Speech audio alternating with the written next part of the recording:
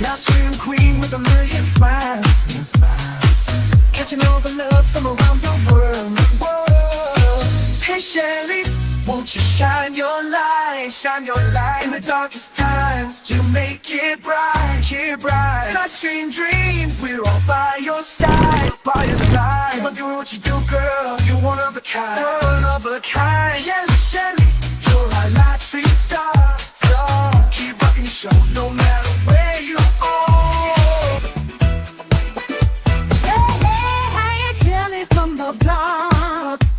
Jersey girl with a mouth that won't stop, no, no. Sassy, and I'm not afraid to show it. Gonna spill the tea, you better be ready for it. I speak my mind, no filter inside. Shelly's in the house, talking trash and truth. Trash and truth. No sugar-coated blues. Never heat, then get out the way. Jersey girl with something to say. Shelly's in the house, time to break the rules. From coast to the city, I'm the queen of cool. You can handle the heat, then take the high. Shelly's in the house, drop the mic.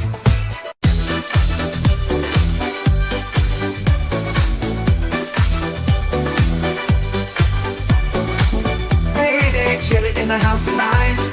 Living it up, feeling so right. Yeah. New Jersey girl, she's got that style. Live stream queen with a million smiles. And she know the love from around the world. Hey, Shelly, won't you shine your light? It's time to make it right. Live stream dreams, we're wayside. You're one of a kind. Shelly, Shelly, you're a live stream star. Keep rocking the show no matter where you are. Yeah.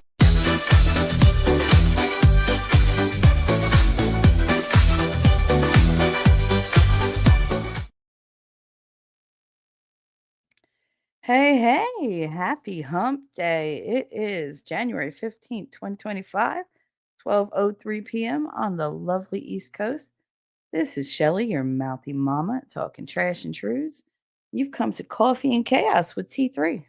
That's me, coming to you from southwest central kind of Pennsylvania. It's currently snowing for day 9,472. It hasn't stopped. We get little brief respites where it's not snowing, but for the most part, it just keeps snowing. Been snowing since Christmas, literally every day since Christmas. Not exactly what I was expecting, but I'm not disappointed. Everything is white and pretty, and I don't have to go out in it, which, yay. Um, Today's about isolation. I just want to talk about it for a little bit. Currently, Winning Reality is doing a stream on the senatorial confirmation hearings for Trump's picks, which is very interesting. These senators really, I don't know what lies they told to get elected, but they made the best of it. They got in and they ain't never leaving. And it's a sad, sad thing because they're all just so corrupt. They don't even bother to hide it anymore. It's very frustrating to hear them. I wish there were rules in the Senate and for all politics, really, that once something has been debunked or proven false, you're not allowed to use that shit like it's true. You shouldn't be allowed to just blatantly lie about things that have been proven to be false. But you know what? Senate's gonna do what the Senate's gonna do. All we can do, really, is cross our fingers, say a prayer, and hope to God it gets better, and that we get more honest people in there. We're trying to vote people in for our own interests, but it's swimming against the current, man. It's hard to do. It's achievable, but we really got to put the work in. There's no more sitting back on your laurels and going, "Oh, it'll work itself out." It's not going to work itself out. We have to push for the change. We have to push for this world to be better. Because otherwise, what are we leaving our kids and our grandkids and our great grandkids? I may never have, you know, grandkids. I don't know. If my children were left to it, no, I probably wouldn't. I keep begging my son, someday just make me a grandmother. He's like, yeah, yeah, yeah, whatever. But I only have one other hope for being a grandma. And it's just like, oh.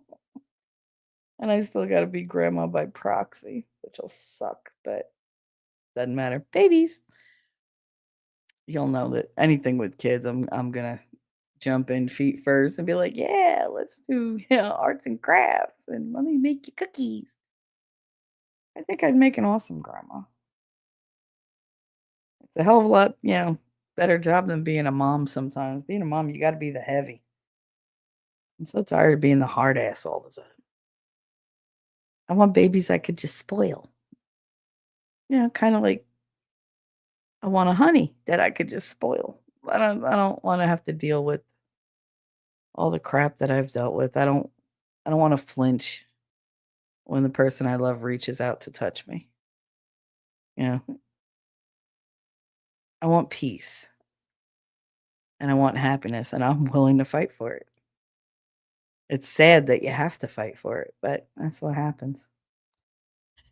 Anyway, if you're over here, awesome. If not, run over to Winning Reality and watch the Senate hearings. He was just doing the one for Pam Bondi. And I'd like to say it's going well. It's definitely going better for her than it went for Hegseth yesterday because they just wanted to demolish him.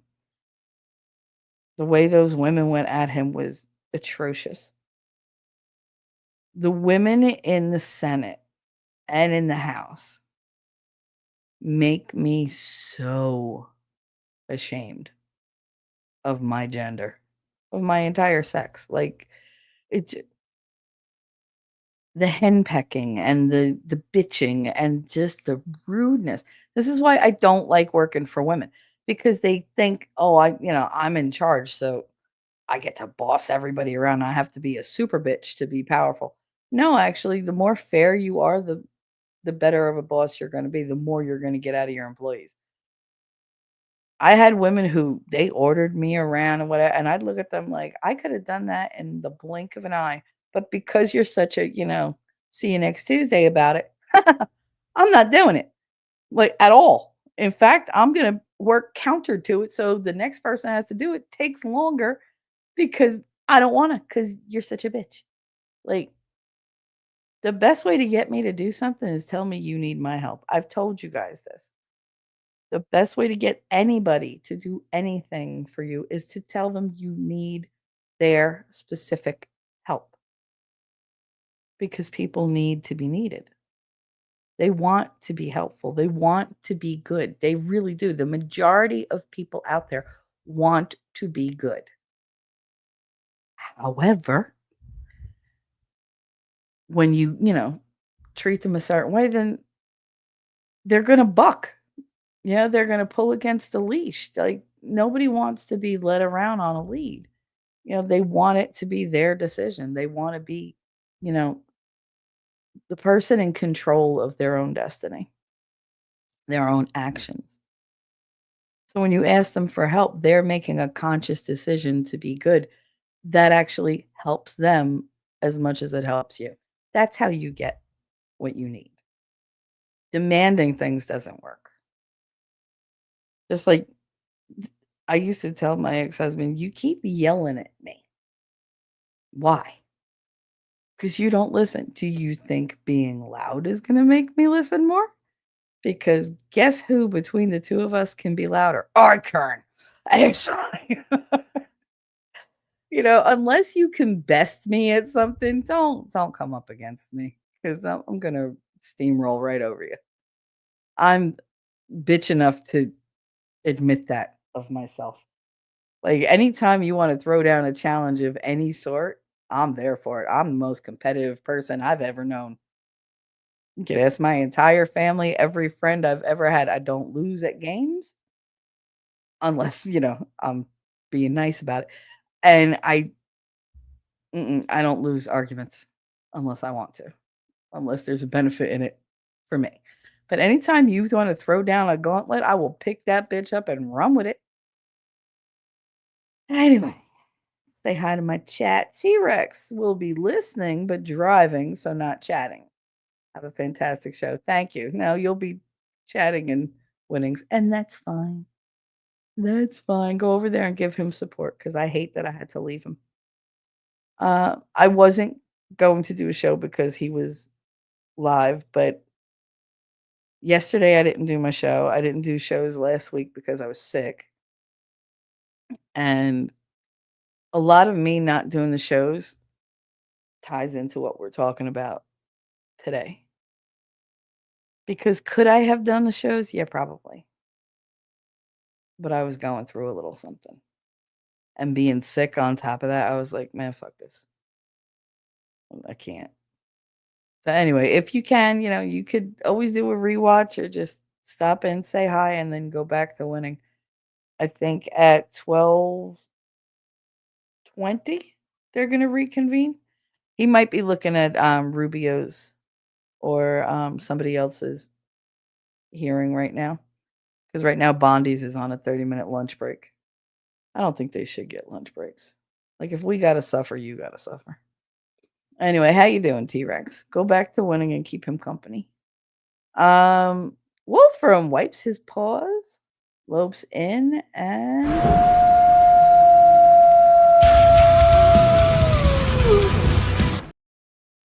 he howls. Alpha Mod is in the house, and then I got my other mod, Heidi. These two are like the busiest on the internet dropping links. And then I got my OG mod, Suzanne. How you doing? How you doing, Susie? How's Canada? How are all my lovely Canucks? I do love my Canucks. I do. Lady Awesome Sky. Woohoo! Shelly's on. Yep. I'm on. I'm on that ill shit this week. This has just been the weirdest week. How you doing, honey? Christine Fortunato. I have my birthday stream on Friday night. That's awesome. Oh my goodness. Make sure I know I have notifications on for you, so I'll get a notification. But make sure you whatchamacallit, put that out early enough that we get notifications. So that we could all show up. Oh my god, and happy birthday. Happy upcoming birthday. Oh, I'm excited for you. T-Rex got winning on my iPad and Shelly on my phone. Gonna be a weird afternoon. Do me a favor, just take the phone, lay it on the iPad so we can cuddle. That's and then tell him this way he turns red. I really love doing that, y'all, since he went and put his face on the internet now. I love going into that chat and giving him shit about it. Cause I'm like, isn't he handsome? Cause he is. I'm like, oh, look at that. Isn't he sexy? he I didn't notice, which is weird. But a couple people actually told me it's so funny that when I compliment him, he turns his camera off. Now, I don't know if he's turned the camera off just to push my buttons, because he does love to do that. Or if he's, embarrassed. But if he's embarrassed, get over it and get used to it. And if he's pushing my buttons, I got a button you could push. Anyway, cool gamer. How you doing, honey? What's up? What's up? Lady Awesome again. Good to hear you, Shelley. It's good to be heard, baby. Good to be heard. Shenanigram. That's what I call you, not Shenigram. I call you Shenanigram because you're full of shenanigans. But Shenanigram, get it? Punny. I know. I was an English major. I can't help it. Puns and alliterations. That's where I live. Anyway, Shenny says, my wake up timing couldn't be any better today. Hope you're feeling better. Good and beautiful. Getting my coffee now. I just drank my coffee. I'm down like an entire enormous mug of half regular coffee, half mushroom coffee. Because I find that if I don't have a C4 in my hand, and I already drink all my C4s, that is the best energy boost for me. especially in the morning. Um, so welcome, welcome. Get your coffee. And good M to you, gorgeous. How you doing? I love your hair, by the way. I love like the color at the end. Oh, it's so pretty. Uh, can I put my stream on my birthday stream? You wanna put the link? Yeah, wait, give me a sec. Do do do do do do do. I just gotta find you so I can give you the ability to. Uh, Go ahead, Christine. You should be able to post your link now. Yes, you are more than welcome to post your link in chat. So you should be able to put the the stream link. Make sure you're not putting the stream yard link unless you want everybody in the world popping onto your panel. But yeah, you should be able to now. Suzanne, suck it up, Buttercup. Snow is my life too. It's not that bad. I love that it stays white here. Even when they plow, they have the best plows here. Like I'm used to the front plow, like it's just tears up the road and everything else. You have potholes and it makes everything icky. And that's what I'm used to. Like that's all the plows that we've ever had in Hoboken, Halden, wherever I've lived. Even in Kansas, they were all the same. They were all the front loader plow. It was an attachment. These, speak of the devil, it just goes past. They have huge trucks here that the plow is actually diagonally mounted under the truck itself, like behind the front tires and in front of the back tires. And as they drive, it just sweeps everything off to the side in this nice even way, and it really gets to like the asphalt on the road without ripping it up. I was so impressed. And every time the guy passes, he waves, and I'm just like, "Yeah, hi." Like, stop looking in my bedroom window. Hi, I'm just sitting here. Hey, how you doing? But it is. They were very impressive. Very impressive. T-Rex said the snow on the Pennsylvania Turnpike was crazy last night in some spots near whiteout conditions. It's always fun to play the game. I'm like 20%. This is a lane. Yep, I'm 20% sure that I'm in one lane. Lady Awesome just keeps swimming. We trying. Captain Kern. Hey y'all, good afternoon, good good evening. Oh, you're covering all the bases. How about just good 24? Good 24/7. Have a good 24/7. Have a good existence, y'all. On your way in, smash that like button. Thank you so much, Cap. I appreciate that. How you doing? How's that wonderful wife of yours? Kitty. Kitty. I bet you use that to your here, kitty, kitty. Makes me think, have you ever seen the clip of the production in Guys and Dolls, the movie? That's the one with Frank Sinatra and Marlon Brando. Um, one of my favorite songs is in there. I actually I sang it to Winning one day because we were just sitting there like we do for like 9 hours on the goddamn phone. And there was a lull in the conversation because he was making thumbnails and getting his show ready. And I was just writing scripts out and jotting down ideas and trying to be as unobtrusive as possible while he was working. So what do I do to not be distracting? I start singing show tunes because what else would I do? And I sang him my favorite song from Guys and Dolls. And it's a song about cats, kind of. Um but in the clip, if you watch the movie, it's the portion where they're on stage. The girls are all on stage.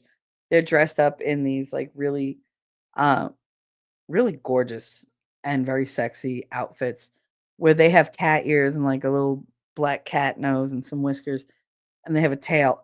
But it's not a furry thing. They're dressed in like, the standard like I don't want to say go-go, like they were like burlesque dancers, but no nipples or anything showing. Anyway, so it was a gentleman's club and they were performing a dance number. They were performing a dance number, not a lap dance number, just a regular one. But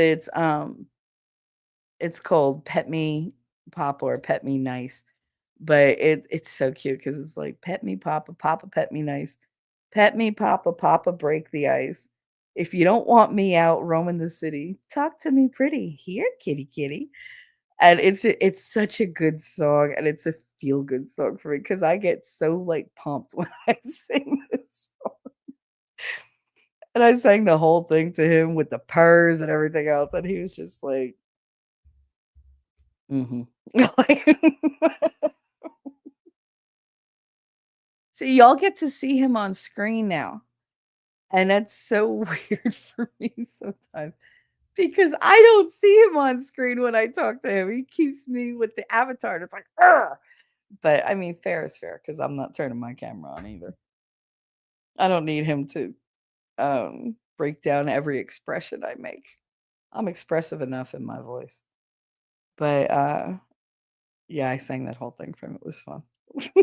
It was fun because I don't think he saw that one coming.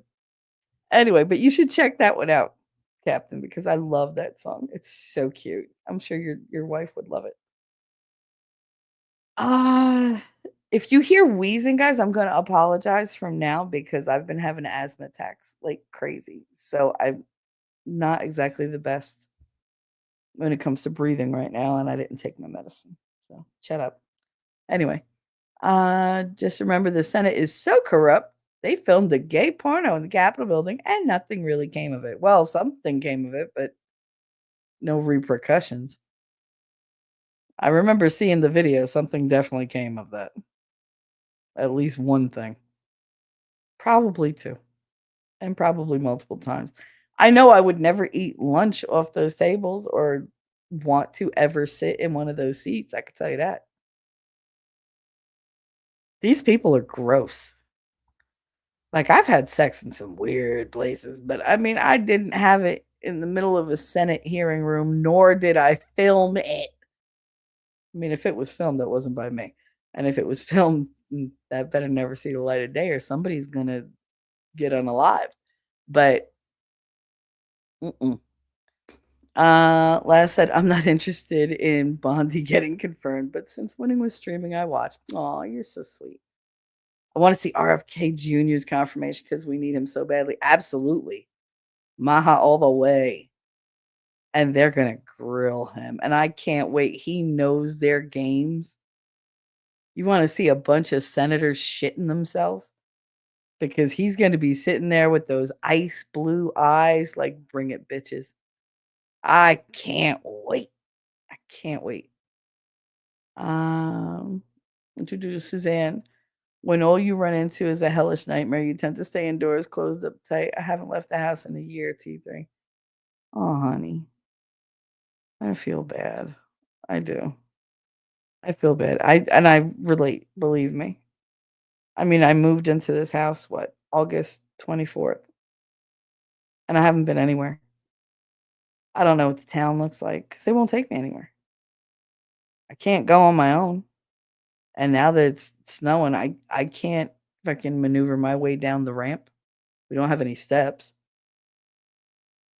So it's like, I get to go on the porch. Oh, goody. Wish we had a back porch so I can go out there. I'd love to go out there. But I guess everything in its own time, right? But I feel you, honey. I do. Last said, thank you for streaming. I needed my Shelly fix. Oh, honey, I'll be perfectly honest. If you had not like been like, oh, you're not streaming, I would probably not have streamed today. I just would have let Winning have it. That's one of the things being with somebody who's also a streamer can get a little dicey at times. One of you has to make a sacrifice, whether you know it or not. And I'm always going to put him before me when it comes to this kind of stuff, especially. Like that's just who I am. I will support him in any way I can. I will promote him in every way I can. I will do anything to make his channel as much of a success as he hopes for it to be.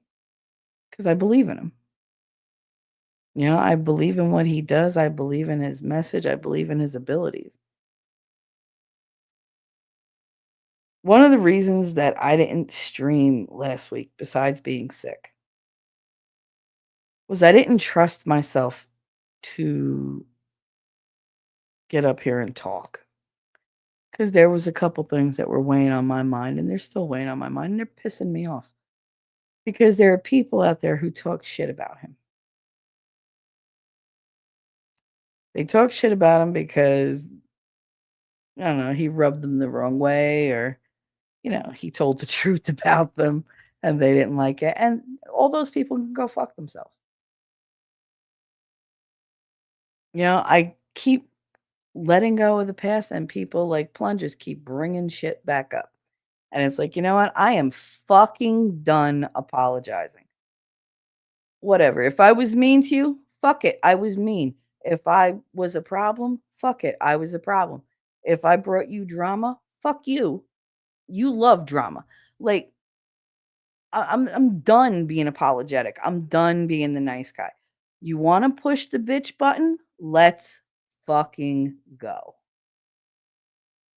Because I'll fight all day and all night long, and it'll just revive me. But let me tell you, when I catch the next person talking shit, I'm going to start spilling some vault stuff. Because I know a lot. I know a lot. But see, I didn't get on here because I didn't trust myself not to just blast somebody. So I'm trying to be very diplomatic about it because, you know, I do want to be right with God and I don't want to be vindictive. But I'm tired of being a pussy for these fucking people. I am tired of taking shit from people and I'm tired of letting people slide. You know what? God was all about fairness and, like, you know, walk the right path. I'm going to walk the right path. Don't provoke me. Because if you provoke me, I'm going to fight back. I am so done being the nice guy. I'm fucking over it. So just a word, of warning. I'm done. But yeah, that was why I didn't do it, because I'm tired of it. I'm just so tired of it. And I don't want to bury people and I don't want to fight with anybody, but I will. See, people forget. They think oh, Shelly's so sweet. She's so nice. Yes, I can be very. But I could also be the biggest bitch you've ever fucking met. And being that certain people have my exact certain personality type, you would think they'd know that. But anyway, just want to put that out there. To the T-Rex, I want to say howdy, Heidi, highest ho. Oh, I didn't want you to think I was calling you a hoe. Yeah, no, it's Heidi ho, not Heidi highest ho. Jeez, T-Rex. Anyway. Captain Kern winning is just talking right now. I got him on the other computer. Aw, so sweet. Thank you for that. I appreciate that. I always look out for my sweetie. Always. Shanigram, I'll be playing both streams. Girl, playing both sides is always fun. Depending on what the sides represent. I don't like flip-floppers, you know that. But if you're talking about walking down both roads, woohoo, go ahead, have some fun. I have Winning on my TV and Shelly on my phone. That's because he has a face, so he gets to be bigger. I don't have a face. I'm just an avatar. Yeah, I have an avatar with a cat. That's all. I have Winning. I read that. Canada is white and cold as fuck, Suzanne said. I'm sure. Next week for me is gonna be so frigid. T-Rex was like, yeah, enjoy that minus 10-degree weather. Yeah, I know. We have good heat here though. I mean, right now they have the heat on. I have the ceiling fan on because I can't stand it. I can't stand how hot it is in here. It's one of the reasons why I can't breathe. I'm like, Mom, you got to turn the heat down. What? Because I have asthma and it chokes me to death. How about that? That's a good reason, right? Apparently not. So I'm just gonna have to. What I need to do is I need to get a really good humidifier for this room. Since I spend most of my time isolated in my room, um, I'm gonna need a humidifier in here, or I'm gonna wind up with so many chest colds this year. Ah, and he said, T-Rex trucking, more snirkety snort. I'll take it as you were singing my song, not calling me that. Well, you never know with T-Rex. No, I'm sure you do. He's so sweet. Suzanne winning reality is a real cutie. Oh yeah, he is. Oh yeah, he is. And he likes to make me nuts. I tell him all the time, stop. Stop doing whatever you're doing. Stop that. You're very distracting. I used to be able to put his show on and do other stuff because I didn't always have to look at the screen. I could just listen and, I'd hear when he'd be like, "Oh, I did this video." Da, da, da, da. It's somewhere in Rumble, which is my cue to bitch get off your ass, go look for the show and put the link in the chat. So I would run back to the computer and do that right away. Now that he's sitting there, I'm like spellbound because I just said sometimes I'll completely zone out and just miss everything that he says. And I'm just looking at him and he's like, well, I said it in my show. I'm like, I wasn't concentrating on what you were saying. I was looking at you. I am not ashamed to admit it. He's my eye candy. He turned that computer camera on and I just went, like, had no words. But yeah, he's my winning. He takes care of me in a way that nobody else ever has, including my family. And I'm his ride or die. I will defend him to the end. So I'm not big on defending myself because fuck you if you don't like me. But the people I love, I'll go to war every time. I am the most protective person, and I will jump that shark and just go right for your throat. I don't care. I protect what's mine at all costs. Uh, Last Captain Kern, I got T3 on one device, and when I got everybody's double fisting today. What's going on? Oh my! As I'm clutching my pearls, talking about buttons. Fucking laughs. You make me laugh. Ah, I haven't had coffee today. I should go make me some coffee. Absolutely. Winning totally blushed when I said I laid my phone on my iPad, and it's like you two are cuddling. I'm gonna have to clip that out if that's true. I've been making so many freaking clips of him. It's hilarious. Uh Last said I tell myself often, just keep swimming. I'm a Pisces. Yeah, see, that's the thing. You're a Pisces, so you are good with going with the flow. You're also good going against against the tide, like against the current. I'm an Aries, and I'm an Aries born in the year of the tiger. You don't get much more aggressive than me. I mean, what the expert said one time, he was like, Shelly says, I love you. And it comes out aggressive. And I was just like, really? Like, what I forget. Like, it's the very first conversation where he ever, like, talked about me on stream. And he said, oh, yeah. He was like, Shelly, he said, I said something to her one day and she said, excuse me. And I was scared. I knew what he meant too. Cause I was like, excuse me. I like, like you might want to rethink that before you repeat it. But I don't even remember what he said.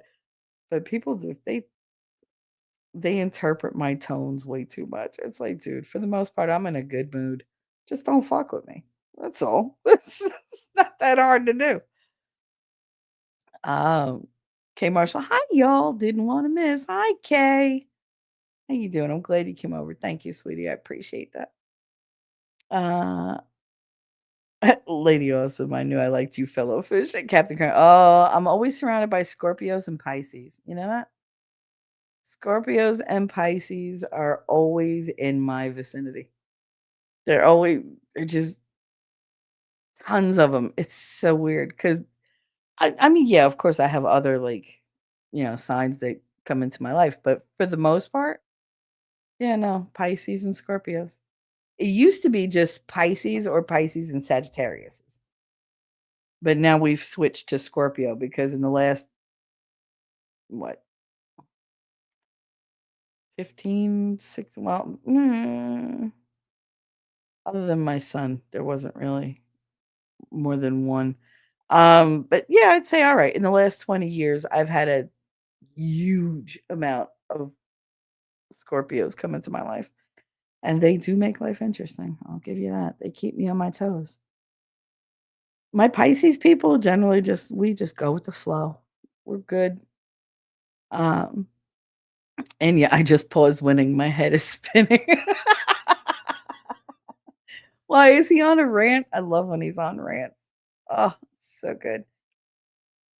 I do. I tell him all the time, I want to lick your brain because he's just when he talks to me, it's hard to it's hard to put it into words sometimes. I grew up with men who had good hearts, um, very business minded men, um, very intelligent when it came to life itself. But for them to have like profound conversations where they have all this information in their head or thinking on different levels, there wasn't a whole lot of that. They're very simple men, good men, but very simple. Winning tends to dive into things the way I do, just in different areas. So when you see this, I'll be ahead of you. Yeah, I know you're ahead of me, Ellie. I know. Whatever. If I wasn't behind in chat, that means I'm not talking to you. So I'm always going to be behind in chat because you guys matter. I'm not. I'm not just up here for self-service. I'm here, for you. That's basically the only reason I'm doing this is for you guys because everything in my head, I can't let a lot of it out because I would not just stir a hornet's nest, I would build like the biggest hornet's nest and then beat it until every one of those hornets went out. Um, no, he just thinks differently than all the other men that I've ever known. And I mean, if we're talking about my exes, like I purposely dated stupid. It wasn't that I went looking for stupid, it's just there stupid was and in abundance. So it's kind of what I had my pick of. It was like, do I take stupid A, stupid B, or like barely can tie his shoes C? Like that was what was out there for me. Like I said, good men, but dumb as posts. Like literally dumber than a box of hair. And he's so different. He's so different. And it's just it means more to me than I thought it would. Because we can have endless conversations or we could just sit in silence and just know the other one's fine.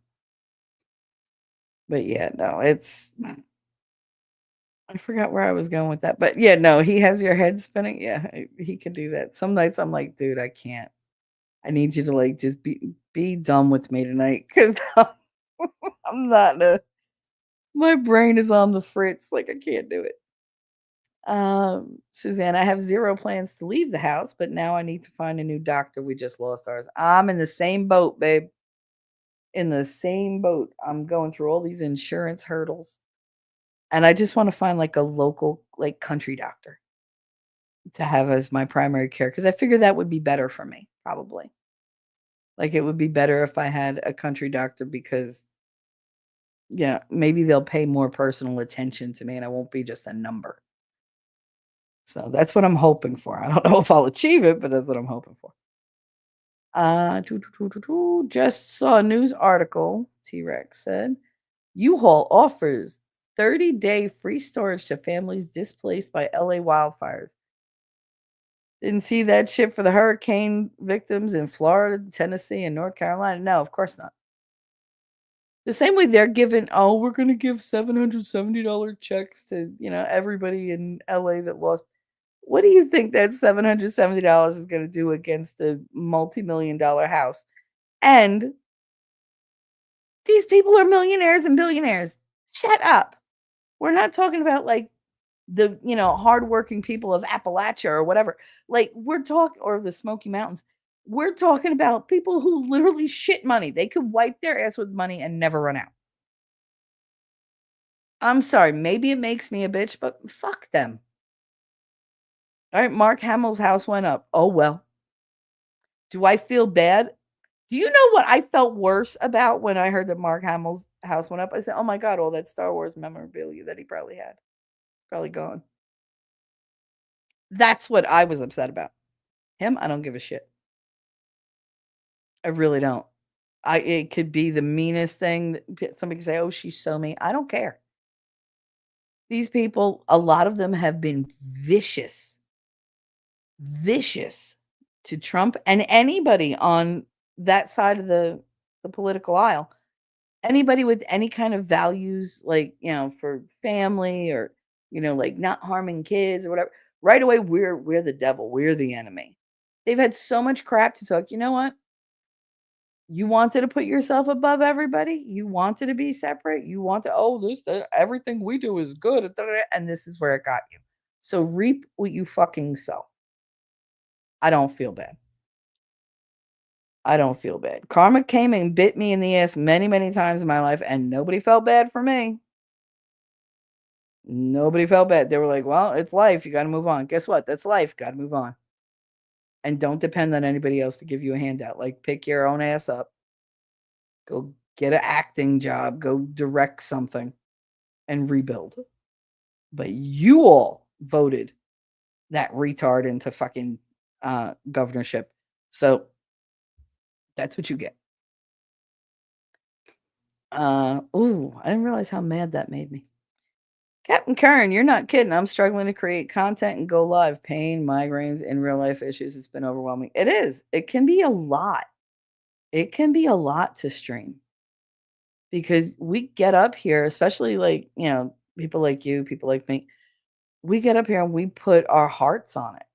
Like our hearts are literally on the line in front of all these people. And we're just like, yep, this is me. Being as vulnerable and raw as I can be.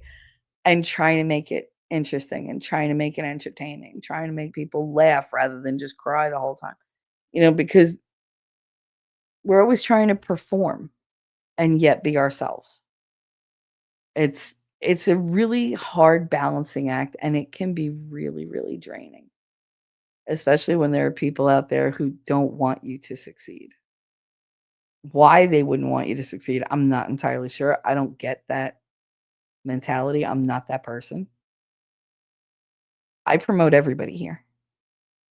I will. I will promote everybody's show. I will promote their dream. I will, give them all the rah-rahs. Maybe I should have been a cheerleader. I mean, I was a cheerleader for like a hot minute, but I was also young as fuck when I was. We were the biddies because I was real young. And that's all I want. I just want people to succeed and be happy. That's what I want. I want them to live well. Not to quote winning, but just live well. It's really hard to get up here and do this sometimes, especially when you have nothing good to say. Because you're just like, I'm feeling all these things. What do I do with this? Nobody wants to hear my crap. And then you go and you say stuff and people are like, you know what? I've been feeling that way and I didn't want to say anything. Or, oh my God, you hit the nail on the head. Like you just spoke what I've been going through. and I haven't been able to like let it out. I haven't been able to do this. I haven't been able to do that. Or, oh, you cried, you made me cry, and I really needed that. Oh, you laughed and then you snorted. It made me snort. It, made my morning better. Like all these different things. That's what keeps me going. It's the, people who understand what I'm going through, but who are also like, you know what? I get it. I get it. And I didn't want to talk about it, but now I feel better. I mean, your stream cap, when you talked about your daughter and everything, I did my very best to just listen and not react during. It was difficult, but I wanted to just take in everything you were saying and how you were feeling. And it was more the feeling over the fact. And I was sitting there like really proud of you because doing something like that is so difficult because there are assholes out in this world who they just want attention and they'll pop into a chat and say something stupid or they'll try to needle you into an argument or whatever. And I don't like blocking people, but I'm going to start because I'm so sick of shit. Like I'm just sick of toxic people. I'm sick of having to defend other people. I'm sick of having to defend myself. I'm so over it. Like, you want to fight? We'll fight. I'm gonna win every time. But what you did, I was really proud of you because it really took a lot of balls and it took a lot of strength and a lot of trust to do that stream.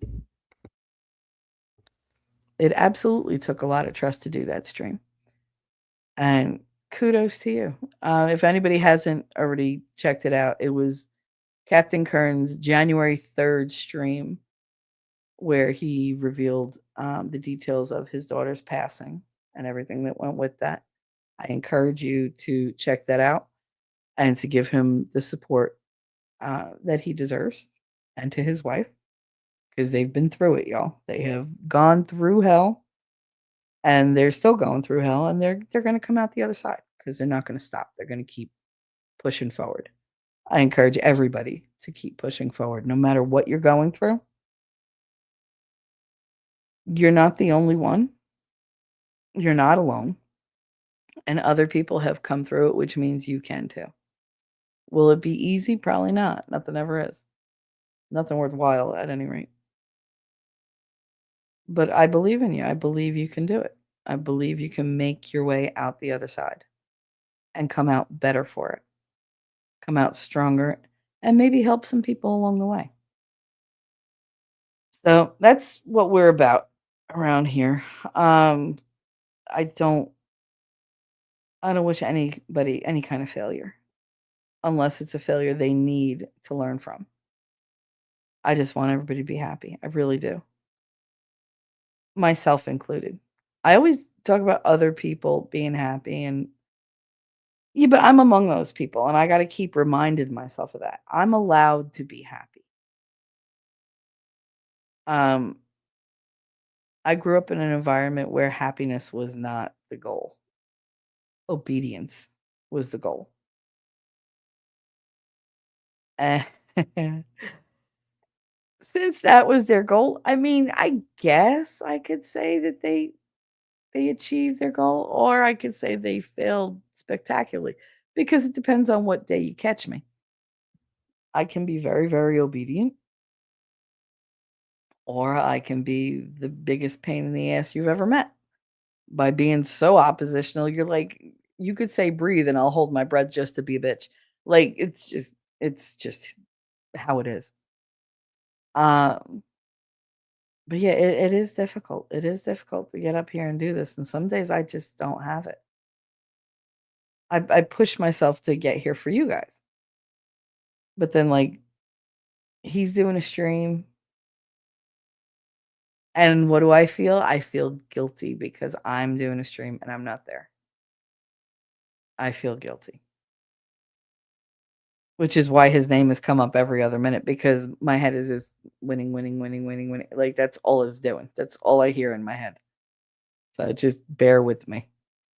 Shenny, we're heading over from winnings to you. Give a second or four. Oh, awesome.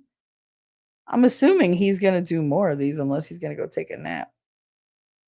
I'm making something to eat, Ellie said. Nice. Heidi, Heidi, hoo. Memento Mori, how you doing, baby? In your MERS, welcome. Look at that. I'm only, 20 minutes behind. Woohoo.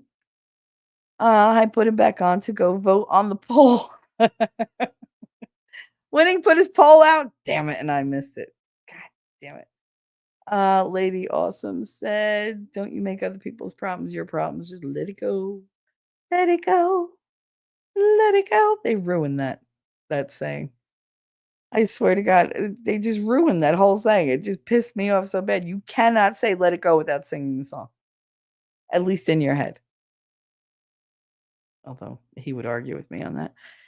Shenny said, T3, the person in the lead of receiving my torch so I can move forward. There you go. We're always moving forward. Always.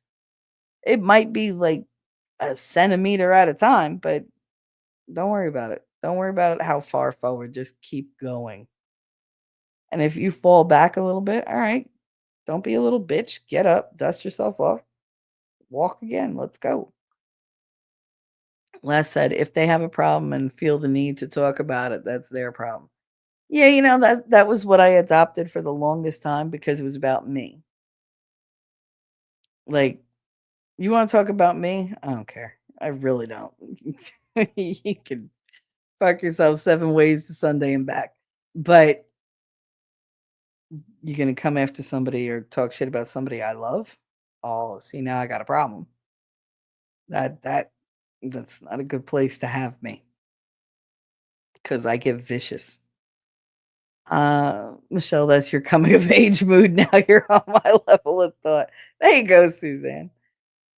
Winning raid incoming. Oh, so it must have been a winning raid. Thank you for the winning raid. Winning raiders. Oh, my lovies. How are you? Hi, Scott. What's up? And you said, so I'm here twice now? I don't know how that works. How does that work? That's where the other personality went. You're so fucking funny. I have more than 2. Good God. I played both sides as winning was in right ear and you were in my left. He just ended. Now you're both ears. One gotta go. They aren't synced up. No, and you don't need 2 of me. I literally just said that to winning yesterday. I think yeah, it was last night. I said there's a reason God took my twin. Because there's no way this earth would have survived 2 of me, especially if I'm the nice one. Dear Lord. Um, winning has oh, there he is, Mahoney. He has rated this stream. Wow. You're always welcome, honey. I have the same problem with it being too hot, K Marshall. Really? See, a lot of people are like, oh, I'd rather have the heat or whatever. No, like if it's too hot, I can't breathe. The cold is really good for my asthma and stuff like that. Like it doesn't bother my breathing at all. But when it's too like when they turn the heat on in this house, oh my God.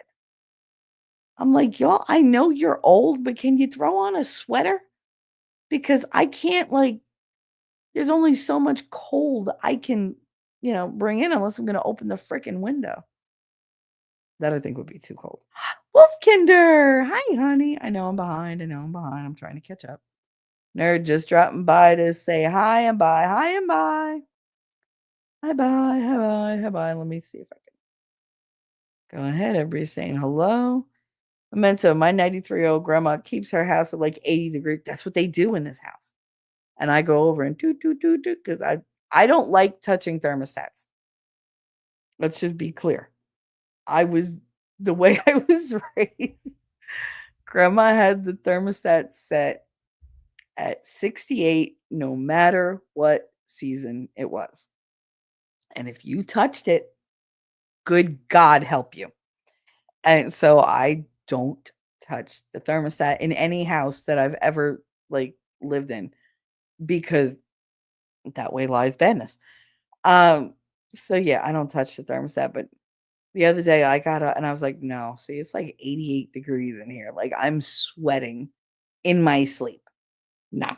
Like I can't breathe. I can't move. Like it don't need to be that hot. I get that your blood is thinner and you feel the cold more, but I fucking don't." Like Connor was like, he goes, "I'm drenched in sweat." He was like, even like everything is sweating. 'Cause he was gonna say like even my balls are sweating. And I was just like, mm-hmm. And he's like, "Can't we let yeah, I'll turn it." And my mother yells at me every time. "Why'd you turn the heat down?" Because I don't want to live in California. Like I feel like I live in the desert at high noon. Stop. I meant to have family that does that. Yep. And I still have these critters in the wall next to me. It's driving me nuts. Stop it. I'm doing a show. Stop scratching and shit. You make me nervous. I'm just like, can you not just poison them? Whatever it is, I don't care. Just get rid of it. I don't want it making its way through the freaking wall. Can you imagine I'll wake up one night and just have like a family of possums sitting on my bed, like, hey, what's up? We think they're voles. There's like weird mice, mole kind of combination. That's what we saw go in there. But whatever's in there just does not want to stay still. And it drives me crazy because literally the wall that my bed is pushed up against, and I'm just like, oh, it's just a creepy feeling. In your MERS. My son-in-law is skinny, skinny, and stays cold. I go over there and almost die. My mother is not skinny. She's just old, and so she gets really, really cold. She's like, "I'm freezing, bitch. Put a sweater on." Nobody told you to be sitting there in short sleeves. It's winter. What's wrong with you? She earned it, Memento Mori, with her 90-year-old wonderful soul. Yeah, I mean, I get that, but no, I'm not giving that same grace to my mother. Ducking out early, T3 got real life calling. All right. All right. Peace out, honey. I hope you have a wonderful day, and I hope you get out of the house a little bit. Go for a little walk. Even if you just walk around outside your front yard. Okay, Marshall said, Shelly, are you my twin? I'm the same way in my my husband's ride or die. Absolutely. I think when you meet somebody that ticks off all those boxes that you didn't even know you had on your list, and they prove themselves to you and you're comfortable with them and you have real affection for them and you see all the wonderful things that they are and the things that they want to do, how can you turn away from somebody like that? Loyalty is very, very big for me. And I mean, I've done horrible things out of loyalty to people. Things that I would compromise my own principles because they needed me to. And that's not a great way to be, but it shows like how much loyalty means to me. And when you betray my loyalty, there's no getting that back. If you claim to be loyal to me and then you turn your back on me or you fuck up and do whatever, that's not coming back. I might talk to you. I might try to establish another friendship, but whatever we had, that's gone. And I totally, I agree with people who would do the same to me. If I betrayed their loyalty, then yeah, fine. You don't ever have to bring that back. You don't ever have to, go there again. But for me, yeah, no, once you betray me, and I won't tell you when I know you betrayed me. Because like I said, I don't care how much evidence I have. I can have everything. I can know every detail. I can know what happened better than you did. I want the confession. So I will let you keep hanging yourself. And you're just building my case bigger and bigger. So, but yeah, no, once you meet somebody who is worthy of it, I can't imagine not being loyal to Winnie. I can't. Like I said, he's unlike anybody I've ever met in my life. You want to talk about getting swept off your feet, please. And he didn't even realize he was doing it. So there was no agenda there. And you said Scorpios are fun, in my opinion. They are fun. They're spicy though, and full of surprises. Full of surprises. I'm surrounded by a mixture, but Taurus and Scorpio more than others. Oh, you got those pushy Taurus people. Yeah, they can be hell on the sensitive parts of us. Not that Aries are much better. We tend to be very blunt, especially March Aries like me. April Aries are a little different. T-Rex. I'm a Gemini. You're the rat. Not really sure what the rat is about, but it is what it is. You should look it up. Seriously. Look it up and you'll be surprised how many of the characteristics are right on point. It's funny because I am your typical year of the tiger type female. Like I'm just so aggressive. So aggressive. And nothing stops me. You could tell me no 1,000 times. I'm gonna do it anyway. Even if you tell me it's impossible, I will find a way to do it just to prove you wrong. Uh, Scott says, I'm old now. I have to keep reminding myself of that. Yeah, the same. That's another reason why I was going for the whole just let it go, let it go, let it go thing for so long. But now I'm just at that point where I'm like, all right, you want to fight? We'll fight. Just understand that I don't hold back when I fight. I'm vicious and I'm cruel.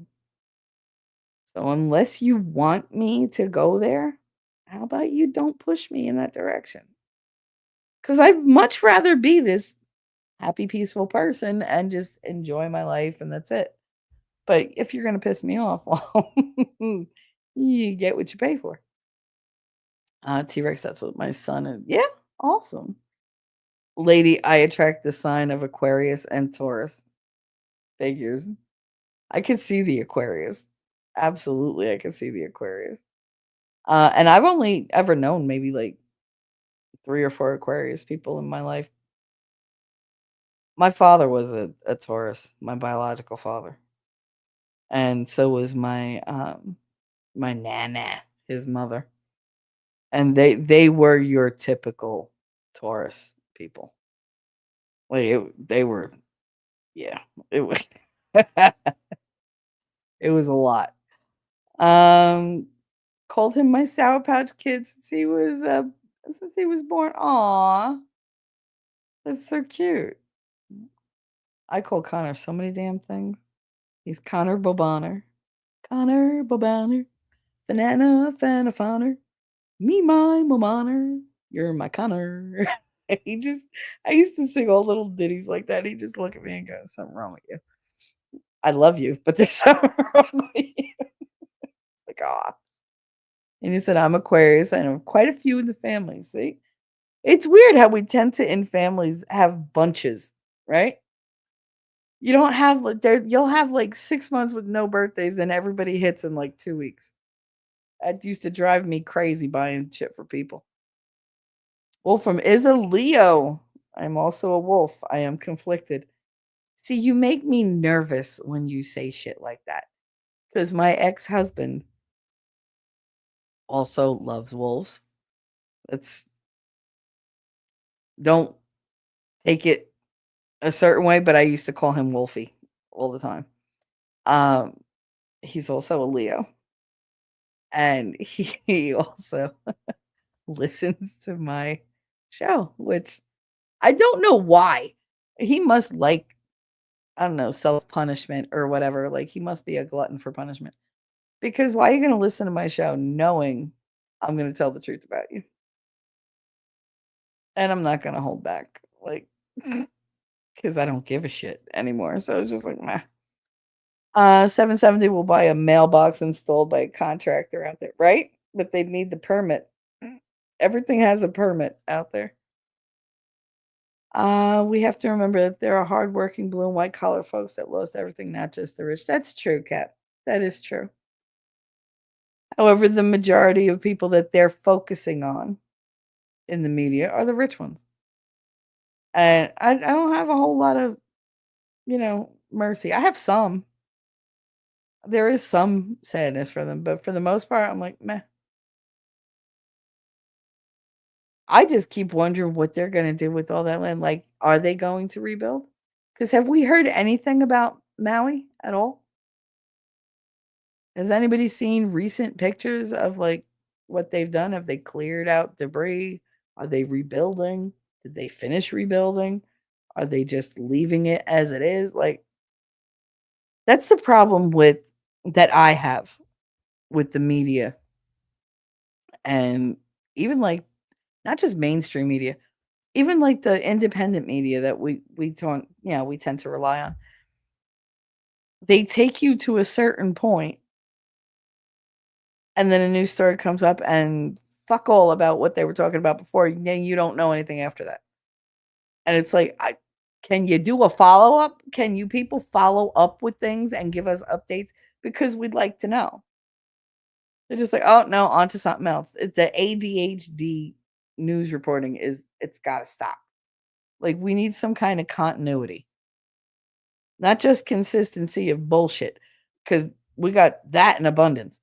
But I would love for them to do stories and then like a month, 2 months, 3 months, 6 months, a year later, give us a freaking update. Tell us, you remember that story? Da-da-da. Well, this is what's going on now. Great. It's going to take 5 minutes to tell me, and my curiosity is satisfied. And now I have more information because I want to see where they're going. That's where we I can't talk today. That's where we find ourselves at fault. I think that's where we trip ourselves up because we're all into a subject, and then in a week we forget about it. And so we're stuck with all that first hand information that we got like right at the get go, and then nothing builds. Like they don't add to it later. So you're stuck with what you knew, but you don't know what's going on currently. So you're at a disadvantage and you can't see what other people are doing, like the moves they're making, if you don't have that information.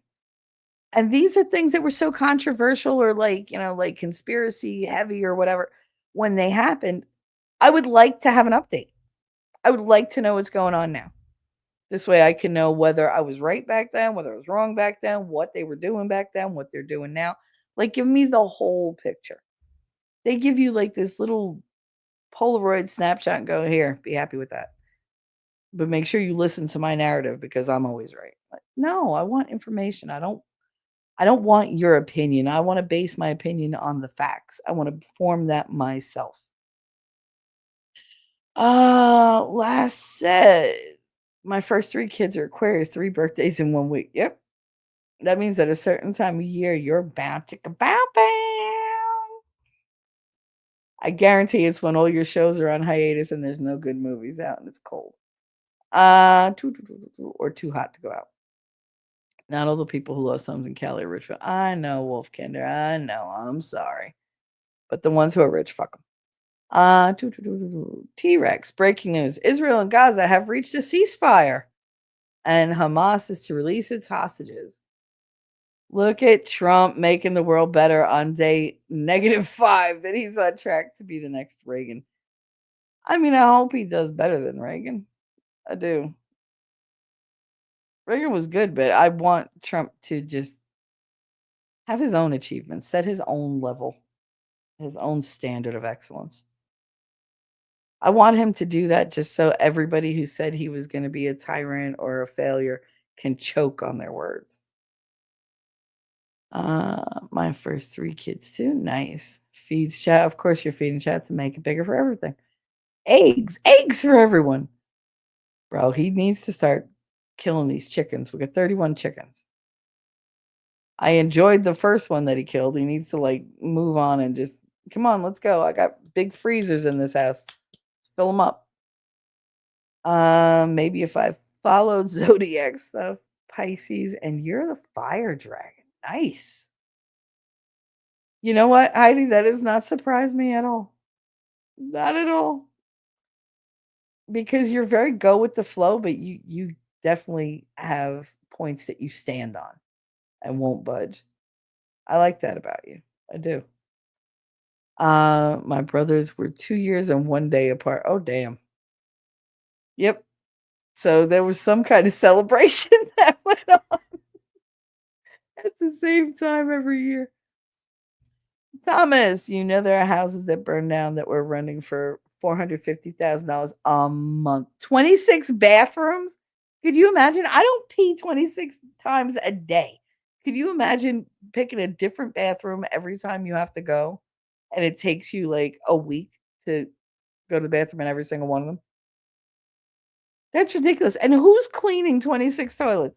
I mean, if you pay $450,000 a month in rent, you're gonna have staff to do that. But that's the whole point. Like, oh my god, I can't afford to buy enough toilet paper to fill those 26 bathrooms with supplies. Like, that's ridiculous. In my opinion, I want to hear about the schools and the churches and the historic. Yes, absolutely, that are gone now. I don't want to see the so-called stars talking about they lost one of their three homes. Yeah, and that's where I'm at. It really is. Ellie said, "Yeah, I'm caught up. I'm not." The celebs should take a back seat to the small businesses and family homes. Absolutely. Not the ginormous mansions and Hollywood crap. Yeah, and now they're like, oh, they started it to get rid of all the Diddy evidence. No, get the fuck out of here. Like, they have enough evidence. If you think they're ever going to prosecute the majority of these people, I mean, what country are you living in? These people, they're like Teflon. Nothing sticks to them. The only thing I can do personally is just not contribute to their careers anymore. I'm just not going to contribute to their success. I can't watch Mark Hamill without getting aggravated. And what is my absolute favorite, favorite franchise of movies? Star Wars. Now, I'll be damned. He is not going to make me hate Star Wars. But I watch and I'm just like, I see his face and automatically my face tells the whole story. Because I can feel myself going, ugh. Just the disgust. So it's just it took a little bit away. That's why I wish these damn celebrities would just shut the hell up about politics. Shut up about any activism. Nobody cares what you think. You know what I care about? Now I know what you think. Now I'm going to judge you every time I see you in a role. And you're going to ruin your career because I can't see you through any other filter now. Every time you go into a movie where you're playing a character who's different than how you are in life, I'm going to realize it's just a character. It's just a story. It's make believe. I'm not going to find that escape that I found before. I mean, we don't watch these movies to be like informed on all of them. You don't watch a rom com, which I don't watch those. You don't watch sci fi. You don't watch, like any of that drama or comedy or whatever to get like factually correct information. You watch them to be entertained, to escape all the facts and everything of life because you need that mental break. By them doing what they do, they're dragging that shit into the movie with them, and now I can't enjoy it. So I'm not going to watch you. And your career is going to go down because it's going to happen to a lot of people. Like, I don't know why they think because they're in a movie pretending to be something else, suddenly they're more intelligent and know more than everybody else. Shut up. I can't. Scott said that's the difference between you and winning and other people. Too many people are shallow, soulless people. I don't want to be soulless. I mean, I can be. I can act like I am. It's still gonna bug me. But I just don't. I've spent so much of my life being tough, fighting for every scrap of anything I got. And I just don't want to do that. And I really resent the people that make me. I really resent it because I'm not fucking with anybody. I leave people alone, and yet I'm still demonized. It kills me because I'm like, all right, whatever. You want the demon, that's what I'm gonna give you. I told my mother the same thing. You keep painting me as this like evil bitch that I'm not and haven't been since I was 16. I'm 50. Bitch, let it go. Like you gotta move on. But it doesn't suit her narrative to let me be an adult and to let me be loving and gentle and a good mom. Because then she's got nothing to bitch about. And if she can't be the victim, well, then something is wrong with the world. So she's got to paint me into this corner. And I'm like, you know what? You keep calling me that. I'm just going to become that for you. And that's going to be, experience you're not going to enjoy because it's going to remind you of just how nice I actually am now. That's the thing. She puts it in her head that you're this, you're that. Okay, as a teenager, yeah, you pushed me to be that. You want to go there again? Because I don't think your memory is quite as fresh as you think it is. Jenny, crap. Now I'm understanding my privity. I don't give a fuck if I'm entertaining or not. I'm talking to chat because they're talking to me. Who said he's entertaining? No one. I just don't want people to be alone. And that's the thing I do. I don't want people to be alone. Isolation is horrible. It's absolutely horrible. Wolfkinder, I've been looking into for info on what's going on in the South for recovery. Are there any politicians from there that are working on that? I haven't found anything. All I see is the same stories over and over, and it's just like it's so hard to believe that they haven't had any progress down there. These poor people are literally like fighting for their lives, and there's nobody out there helping them. Like no government agency or whatever helping them. You have just regular Joes just driving several states over to help them.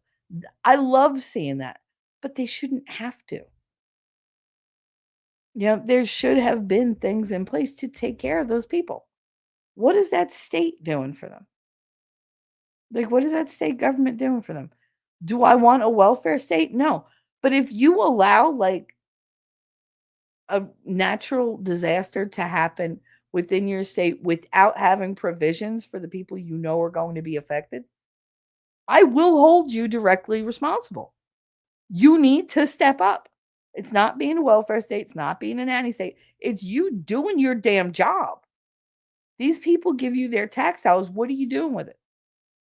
Because the fucking Ukraine don't need our money. Ever. They never did. Wanted? Sure. Needed? No. They're in Europe. Let Europe fucking take care of them.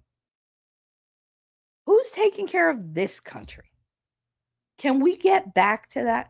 That's what I'm hoping for with Trump. That it's America first every time. Oh, well, people expect, I don't give a shit what people expect us to do. Oh, you want us to give you money? What have you done for me lately? When are we going to ask that question? I swear to God, I want Trump to put Janet Jackson's song on friggin' on his phone so every time somebody asks him for something, he could just hit the button. And what have you done for me lately? Do do do do. Ooh, ooh, yeah. Like I want him to play it every fucking time. Just that one little clip. Boom. Because if you're not doing for me, why would I put myself out and my country at risk for you? Why should we sacrifice when you're just take, take, take, take, take? Now, I'm a giver. We know that. Y'all know that. I've said it many times. I will literally give someone in need the shirt off my back. I won't even think twice about it. Hopefully, I won't be in public when I do it because I'm going to flash everybody. But I will give until I have nothing left to give to my own detriment. Is it smart? No, but that's who I am. Does it catch me up sometimes? Do I get in trouble for it? Yeah. Yeah. Do I wind up 2K in the hole because of some asshole that borrowed it and never paid it back? A year and a half later, still not even one penny paid back of that 2 grand. Where's the money, Gary? You better pay what you owe, asshole. Anyway, yes, to my own detriment, I will give and give and give. But there are people out there who give nothing. Nothing. I have no respect for those people. None. And I have no respect for our government in that regard because they give away to other people. They do it, yeah, so some of it comes back to them and they have nice clean money. But allegedly. But are they taking care of the people that put them into power? No. They made a whole bunch of promises, a whole bunch of lies. Everybody said, "Oh, I like this person, I like that person." Elected them, and they turned around and said, "Ha ha, psych," and they were done.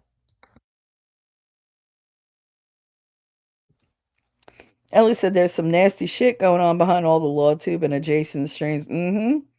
I try to like everybody, but there are some people are genuine pieces of shit in the community. Bless their heart. I get you, honey. I get you, and I see it.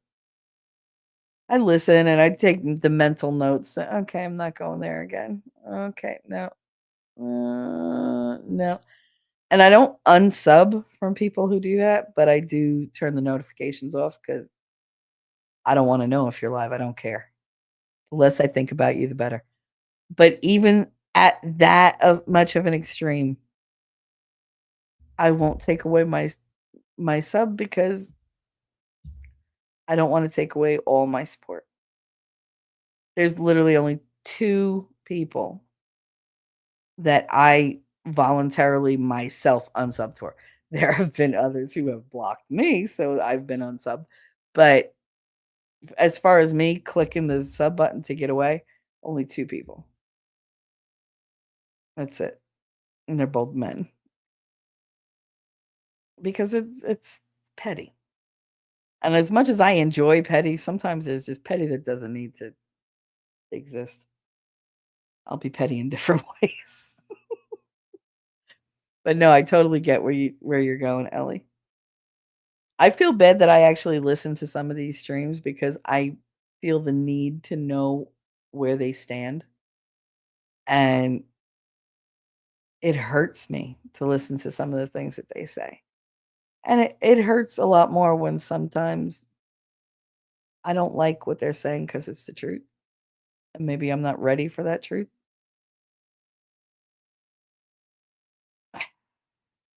But no, I mean, I get what you're saying, especially this last,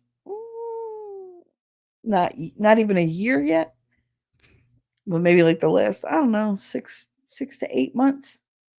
It's been it's been hard being on here because you can't say anything and you don't want to seem like you're approving of something, but you also don't want to abandon somebody that you care a lot about. I think part of that navigating that kind of a water is just determining what that person means to you and if you can accept them as they are rather than how you thought they were. And when I love somebody, it's usually, because I know who they are as a person. I admire or adore who they are as a person. It's really hard for me to let go of that, to see them in a bad light. It would take something extreme. And sometimes it takes something even more than something extreme. Sometimes it never goes away. The caring doesn't go away. But I'm like, dude, I can't be shoulder to shoulder with you on this. I'm here if you need me. I'm not abandoning you. I'm not gonna talk shit. I'm not gonna judge. I'm here, but I'm not happy. I'm not thrilled with who you wound up being, but I love you enough to stick around until I just can't anymore. And that isn't dependent on me. That's dependent on them. Because I always make it known, like, dude, you're going down this road. I don't know if I can follow. Like, you need to reassess some stuff. Like, work some shit out. Grow up. And if they can't, well, then it's case by case basis, right? But hopefully, hopefully they listen And they realize that when you say stuff, it comes from a place of caring. These other people out here that just talk nonstop shit, they just feel like being vicious. They want the attention. They're like, "Oh, look at me, I'm edgy." You're not edgy, you're just an asshole. Lady said they wanna talk about Star's home's gone. Is Diddy's mansion gone? Is the former Playboy mansion gone? Yep, sounds like a ton of evidence that is now gone. Yeah, I think that they cleared all the evidence out of there, but I don't know. I guess maybe just finally covering their tracks. I don't know. I know. I'll put my tinfoil hat away. My apologies. No, no, no, no, no. You're you're allowed to ask. It's all stuff that I've wondered. But the fact that they're like, "Oh, that's the driving force." I don't think they're like that takes extreme levels of evil to let that be the reason why there were fires. Do I think it helped? Yeah. Yeah. I think they were like, "Oh, fires, what a terrible thing." Kinda. Like, it's terrible, but there's always that but. "Oh, it's terrible loss, and, oh, it's horrible people have to go through this. But let's look on the bright side." Like, it ate up a lot of evidence. I think that's where most of their heads are at. I don't think they woke up one day and was like, "Let's start fires and just burn shit to the ground," because, there might be a tape out there. Uh, do I think that they rejoiced in it? Hell yeah. Hell yeah. And never apologize to me last. Don't even do that. Stop it. Hope he's not torturing himself finishing watching that stupid Doug and Pony show. Oh, my poor Winnie. A poll, not his poll, Shelly. Oh my God. What? And yeah, I didn't say anything. I did not spell poll. It is pronounced the same. Come on. Uh, nobody better be touching that poll. I'll be upset. Oh my God, my YouTube jumped and I'm behind 20 minutes. I'm behind a half an hour, so meh. Happens to me all the time. I just turned the sound off on my phone so I can read chat on my big screen. Nice. Nice. YouTube is ass how we it really is. Yo, you have no idea what I went through with this damn computer yesterday. How many programs I had to install looking for malware and everything else. Oh, it was terrible. It was absolutely horribly terrible. You can't even imagine how much crap was on my computer. I cleared off 100, I think, what was it, 173 gigabytes off my hard drive just with duplicate files and everything. Oh my God, it was terrible. I had so many viruses, so many viruses. Oh, I had malware. There were Trojan viruses. There all sorts of shit. Just like, oh dear God. And it kept giving me this error, this run DLL box that kept pop, pop, pop, pop. It was just popping up, covering my entire screen. I was like, this is some bullshit. I was like, what? I was freaking out because I do not do well with technology. And I was just like, oh my God, what do I do? I wanted to just throw the computer out. I was like, fuck it, I'll just buy a new one. I was like, I'll order one on my phone. That's it. But oh God, it was stressing me out. But I did, I fixed it. I fixed it all by myself. And that's the truth. But yeah, no, I managed to fix it. It runs much better now. Surprise! I don't know what happened. So I might be able to handle this one for the next couple months. So we'll see. Maybe I can um save up some money to get a new laptop. Because my mother sure as shit ain't gonna get me one. Heidi said, I can't sleep if it's too hot. Darn night terrors like heat that. Oh yeah.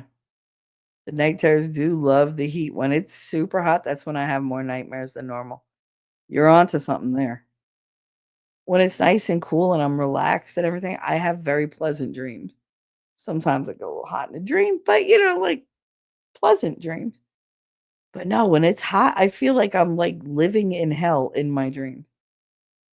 And you said, are there vents in your room? You could ask somebody to shut I have them shut. I literally have, like, this giant thing, this magnetic strip on top of the vent. There's only one on top of the vent in my room, blocking it completely, and I have the latch inside closed because I just fucking can't. That's the thing, the heat reaches my room so quickly, but the air conditioning doesn't reach it at all. So I'm screwed, like, either way, somebody wants me to live in hell. 88. 88 who? Oh, the temperature? Yeah. And my mother keeps a little, it's not a thermometer, I guess it's not a thermostat, it's not anyway, she keeps a thermometer kinda thing for the room on the living room table, so we always know what the temperature in the room is, and it's always mid to high 70s. It drives me crazy. The sun is shining, the sky is blue, small blessings. Yep, yep. Critters in the walls will chew on wires. Yeah, I know. I can't wait till I lose something in this room. I know I will. I can hear them moving the wires in the wall, the electrical wires. I can hear it. And I keep telling them, you need to kill whatever's in there. Oh, well, I'll do that. So it's like, whatever. Possum number one. So you got any weed? Possum number two. No, you aren't already stoned. What? What? I don't get that one. I don't get that one in you, but okay. No, you're already stoned or aren't stoned. I don't get it. I hate when I don't get a joke. Watch, I'll get it in like an hour and laugh hysterically by myself for no reason. Jenny said, I'm old and much like her. It's winter and I'm cold, but clothes are prison.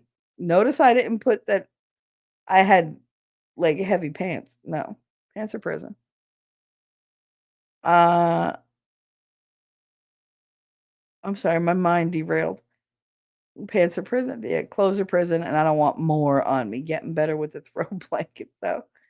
What's the right temp for a house in California? 70? I don't know. It depends on what kind of heat you get, I guess. I think if you have a cross breeze and like if you live in 70-degree weather, your windows don't ever have to be shut, pretty much. Like if you have that cross breeze, that makes a world of difference. I can't do that. I live on a mountain. I open the window and it's like a wind tunnel in here. The small blessings are abound if you just look. That's right, Lady Awesome. And I'm thankful for you and the smile you bring when I see your avatar. Aw, that was for Wolfkinder. Aw, that was sweet. My apologies for getting back a little late. I was on the phone with my husband. Girl, Rumblers, smash that like button. Thank you, Heidi. How was it, Heidi, meeting the other Heidi? That's why when you first appeared in my chat, I was so confused because I was like, wait. I was like, oh my God, I haven't seen you in forever. You were like, huh? I thought you were the other Heidi. And then the other day when she left a comment on my one of the shorts that I put up, and you left one, I was like, wait a minute. Oh my God, they're both here. I was so tickled. I was like, winning, winning, winning. I was like, both Heidi's left me comments on the same thing. I was so tickled about it. I get excited over stupid shit. Y'all, it is so easy to make me happy. It's retarded how easy it is. Like it really is. You can make me smile like with the smallest gesture or the anything. So there's that. But yeah, no, I was so tickled. I was like, oh, it's both my Heidi's. Ah, gotta make mom's lunch. Great show. Love being here. Thanks for being here, Kay. I really appreciated that. Thank you so much. You go take care of your mama. Make sure to take care of yourself. Don't be slipping on that end. Uh, Ellie, I'm a Capricorn. My birthday was a few days ago. It's birthday week. Happy birthday, Ellie Fawn. Oh, my sweet girl. My sweet, sweet girl. Thank you very much for always being around, Ellie, and for being my friend. I really, I appreciate you since the very first time you're like, I'm gonna make this bitch laugh one way or another. Like I was like, no, you're not. No, you did. Took you a while. I gave you a run for your money because I was in a mood. But no, I appreciated that you refused to leave chat until you made me laugh. And that always sticks in my head when it comes to you. But happy birthday. That was a few days ago. Everybody wish Ellie a happy birthday. I'm sure you will because I haven't gotten there yet. But happy birthday to you. Happy birthday to you. Happy birthday, my elephant. Happy birthday to you. Or we can do happy birthday to you. You belong in the zoo with elephants and the monkeys. Happy birthday to you. I don't know a whole lot of zoos that have elephants around here, but it could be. I don't know. Either way, I sang you 2 birthday songs. That's how much I love you. T-Rex said, "Oh shit! Happy belated birthday!" Absolutely. My grandmother was a Taurus. When she would get done yelling at me, I'd say World War II bad man was a Taurus too. That's fucked up, Wolfkin. And she would belly laugh. Oh god, I can imagine my kids doing something like that to me. Like, Mussolini was an Aries. Like, shut up, you little fucks. Oh. And you said I'm using that. Absolutely. I'm gonna go look up really horrible Sagittarius people and throw that in my mother's face every time she raises her voice. Look up Smart LA 2028. I will write it down to look it up later. If I look it up now, forget it. Uh, Smart LA 2028. I'm pretty sure I can guess what that's gonna be. Hey, kitty cat, what's up? Welcome, welcome. They were saying, I don't know, I saw some things about houses that had the smart meters were the ones that caught fire, and if they didn't have a smart meter, the fire skipped them. Well, I don't want to jump into the conspiracy end of it, but knowing how fire is, like I don't know. It's a rabbit hole that I'm not really like eager to jump down into. I'm kind of taking everything at surface level and going, all right, let's see how this unfolds. Because I don't think they're ever going to let us know the truth. So I just need more information. But I will look that up. Thank you for that. Elephant said, I heard a rumor that Oprah grabbed that land, but it could be false. Yeah, I mean, they like saying a lot of shit. Wolfkinner asked New Orleans about rebuilding. I mean, I know there are still parts of New Orleans that haven't fucking been touched. Like they're just abandoned. All those people moved out of neighborhoods they lived in, for generations. And that was heartbreaking. That was. And then some of the houses they put up, some were like flood efficient, like they put them up on stilts and shit. And I'm like, that's a little, too little, too late. But how about you just fix your damn levees? Which they did. They have all these. I don't. If you haven't seen it, there's a video out there of how they improved the levees and the different automatic and robotic mechanisms that are in play there now. It was super interesting to me, and watching them build it was like amazing. So I highly recommend. I don't have a link for you, but you just do a search for it. Y'all are internet efficient. You'll find it. But yeah, I felt bad because just so much of it just is still a wreck. Like why? Out of chat for a few, but listening. All right, and you and your sticky keys. I read that in Winnings, and you were like, "My keys are sticking," but I didn't spill anything. Sure, you did. Um, see now, Lass is pulling it up. Lass is talking about Smart LA. Yeah, see, I don't know anything about it. I got to look it up. That'll be an interesting afternoon for me. It's oddly set up for the areas that have been on fire. Yeah, I had a feeling that's where that was gonna go. I I don't know that I trust any of the smart equipment anymore. I really prefer doing everything manually. Call me old-fashioned, call me crazy, I don't know. I like to be in control of things because then it's very hard to just surprise me with shit. So, yeah, I don't know that I'd want a lot of things to be smart, whatever, because it gets smarter while it makes me dumber. I like knowing how to fix things around the house. I don't want to be like, "Oh, I have to send it back to the manufacturer and wait." Like, no, I need it to work now. Depending on the catastrophe, you can't rebuild immediately. No.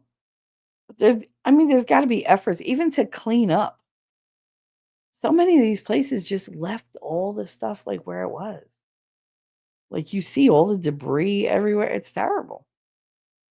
That's not safe. T-Rex, maybe that's what I could do. Start a YouTube channel that looks back on big news stories. 1 week, 15 days, 30 days. That would be amazing. It would.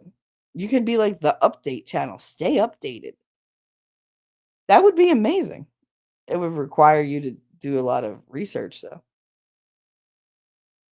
Can you imagine doing uh oh, Cap, please. I was talking to Winning about this last night. And I said, there's this bitch. She screwed 1,057 dudes in 12 hours. 5 at a time. That part I didn't know. See, I was thinking she did them not not concurrently, but consecutively. So I worked out how many seconds was in 12 hours, and that meant that each one got a total of about 40 seconds to do their business. You figured there has to be time, transition time to go over, get it ready, like, put it in, whatever. And then the time to like walk away, get cleaned up for the next. And that's if she gets cleaned up. Mind you, I heard her mother is the one who booked all these people for her, but that's a different level of degeneracy. I don't want to go there because it makes me want to throw up in my mouth. Um, yeah, it's gross. But you figure with all the transition and whatever, they'd get what, 20 seconds to do their pump and dump? And most of them don't finish. Like they just get to pump, pump, pump, and then next. First of all, oh my God, child, what is wrong and broken in you that this is something that you wanted to do in life? Oh, I broke the world record for the amount of dicks in me. Stop it. Like, ugh, it's so gross.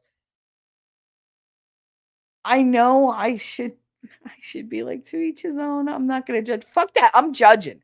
That's way too many goddamn people. How are you gonna be invaded like that every 20 seconds? Like for 20 seconds, every 40 seconds, you're getting invaded by somebody new. How do you not want to die inside by the third one? Literally. I mean, there are like dead Romans who went to orgies 24/7 their entire lives that are looking at this going, damn, she a hoe. Like, how how do you have any dignity or self-worth? One, to commit that many acts in that amount of time. Two, to publicly announce that this is something you did. To be known for this. I I would never survive that. That is the ultimate in self-sabotage and self-hatred that I've ever seen. Like, I can't imagine thinking less of yourself to the point where you could go and do something like that. Listen, I'm a sexual girl. I love sex. I will talk about sex 24/7. But I am not going out there and doing anything even remotely close to that. I'm very much about being with one person. That's it. I want that one person that I can, have all the sex with, and I can have all the arguments with, and have all the talks with, and have all the meals with, who's gonna, age the same fucking way that I'm gonna age. And we could sit there and be, what? What'd you say? Yo, Biddy. Like, I want the little banter back and forth. I want somebody who I can go through life with, to the point where the only thing that we can do is hold hands. And you know what? It's the best thing on earth because it's you holding my hand. I can't imagine thinking so little of myself that I would allow 1,057 dudes to disrespect and defile me like that, because that's all that is. There's no intimacy, there's no pleasure there, there's no connection. That's you literally being, let's not mince words, just a cum bucket for a whole bunch of dudes. That's all you are. You are literally the equivalent of a dirty tissue that they used when they were 13 looking at porn and jerking off in their room. Like, you are no better than that. In fact, they probably enjoyed that more because they got to nut back then, and they don't even get to do that with you because it's 20 seconds and next. Fuck out of here. Ugh. Mm. And this is where we are in the world, where these people get airtime. Why are we rewarding that kind of behavior? She did it. Good. Don't nobody talk about it. Let her have done it for no goddamn reason. No benefit at all. Oh, but it's my business. It's your business. It's your business if you keep it private. When you put that shit out there and you influence other people to do the same types of things or to try to one up you, you're a bad person.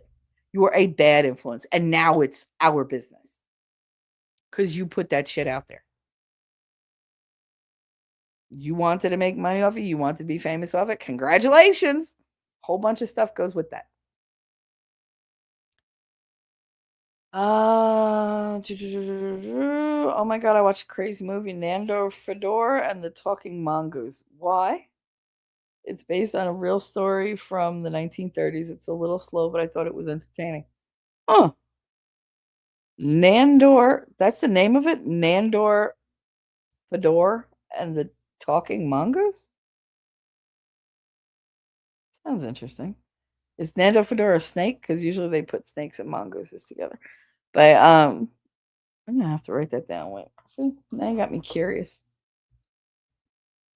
Ah, no, pen. There we go. Nando Fedor talking mongoose. You know, sometimes I wonder if the Google AI sits there and goes, "What is wrong with this bitch?" Because I look up the weirdest shit. Uh, T-Rex that could fill a needed hole in news coverage. It absolutely could. I think you should do it. That'd be awesome to do updates. Okay, that was an odd sentence. Don't know how to improve it. It's a good idea. He gets it. Nope, definitely not. At Captain Kearns, and it's more than degenerate. It's disgusting. 357. What's up? I'm a half hour behind. At least I'm consistent. Jersey girl. She's a Jersey girl with big hair and bright smiles. Uh, Shani Graham. Oh, don't ask me where my tax money's going. That is good for nothing. I got a face, and now I'm a multimillionaire because my face made me go governor. Oh, I'm a moron. He really is a moron. He took the money, honey. He took it and shared it with his friends. That's what they do. Mitch McConnell is just 100 turtles in a trench coat. Prove me wrong. No, I agree. I agree. If they make like cartoon turtles and make them like turn them white, then that's Mitch McConnell. They should turn him green. Give him like those little snapper lines on the side. Deck him out. He'd look good in makeup. Uh, like the morticians do. If in news updates when you have time after the links. Oh, cool. Wolfkinder, well, I'm glad there's a hole out there. I can feel, Lord. I mean, there would be more, but you have to go and like talk to people. It's the people that have the holes. Remember that, T-Rex. Get out there and socialize. Because doing it just online, I don't know. You're limiting yourself.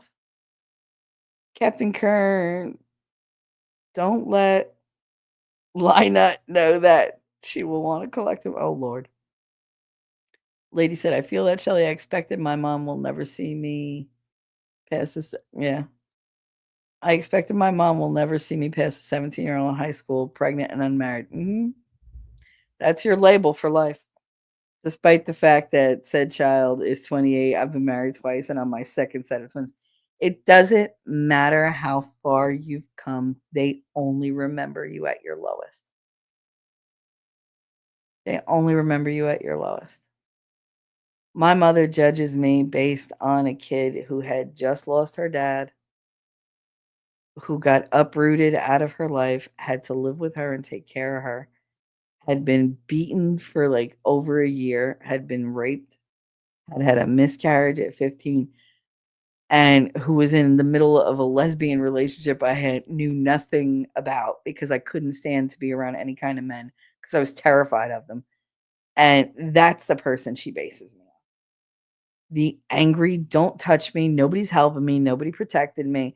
Everybody fucking just does their own thing and then expects me to do for them, but leaves me on my own. That's who I was at that point. Add that to the fact that, yes, I had just lost my father and she moved another man and his entire family of children, because there were a lot, into my house that took over my room, took my father's furniture, was wearing my father's jackets. You add all that in there, and then you tell me why you think I was so goddamn angry.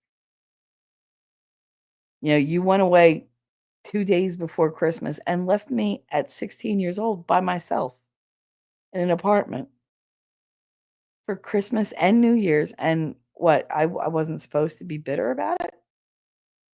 At 16? Really? Like, that when I say I'm a Gen Xer, I am a Gen Xer. I literally was left to fend for my fucking self. But then, yeah, I was angry and I was defensive and I was broken in so many ways. I had a history teacher trying to get me to blow him every fucking day. Like, these are things I went through as a 15 and 16-year-old. And then you expect me to be what? Fucking Susie Sunshine? Because that wasn't going to happen. I was as good as I could be at the time. I took care of his kids. I made them their dinners. I made them cookies and, I did all the errands. I did everything a good girl was supposed to do. But was I angry? Yeah, I didn't take shit from people because I got tired of getting beat up. And that's the person that she insists I still am. And it's like, that's a harsh judgment to be making about me. But yeah, I'm stuck there and I'm never going to be out of there. And I've come to the conclusion I'm never going to have her approval. And she's never going to love me the way a mother is supposed to love her kids. She's never going to she's never going to treat me the way I treat my kids.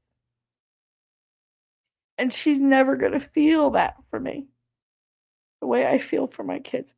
She would never, even now, doesn't protect me. She just tries to one up me all the time because you can't be seen as the victim if you feel any kind of empathy for other people. You have to always make it about you. Yeah, I fell that day and I got hurt and I was scared. I had to hear hours about how it affected her. Not once did she say, "Are you okay? You need anything?" I told Winning yesterday, one of the proudest things for me is that my kids hug. They'll hug everybody. They will offer love to anybody who needs it. My son doesn't enter or leave a room without telling you, "I love you. I mean that. I love you." Okay. Because I grew up with none of that. None of it.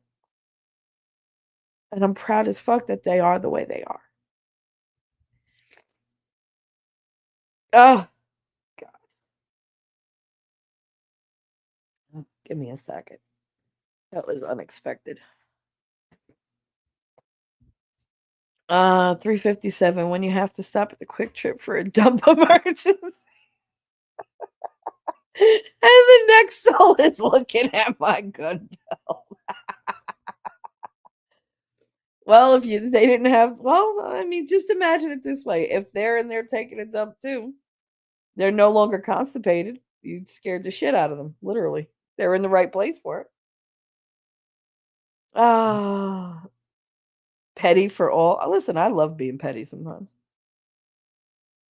I do. Sometimes people are petty, and I'm like, good for you. Because there are people who need to be petty. They're just walked all over. I'm like, girl, like, mm-mm. No, don't let that slide. Go be petty. Go ahead. You'll feel better. You won't regret it. Trust me. There will be no regrets. No regrets at all. Uh, good M, Heidi. I needed to get to a keyboard to do that. Aw, so sweet. No problem. I'm delayed chatting. Nice. Never leave a nerd down. No. Listen, nerds are my people. Nerds and geeks. I love it. I love it. I have a high threshold for bullshit. So if I unsub, it's genuinely because you're a piece of shit. Exactly, Ellie. Exactly. I could take a lot. I can let a lot of shit slide because for the most part, whatever you're doing is not affecting my life. So I'm just a spectator here. But if I go, oh no, then there's something going on with you. Like you have reached that point where I can't go, yeah, I'll give you a pass. Like, no. If I can't give you some type of pass, then you're fucked up. Well, unless YouTube unsubs for me. Yes, which they love to do. They really do. I swear it's got to be part of their AI system or their bot, their whatever. Because every time I get two, I lose two. Get two, I lose. I'm like, you son of a bitch.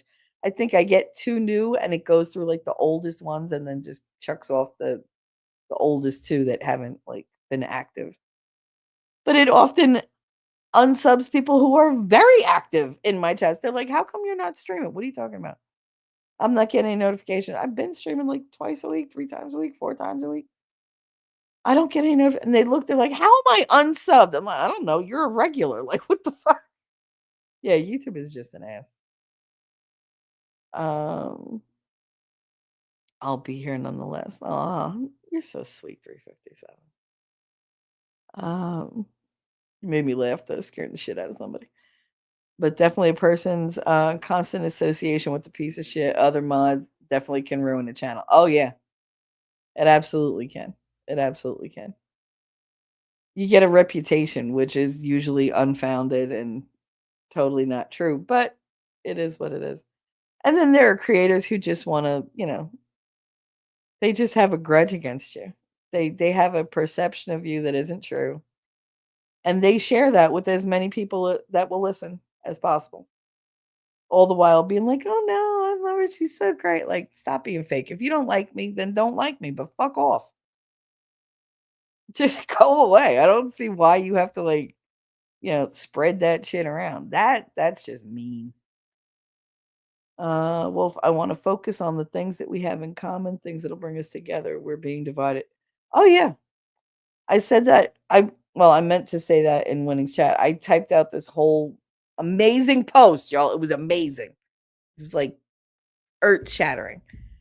Fucking YouTube booted me out of chat before I could hit send. I was so mad. I was like, forget it. I was like, obviously it's God holding my tongue because a couple people might have been upset. But it was about that we need to stop picking sides with all this shit. I was listening to the Senate questions and whatever. And it's all this narrative on this side, this narrative on this side. And everybody's like, oh, but that side and that side. The fact that they still think that there's legitimate sides kills me because they're all working together, just not working together. Like, there's not that much difference. There's really not. There's going to be extremists on one side, extremists on the other, whatever. But I think for the most part, we all have goals that are in common. There are so many more things that we have in common than we have different. But they keep exacerbating the difference and driving that wedge further and further between us all so that they divide us. And they do it with this false idea that, oh, well, they're this way. No, stop. Like, you can't just generalize. Yes, on this topic, this side feels this way, in contrast to how this side feels on that same topic. But then you have other things where it's like agreed, agreed, agreed, agreed. Nobody talks about those. Nobody talks about the things we have in common, the goals we have in common, so that we can further them. They keep getting stuck on the differences. What I don't get is they they should have sense enough to know that the more you build your commonalities, the closer you get to your common goals, the less the differences matter. Because they're not as big. They're not as crushing. They're not as impressive.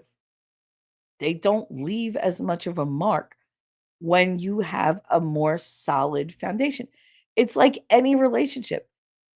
You know, if you have something in common with somebody and you build on that, and there's trust, and there's respect, and there's affection, and there's common goals, and there's common values, and you start to build it. Oh, you're like that, I'm like that, and the connection deepens. Well, you do that, I do that too. The connection deepens. And you keep growing that connection where those little things that are so different about you, they're no longer divisive. They're quirky and endearing. You tend to look at the other person and appreciate them for the difference. Because as much as we all love to be right, and don't even argue with me, we all love to be right. I know y'all can appreciate somebody else's perspective and then look at that compared to where you stand and go, huh, oh, maybe I didn't think of that part. Like, otherwise, you're going to stay stuck in one mindset. You're never going to get better. You're never going to learn more and more truth about things because you're going to be stuck in that narrative that's in your head that's everybody agrees with and you're all comfortable there. That's how we got where we're at. You know, when you build a real and solid commonality with people and you create those connections, you don't see the differences as flaws. You tend to be gentler about it. You tend to understand, okay, that's just how they're different, but that's who they are. And you know what? I care about this person. I am not going to berate them for being different from me. We can talk about it. That's where the respect comes in. When you care about somebody, you're more likely to respect their perspective and their opinion and give it a little bit more grace before you say, okay, but listen to my point of view. Like, you're not going to go in, like stormtroopers. You're not fully charged and like, oh, guns ablazing. You're not looking to destroy somebody with your narrative. You're looking to understand or make them understand and to reach another, level of either understanding or acceptance with them. I think that's really important. And I think that's something that we've lost because we keep focusing on just the differences, and the differences, when they're left on their own, look terrifying. Or they make the other person look stupid, and you lose respect for them if you had any to begin with. So, I mean, to me, it's just sad that people can't talk. Like, they can't say, you know what, we're a little different in this area, but I like this about you. Like, they won't give an inch. They keep wanting to, you're left and I'm right and you're this and I'm that. Stop. You're people. Get down to the base of what we all are. The one thing we all have in common, we're all human. So I don't care what color you are. I don't care what language you speak. I don't care what your financial, ethnic, ethical, religious, whatever background you have. I don't give a fuck. Oh my God, you're a human like me. You got to do this life thing, right? Don't it suck sometimes? But it's great sometimes too. Like, take off from there. Don't worry about just the stuff that aggravates you, just the stuff that you don't agree with. Ellie fine. In the words of Jeff, be better. Exactly. Be better. Be better. Do better. Captain said it's funny sad that so many channels that I subbed to over the last few years, I got to know the person behind the mic or cam, and once they got large, those that stuck with them no longer mattered. Yep, no, I've been there. Um, and sometimes you matter too much, you know? Sometimes you matter too much, and you're like, dude, like spread the love around because I need you to not focus on me. It makes me feel weird now that you're like this big streamer. Shenny, if it works on your mobile device, just use at to tag and emoji next to the enter bar. Does it work on her? On her thing? I don't know. Ellie always says I'm on my phone, so I can't tag. I love that. It tickles me. 357. Dag nabbit, Shelly. I love when he says stuff like that. I almost spit the coffee out. Oh, you poor thing. What do you mean almost? I feel like such a failure. Oh, I've unsubbed to people genuinely wait, I can't read. I have unsubbed to people because they genuinely are fake as fuck. Yep. Come off as Christian and are not in application, are too degenerate and vile in an offensive way, etc. Girl, how are you still on my channel? Like, I am so vulgar. Just say it, Ellie. Ah, that's too funny. Last said, "Oh, there are extreme measures taken when LA will be on the world stage for the Olympics." Google Smart LA 20. I'm gonna look it up. I swear to God, I will when I'm done with this. Unreal. Ellie said, "I'm not degenerate, or I am not degenerate, and degenerate shit turns me off. I actually turn streams off and walk away because of it, and sometimes unsub." Again, I ask, how are you still here? I don't get it. Like, I know I'm all about, like, being right with God and everything, but I'm still me. Like, it's oh, God. Edith Ann. And that's the truth. Yes. Uh-huh. Absolutely. I'm glad you got that voice. I used to love that character. Louis Tomlin was funny as fuck. One ringy dingy, two ringy dingies.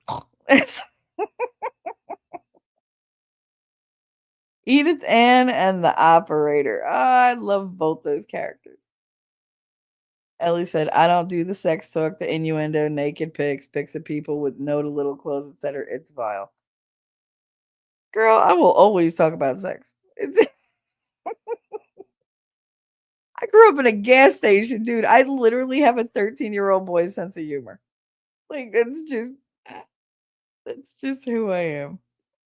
I won't put myself and my own salvation in jeopardy to go with the crowd. No, I get it. And I don't expect you to ever like to go along with what I say or like to piggyback on what I say.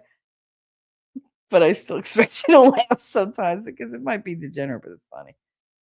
Come home and rest my frozen hands on that wall heater. We had one of those wall heaters in the gas station, and I would be coming home from school, like, and of course, I went to Catholic school, so I wore skirts all the time, and so my legs would be frozen. And my grandfather used to laugh because I had to pass the gas station to get to my house, and sometimes I just couldn't. I just couldn't make it all the way out, and I'd have to run in the gas station, and I'd go and I'd sit on the wall heater, and he'd be like, "Someday your coat's gonna catch on fire." I don't care. Just my legs are frozen. I'm never gonna make it home with them like this. And he used to laugh because he'd be like, "That's got to be burning." I don't care. I don't care if it burns my leg. I don't care. I don't care if it burns my coat. I'm cold. But yeah, the best memory I have from my childhood in my aunt's house, or well, in my mom and aunt's, my great grandmother's house, was she had one of those big claw-footed tubs, And when we were kids, we used to love going to her house because you got to have a bath in that bathtub, and they're super deep. So it was like getting into your own little private swimming pool. It's great.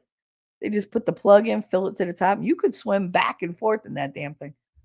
But the best part was she had the radiators that were exposed in the house, like those big, like iron radiators.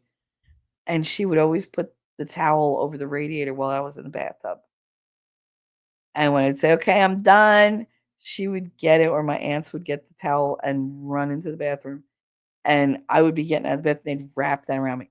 Oh my God, to be wrapped. First of all, I was so tiny, like that was a blanket to me. But they would just wrap me up. Oh my God, that's the best. I miss that. It's just not the same as an adult. Like, I enjoy washing the towels so that when I take them out of the dryer, I'm just like, I put them up to my face and I'm like, oh, I get so happy. It's so weird. But I mean, that was my favorite part of going to my great grandmother's house, was taking a bath in that warm towel because it was so comforting. And like I said, my family doesn't hug.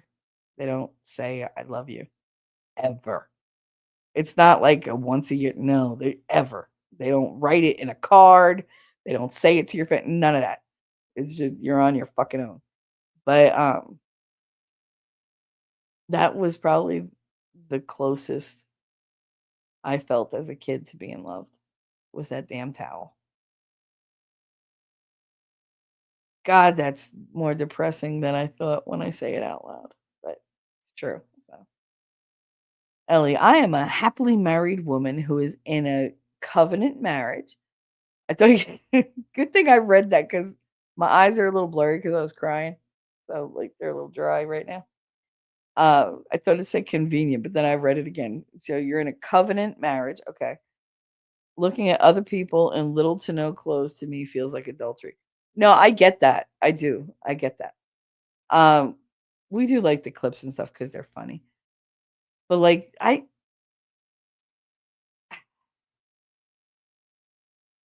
I'm way too monogamous to be that person who's always looking at everything else. Like, I appreciate beauty for what it is. I'll say, damn, she's fine. But am I like thinking, oh, I'd love to, that's fantasy material for later? No, none of that. None of that. And it's weird because the way I talk, you would think I'd be like, oh yeah, everybody's got a shot. No, nobody's got a shot. Once you're in my heart, that's it. I just keep the one person. I'm disgustingly loyal. And I'm good with that. I'm good with that. I don't need more than one person. I Once you find somebody who's worthy, who makes you happy, who brings a smile to your face just thinking about them, no effort on their part at all, why would you need anybody else? Why would you need to look elsewhere? When you're sure of what you have and you're like, you know what? Whether it's reciprocated or not to that degree, when your heart belongs to somebody in that way, nobody else could compare, no matter how amazing they might be. Nothing could tempt me away. Nothing. The only thing that could remove that person from my life is that person or God.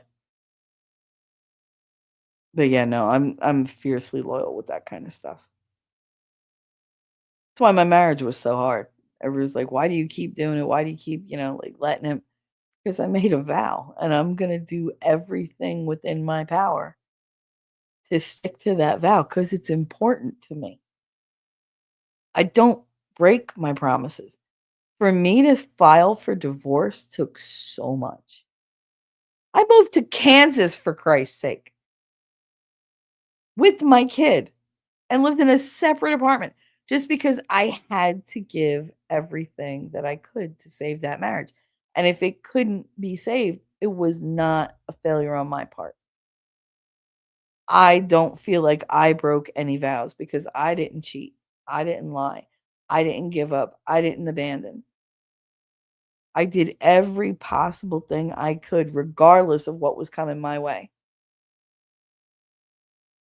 And I'm content in the fact that it just didn't work out. It was not meant to be. It was a mistake before the pen even hit the fucking marriage certificate to sign.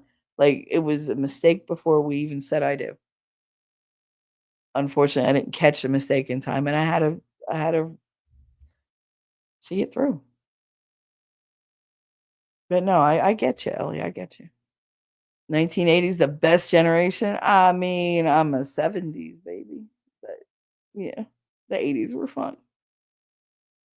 Jenny said, by the way, no, at Captain Kearns, that is not going to happen. 60 fucking degrees is too damn cold.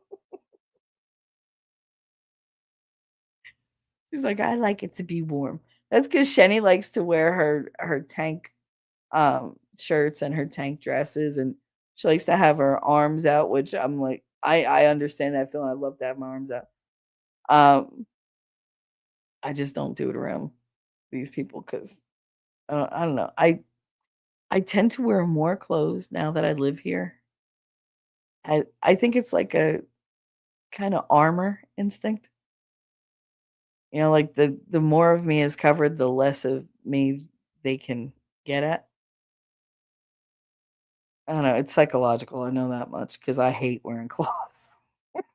I do. I hate wearing clothes. I used to walk around my house in a tank top, bra, and shorts. That was it. Fuck the underwear. That's too much work. Like that's all I wore all the time. Tank tops and shorts, tank tops and shorts. Barefoot, legs out, arms out, boobs out, whatever, it didn't matter. But now, no, I'm like long sleeve thermals and fleeces and long pants and like as many layers as I can get on. And I think that's protective. That's more psychologically protective in nature. I even have socks on, which I'm always barefoot. I don't like shoes or socks. I just don't. I've never liked them. Maybe it's because I grew up down the shore. We were not encouraged to wear like to wear shoes. But yeah, no, mm-mm. And he said, I've been having some very vivid dreams lately. Shelly, you said that possums were going to come and hang out with you in bed. I was just saying what I thought the conversation would be. That's funny. Hey, what's up? What are you doing here? You got anything to eat? I can see that. It's weird. There's a song called Boys Don't Cry by Plum, and it's a very personal song for me. But there's a line in it that said, if you stand beside me, I'll keep you in my life. Tell me how much you love me, and I'll be just fine. Don't be afraid of me. And that's my main thing in life. Like, don't judge me based on what other people say. Don't be afraid of me. Don't. The only reason anybody should ever be afraid of me is if they fuck me over. Then you should be very afraid of me. If especially if it's somebody like if you fuck over somebody I love, then you need to be afraid of me. But for the most part, nobody needs to fear me ever. I would rather like hurt myself than hurt anybody else. Does hurting people happen? Yeah, it does. They're not my proudest moments, but it happens, and I always feel bad. Uh, but yeah, there's that line in the song, "Don't be afraid of me," and that's how I always like when I talk about possums. I literally picture them turning around and singing that line to whoever they're looking at because people are so afraid of them. And I don't think they're that bad. Like, just leave them the fuck alone. I'm very much like a possum. If you just let me go about my business, I'm pleasant as could be. I'm very functional. You'll even your life will benefit from me being in it. But as soon as you start chasing me or like poking at me or whatever, like prod me and trying to like be an ass, then I turn vicious. Also, I've been known to play dead. I've been known to play dead. Where people are like, "Is she even listening? Is she breathing?" Nope. I've checked out. But yeah, I literally pictured like all these little possums like sitting on the bed going, "Don't be afraid of me." Like it's like, oh, I know my brain is weird. I apologize. Ellie said I also don't do drugs. Oh, see, I'm not with you there. I like my weed. More, I mean, I understand and respect your stance on it, but I need that weed because I would not make it in this house without it. Um, I've seen it ruin people's lives and I think it isn't therapeutic unless it's a balm or for chemo patients. Well, let's just say the weed is a balm so I don't commit murder or Harry Carey. But I mean, I get you.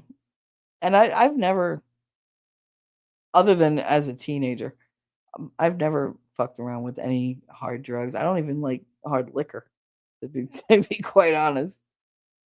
I'm not a drinker, so that's not a problem for me. Apparently, I live in a house full of drinkers, though, because Jesus. My son even asked me, he goes, "Why do they drink so much?" Because they can't stand to look themselves in the mirror. I don't know.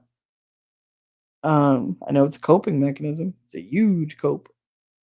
Shenny said, and that's why I'm so happy I went straight to 1776 because she is so much more to me than that. Aw. Here, there too. I'm so confused. Well, we have the OG Heidi that was around during the amphibian days. And then, she was going through some stuff, so she couldn't always be around. Um, she's going through a lot, so prayers for her would be very much appreciated. And then we have my Heidi 1776, my revolutionary Heidi. And that's where you get the two of them. And they both popped up and left comments on the same short. I was so excited. I was so excited. I was confused as like you can't believe. I was like, wait a minute, what's different? This isn't the same Heidi. Not thinking that the other Heidi would come back and say hi. And then when I realized, I was like, oh my God, look, they're doing it. I was so happy. So happy. Um, Shelly, can we borrow you down south for some good Italian food? Anytime, honey. Anytime. I will cook for whoever wants it. In your mirrors. That's understandable, Ellie. My bro and I were talking the other day, and I think we find vulgar things funny because we were raised by parents that were really lax and didn't believe in mental health. Yeah, there's that. My humor is very dark in nature, and I do that one to cover up feelings I'm not comfortable with, two to get out of situations I'm not comfortable in, and three to pull somebody else out of the doldrums or the glum parts of life with shock usually. I tend to like to shock people into laughing or whatever because it doesn't just temporarily pull them out of that bad place. It really kind of yanks them out to where they have to work to get back to it. Like if you're depressed and I make you laugh with one of the weird ass fucking things that I do, more than likely you're going to be focused on how fucked up I am to come up with something like that than to slink back into that depression. So that's one of the reasons why I do things like that. Plus, I just like watching people's faces when when I say shit. And I warn them when they become friends with me. I'm like, listen, you you and me, we're gonna both be surprised at what comes out of my mouth. Trust me. Like there's gonna be times where you look shocked. I'm gonna be like, oh, I said that. Holy shit! Like that was an inside thought. Made its way out.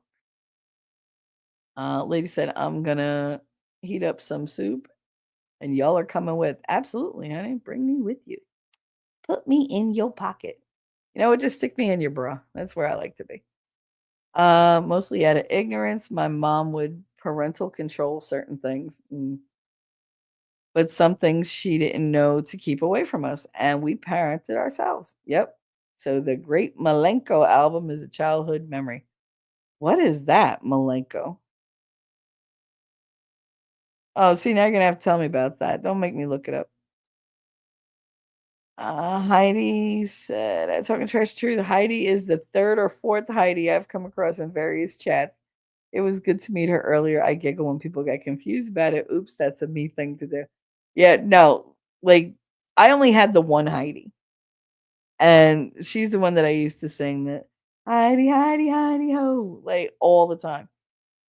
And that's why when I sang it to you the first time and you were like, "No, this one," you had another Heidi Ho song because there's like 6 or 7 of them out there.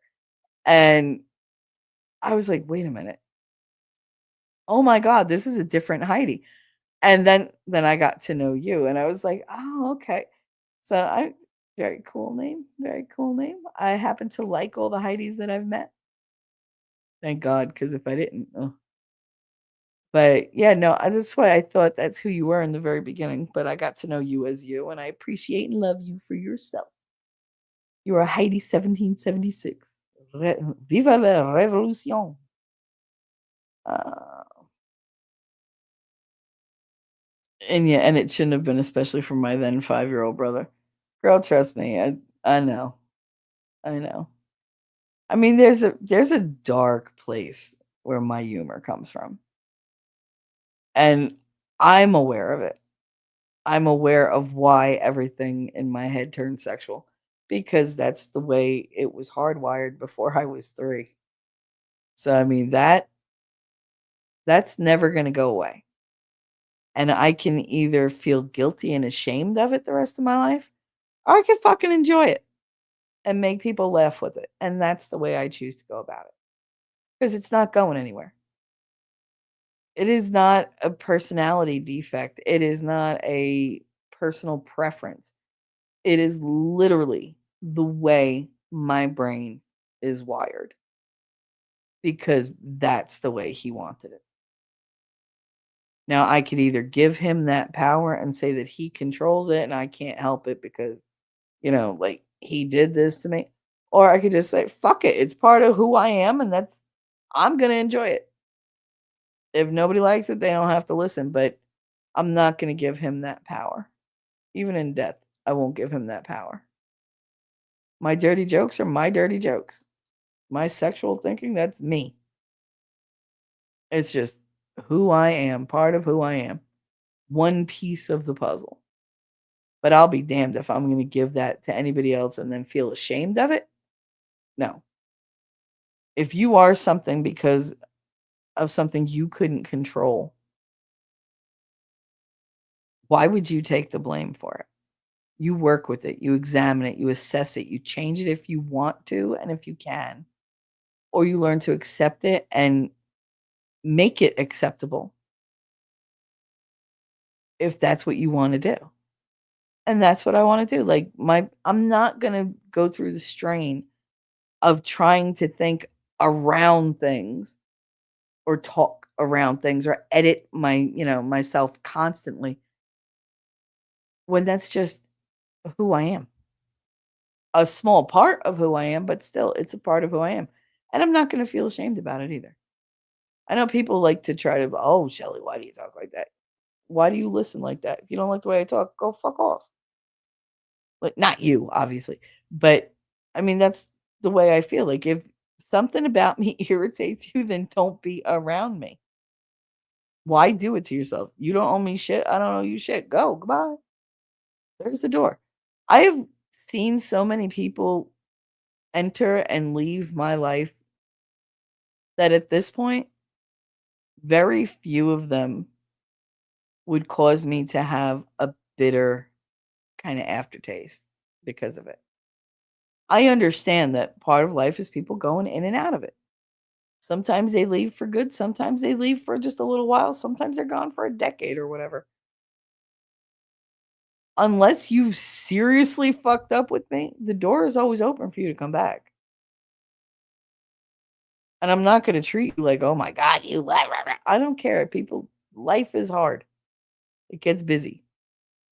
People drop off. If they come back, great. If they don't, I hope they're happy. But I refuse to let it make me into a bitter person. Because there are people that I've left their lives not because of them, because shit just wasn't aligned. It just didn't work out the way we wanted it to. Were they suddenly evil? No. Did they do something to drive me away? Probably not.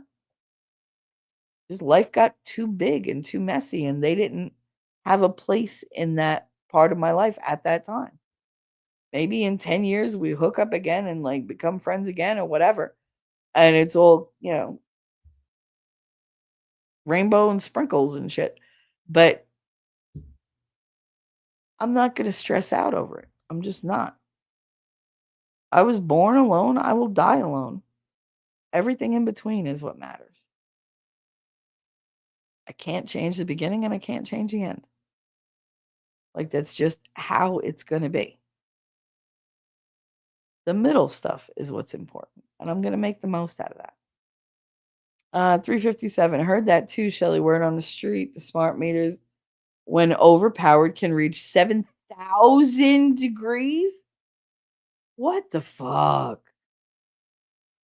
Ellie said, sorry, but not sorry if somebody takes offense to what I believe, but I'm me and brutally honest. Absolutely.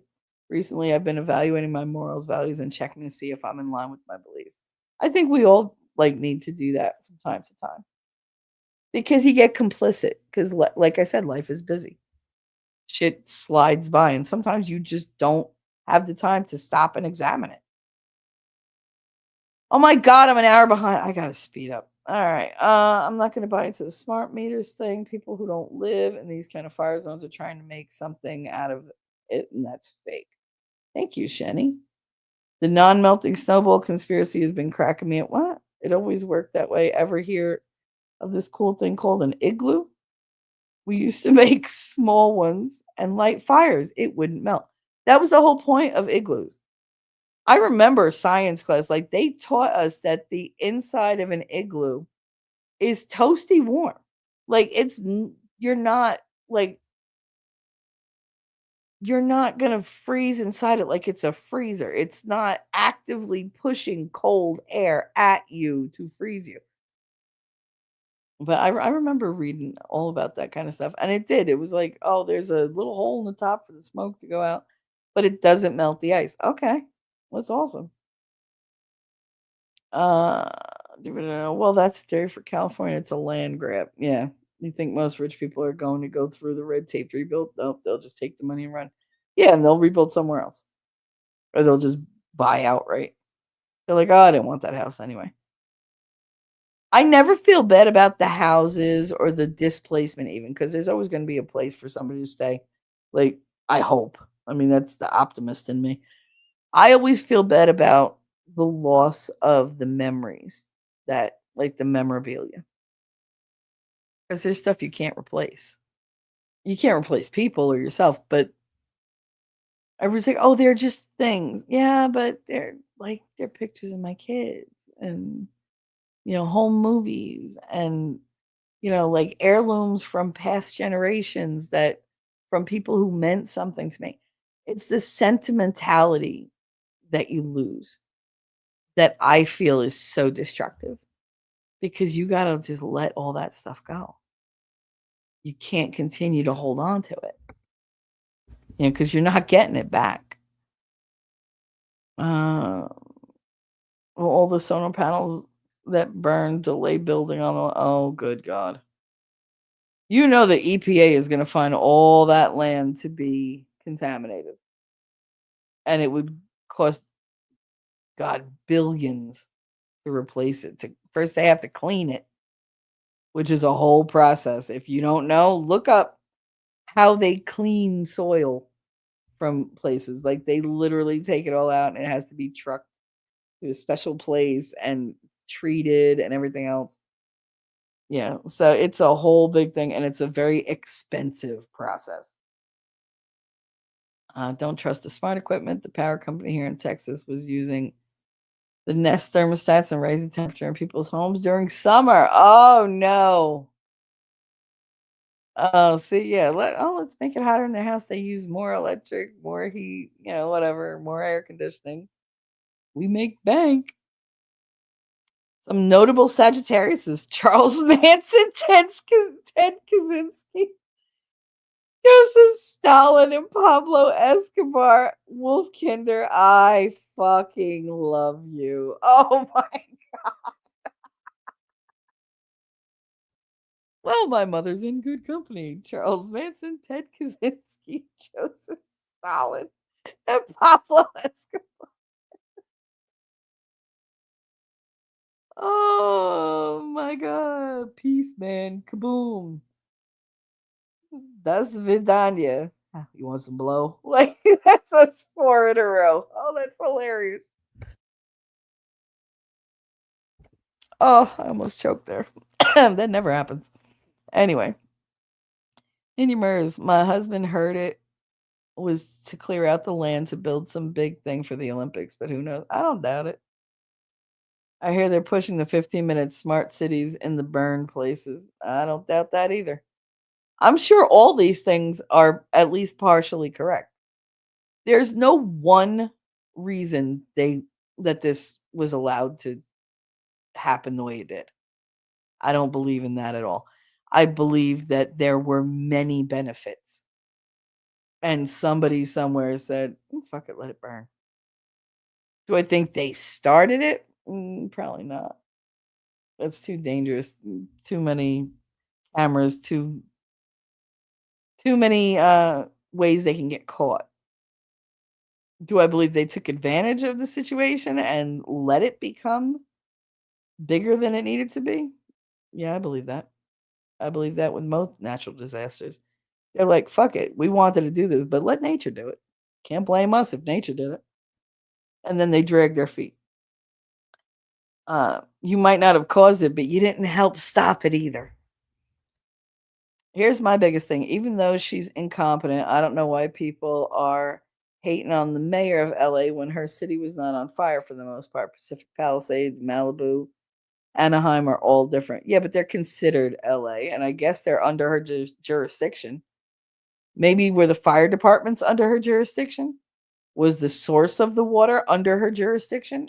Are the reservoirs in her jurisdiction? Because then, yes, she's connected. People teach your daughters that they are not human mattresses, have standards and morals. Yes, please. Thank you. See, all I ever learned was that my only value in this world was sex. That was it.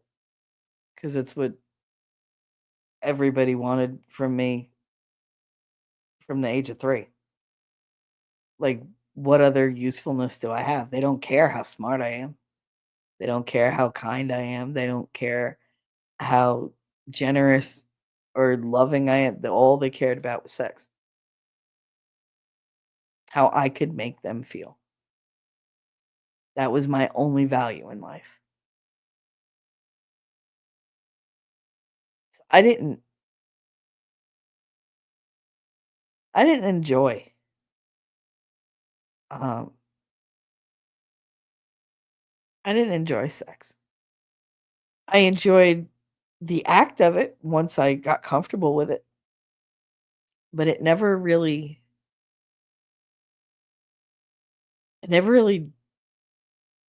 did anything but make me sad afterwards or remind me that I was supposed to be ashamed of myself.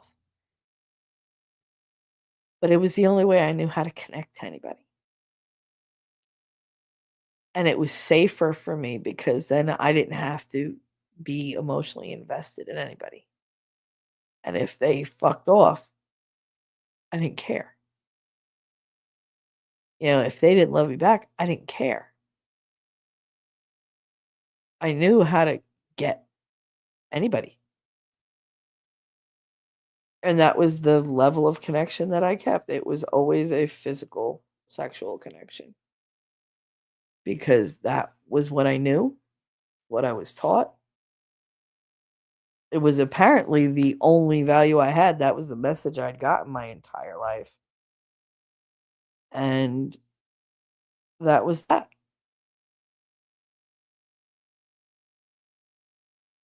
Let's just say I learned a lot of things in the last year and a half. And that was one of them. That narrative was bullshit. And that I had value as a person. And I could connect with people on a different level. That I didn't have to be the mean girl. I didn't have to be the sex kitten. I didn't have to be seductive with everybody. Because I could seduce anybody, male, female, doesn't matter. I know I can. People have said you're right. I'm like, okay, go ahead, doubt me. For like again, like I said, it's just a challenge to me. And I needed those conquests.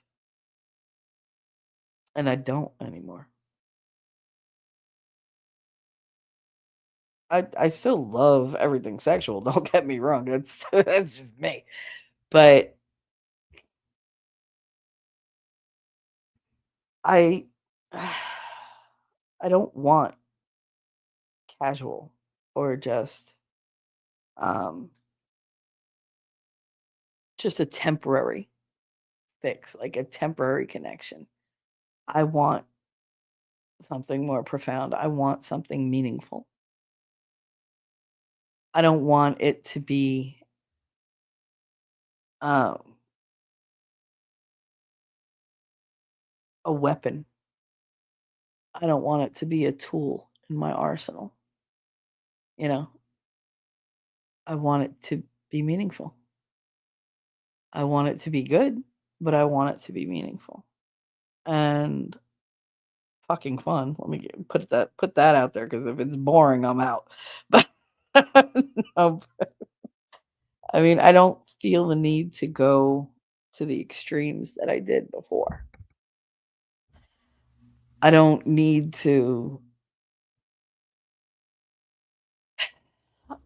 I don't need to do all the bells and whistles and the role playing and the games and everything. I'm so tired of playing games. I mean, I'm a playful person. There are certain games I do like, but these games were like for survival. And I don't want to do that anymore.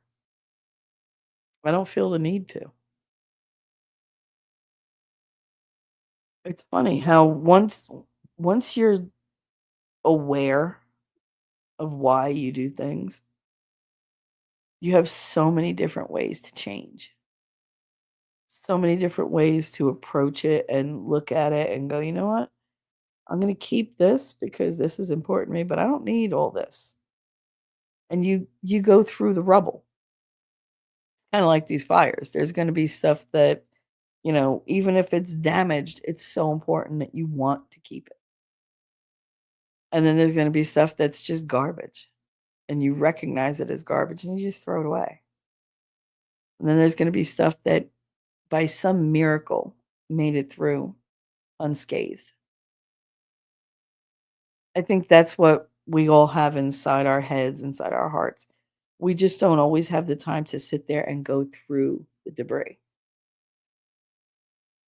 And I had time to do that.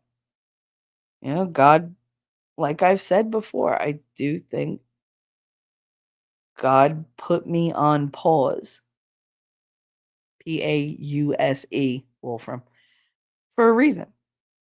Because I was so busy with life that I wasn't looking to heal myself in you know, any type of way. And I was just becoming more and more um, bitter about life. I was becoming more and more pessimistic and more cynical and nastier and withdrawing more and more from other people because I was just disgusted and I didn't have time to deal with them. So I just cut them off. That was it. Like, no, you're an inconvenience to me right now. Like, I can't deal with you. Get the fuck out. Like, I was just cutting people off, whether they deserved it or not. And I just kept racing through life. And I really do think God said, no, see, you need some self-evaluation. You need to slow the fuck down. And since you're not willing to do that with all the different ways I told you to, because I did have a lot of signs to slow down. He said, all right, I'll stop you. And he sure did. But he made me stop, and it got me to a place where I met people who helped me heal, who helped me battle demons that had ruled over me my entire life. And I got to win. Pun intended. But I did. I won those battles. Y'all were there for it. You helped me. How many of you held my hand when I sat here and cried my eyes out, terrified to face memories, terrified that my memories were disappearing, terrified that I couldn't form sentences sometimes, terrified I was going to die or be left on this planet without any of the things about me that I value. Y'all stuck by me through all that. And I hope it did you as much good as it did me. Because I can't ever repay that. I'm trying with what I do here. But I can't repay what everybody did for me. I can never repay winning for what he did for me. That's why when somebody says something about him, I want to rip out their motherfucking throat and shit down their neck because it makes me mad. Like, you want to think he's an asshole? Okay. How? Why? Because he called you on your bullshit? Because you're a cunt? Whatever. Oh, well, there it is. Out there now. He's not like that at all. He's one of the most giving people I've ever met. But he's not going to put up with other people's bullshit. He's nobody's whipping boy.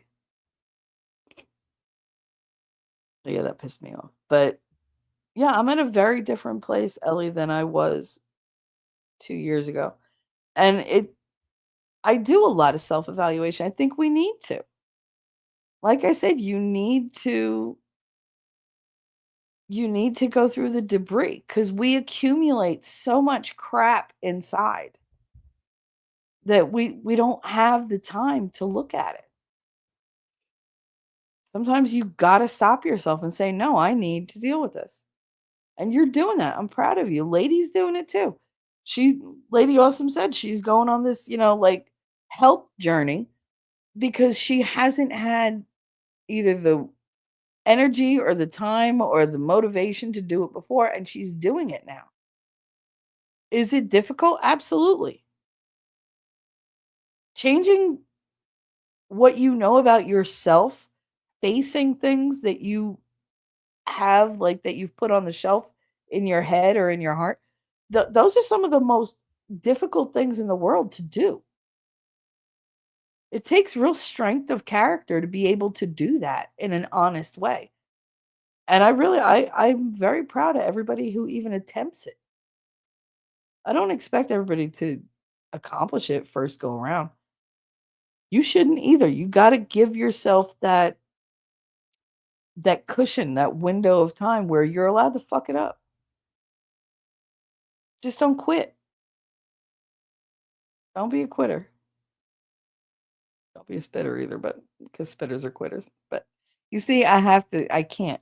It's just who I am. I gotta put the joke in there. I'm always gonna go for the joke. Elephant said her parents are basically pimping her out. Yep. She was talking about it, and you could hear the trauma she already has over it. It's disgusting. Even if the prawn industry, they have trauma from. Oh, yeah. Oh, absolutely. They all have trauma. You have to have trauma going in, and you're always going to have trauma coming out and the during. Like, Winning and I have talked about trauma with the small T and trauma with the big T. Like, there are traumas with the big T, like big events, but then you have like all those little T traumas. Those are the ones that actually do more damage to you because they sneak in and you don't see them. You don't recognize them as trauma right away because they're subtle. That's the death by 1,000 cuts. Like, that's that kind of a thing. Like, you just have all these little itty bitty paper cuts all over the fucking place. And you're like, I'll get to it. It's not a big deal. It's not a gusher. It's not bleeding. I don't need stitches. It'll wait. It'll wait. It'll wait. It'll wait. And then they build up and then your whole system shuts down because it cannot deal with that much trauma built up. and you didn't even notice it. You don't notice it dragging you down. You don't notice it making you slower, sicker, more tired, more cranky. You don't notice how it's changing you until you're thoroughly changing. People are like, whoa, like, what is going on with you? Or until you recognize that you do something, you're like, oh, that's not something I would ordinarily do. But now I'm comfortable doing that. That's weird. Why is that? Like, you need that level of self-awareness that most people just don't have time or inclination to have. Uh, Thomas said, how are they fitting 5 in one person at the same time? Really? You want me to draw you a picture? I'm sorry, Thomas. I can't. Oh, I hope she's ambidextrous. Um, that was the other thing that, like, okay, so somebody said, well, that's not really sex if they're just putting it in, going for 20 seconds, and then that's it. First of all, I don't think I ever had sex with Billy that was longer than 20 seconds. And trust me, we had sex. They count. Okay. It counts.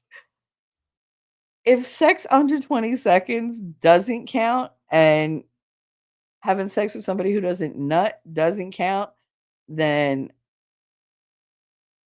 my number of sexual encounters, never mind people, encounters is way lower than it actually is.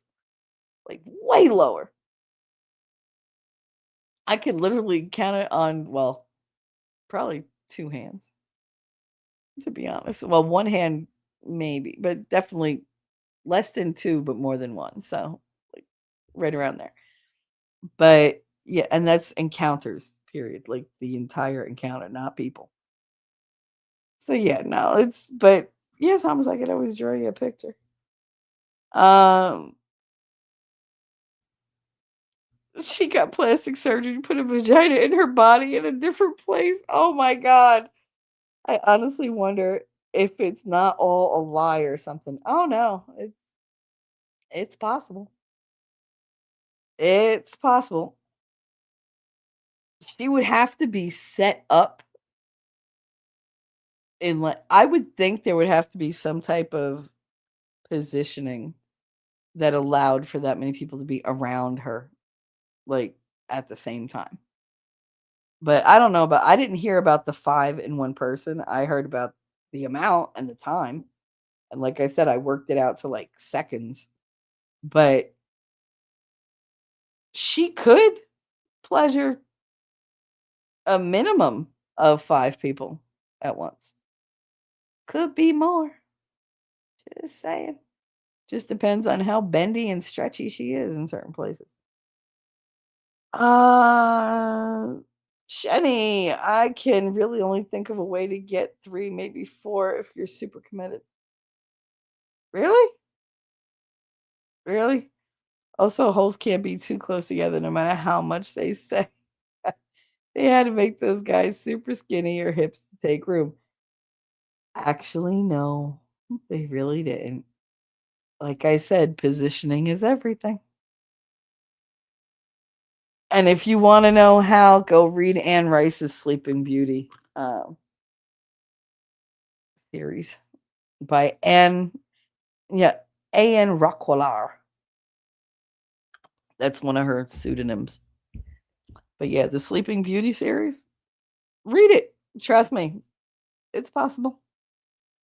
I learned way too much from those books. I saw an interview with that girl and she's emotionally messed up from her first sex time. I mean, I don't understand why they think that they're going to come out of this unscathed.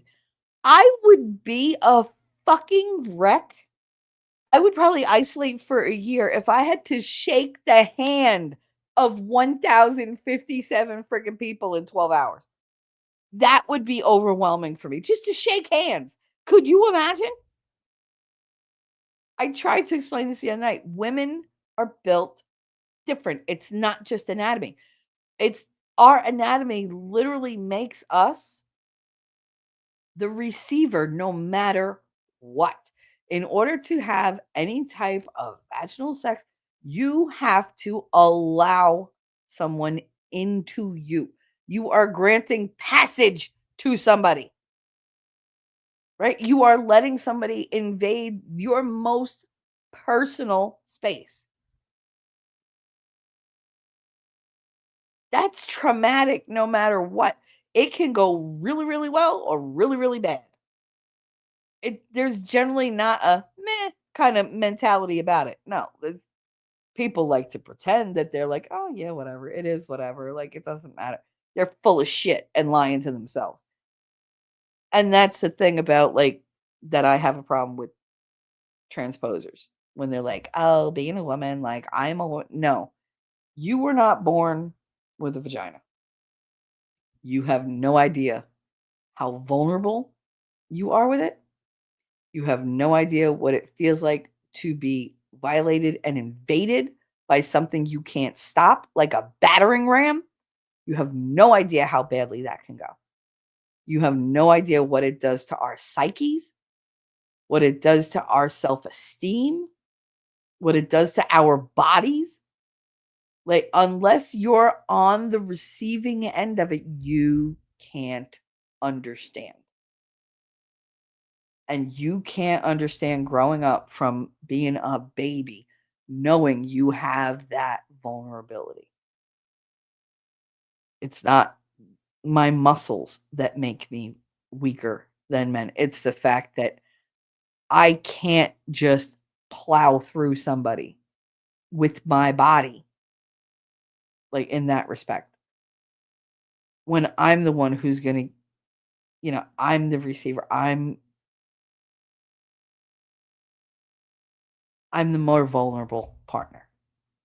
Let's just put it that way. So they can't get it. Like I said, it could be either really, really good or it could be really, really bad.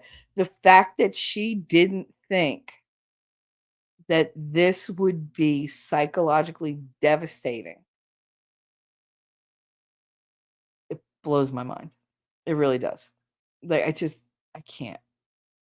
And that's why I have a huge problem with men who say they're women because no, you fucking don't. I don't care if you get a slobber pocket of your own. It's not the same. You still have a man's life behind you. You still have that type of mentality. You still have that male strength. You still have an advantage. You were not a child growing up with that, knowing that's private. It's private. It's right. How many of you girls remember your parents being like, nobody's allowed to see that? That's yours and yours alone. Don't ever touch it. Don't do this. That it was always like some like haunted fucking object that like everybody like talked about but didn't talk about. It was so taboo, and that was like your no place. That's what they named it, your no place, which is already putting a bad connotation on it. Like there's so many things about being a woman that we're raised to be ashamed of, and that's one of them. Oh, what the hell? Why are people calling me knowing that I'm not going to answer the phone? I don't get it. Like, stop it. I got 2 boxes. That's nice, Mom. Leave me the fuck alone. I don't see why. Damn it. I dropped something. I don't see why she's got to bother me. She has no respect for any of this. It's like, whatever. Uh, Ellie said, so yeah, I don't think the prawn industry is cool. No, it's addictive. It ruins people, exploits all sorts of people. It's not a good thing. Absolutely. Absolutely. 100% I agree with you. Sadly, she was most likely groomed and abused as a child. Probably. Or she was just always told how she looked was all that really mattered. When somebody tells you, "Oh, you're so pretty. Oh, you're so this or so that," and then they hurt you and blame it on that, that's destructive. That's destructive. And I'm sure there was some of that. Somebody to come along and be like, "Oh, you're so this, you're so that," and then put her up on that little pedestal, and then as soon as she doesn't do what they want, knock her off the pedestal and use it against her. The girl that wants to bang 1,000 dudes in 24 hours literally labels herself a British cum slut. She knows what she is and is proud of it. If you believe that, you got rocks in your head. She knows what she's putting herself out as. She crafted it that way. But proud? No. She's going to fake it because she wants the money, she wants the fame, because she needs that, because there's nothing else fulfilling in her life. She needs the attention. But I can guarantee she's internally, like, if she's honest with herself, she's not proud of what she's doing. She's going to be destroyed. Thomas said, "Yeah, that's what I'm thinking." And she's not broken free of it to become angry over it being done. Instead, she's still Stockholm syndrome. Yep, into being okay with that grooming because that's where their value lays. Yeah. Gutter's Pub. I am so far behind, Gutter. I am so sorry. You're probably not even here. Gifted 5 memberships. All right, let's see what those were. Let's see. Anybody have any idea? I'm terribly behind. Pure Jealousy, Grandma's House, Lady Awesome. That's 2 Lady Awesome got today. T-Rex and P Digits. Thank you, Gutters Pub. All right, so let's see. What are my media assets? I'm gonna do for the one for the ladies. Gutter, I hope you're here. This is gonna say super chat because I don't have one for memberships, but thank you for the memberships. Thank you for your super chat. Thank you for your super chat. There you go. And you know me. All I do is win, win, win, no matter what. Then there's one of my favorites.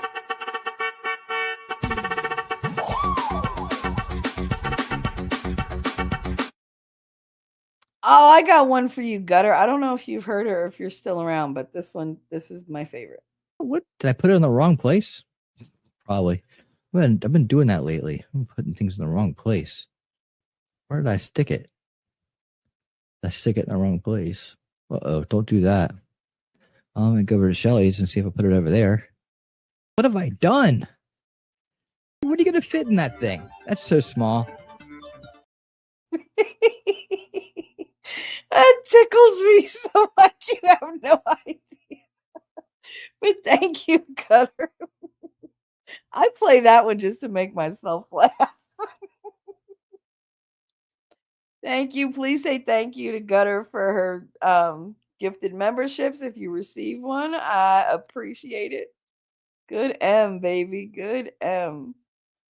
Let's see if I can skip ahead a little bit. Reminds me of hearing about those disgusting videos by the lady gourmet.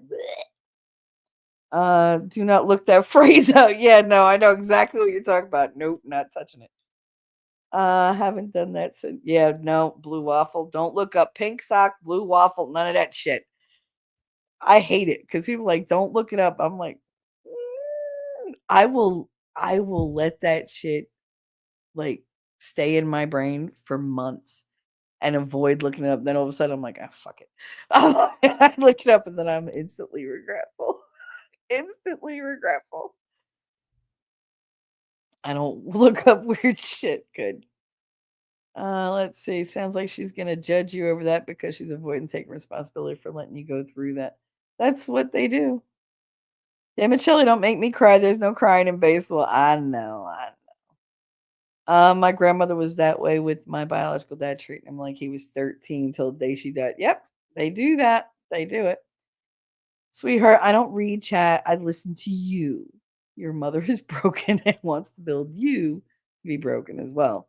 She's insecure, needs you to be ugly, and needs you to be, etc. Just smile at her and win. See, that's the thing. Like, my mother's always like, oh, the women in our family. I'm like, I know what you're talking about. I'm so pretty. I don't know. Because they used to use that shit against me. Tell me I was pretty and the whatever, and that's why things were being done to me. I deserved it because I was pretty. And so I grew up being ashamed of being pretty. And I would get a mullet or I would, like go goth or I would do whatever I could to make myself look tougher than I was, to not be pretty, to not be, somebody that you thought you could take advantage of. And I wanted to be scary. I wanted to scare everybody away. This way they wouldn't hurt me. And that became a lifestyle. And then, like, I reached adulthood and was like, I don't need to be scary. I just need to tell people, fuck you, don't touch me. Like, I have that right. I didn't know I had that right. My body was everybody's property in my childhood. That's how it was.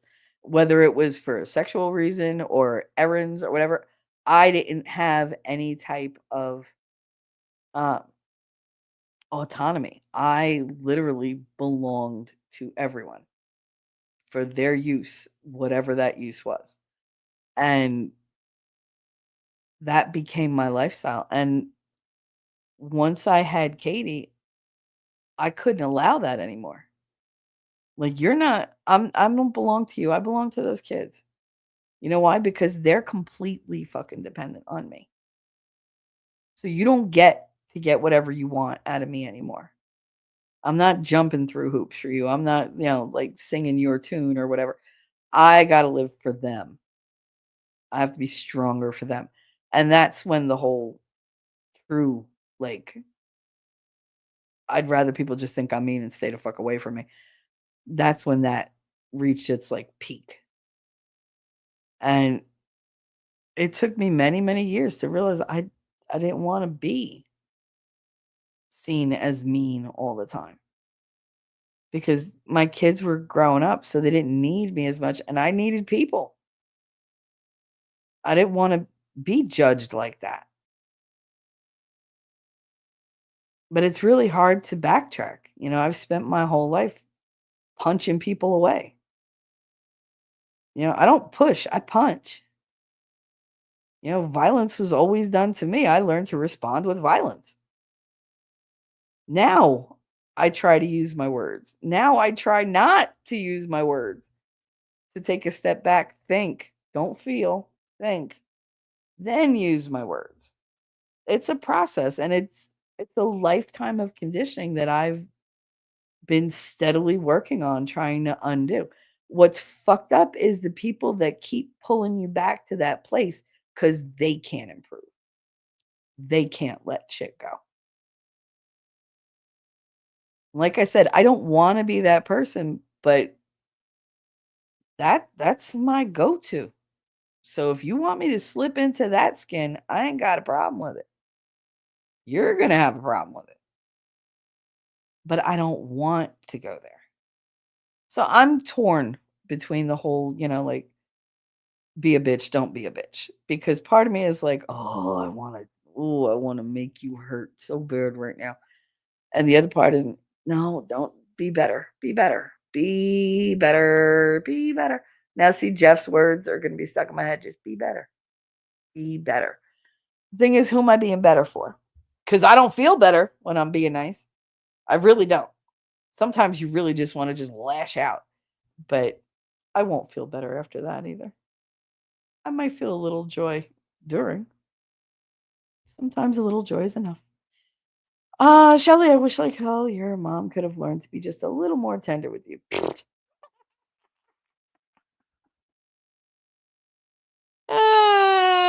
It's never gonna happen. I can't imagine. And I'm not the perfect mom, but I can't imagine not seeing my kids with love. Nah, she hates me. She resents me. She's always resented me. Doesn't matter that she was with my father for 10 years before she conceived me. What matters is that she wanted to leave him and was pregnant with me, and they told her she couldn't get rid of me. She had to stay with him. So her entire marriage, even the decade before I arrived, became my fault. Every abuse that she says she went through became my fault. So, yeah, she hates me. And I see it. There's always a certain amount of disgust in her when she deals with me. And it's not disgust for me, it's disgust for my father. And I know that. but it doesn't matter who it's for. It falls on me. I'm the one that got to deal with it. He's dead. I'm the one that's got to deal with it. It's her loss, really, because you're beautiful and amazing. Thank you, honey. I feel the same way about you. Shelly of the past sound a lot alike, and I feel for you. I know. Like knows like. I get it. I get it. We're the ones that they always go, oh yeah, my girl, my wife, my sister, my friend, she crazy. But they say it with a smile because they know that they're not going to get the crazy, but they get to watch. It's just like maybe you got to be backup every once in a while, but yeah. And yeah, I really needed this today. Thank you, Shelly. Been missing y'all. But trying to change some bad habits. I need the baby steps clip. Well, baby, ask and you shall receive. Where is it? Here we go. Ready? Baby steps? It means setting small, reasonable goals for yourself, one day at a time. One tiny step at a time. Baby steps. It works. First of all, I don't pay property tax. I hope that made you happy. And then we had a little dose of T-Rex. And look who's here. All right. So I got to play this one for full drinking, half thinking. Super chat for the guys.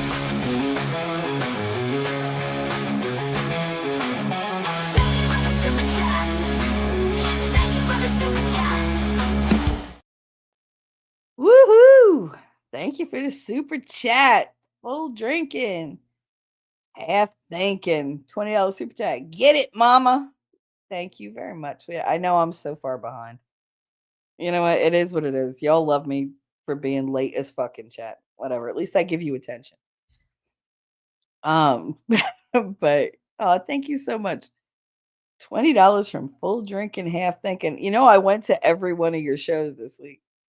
I always stop in and I always like leave you running in the background, even if I can't listen because I'm busy with winning in my ear during his show. But I try to always give you the watch hours and I always leave a like. I just don't like saying hi in chat when I know I can't stay and like talk. So, but I was listening to quite a few and I'd hop back and forth. They're pretty good. The whole thing.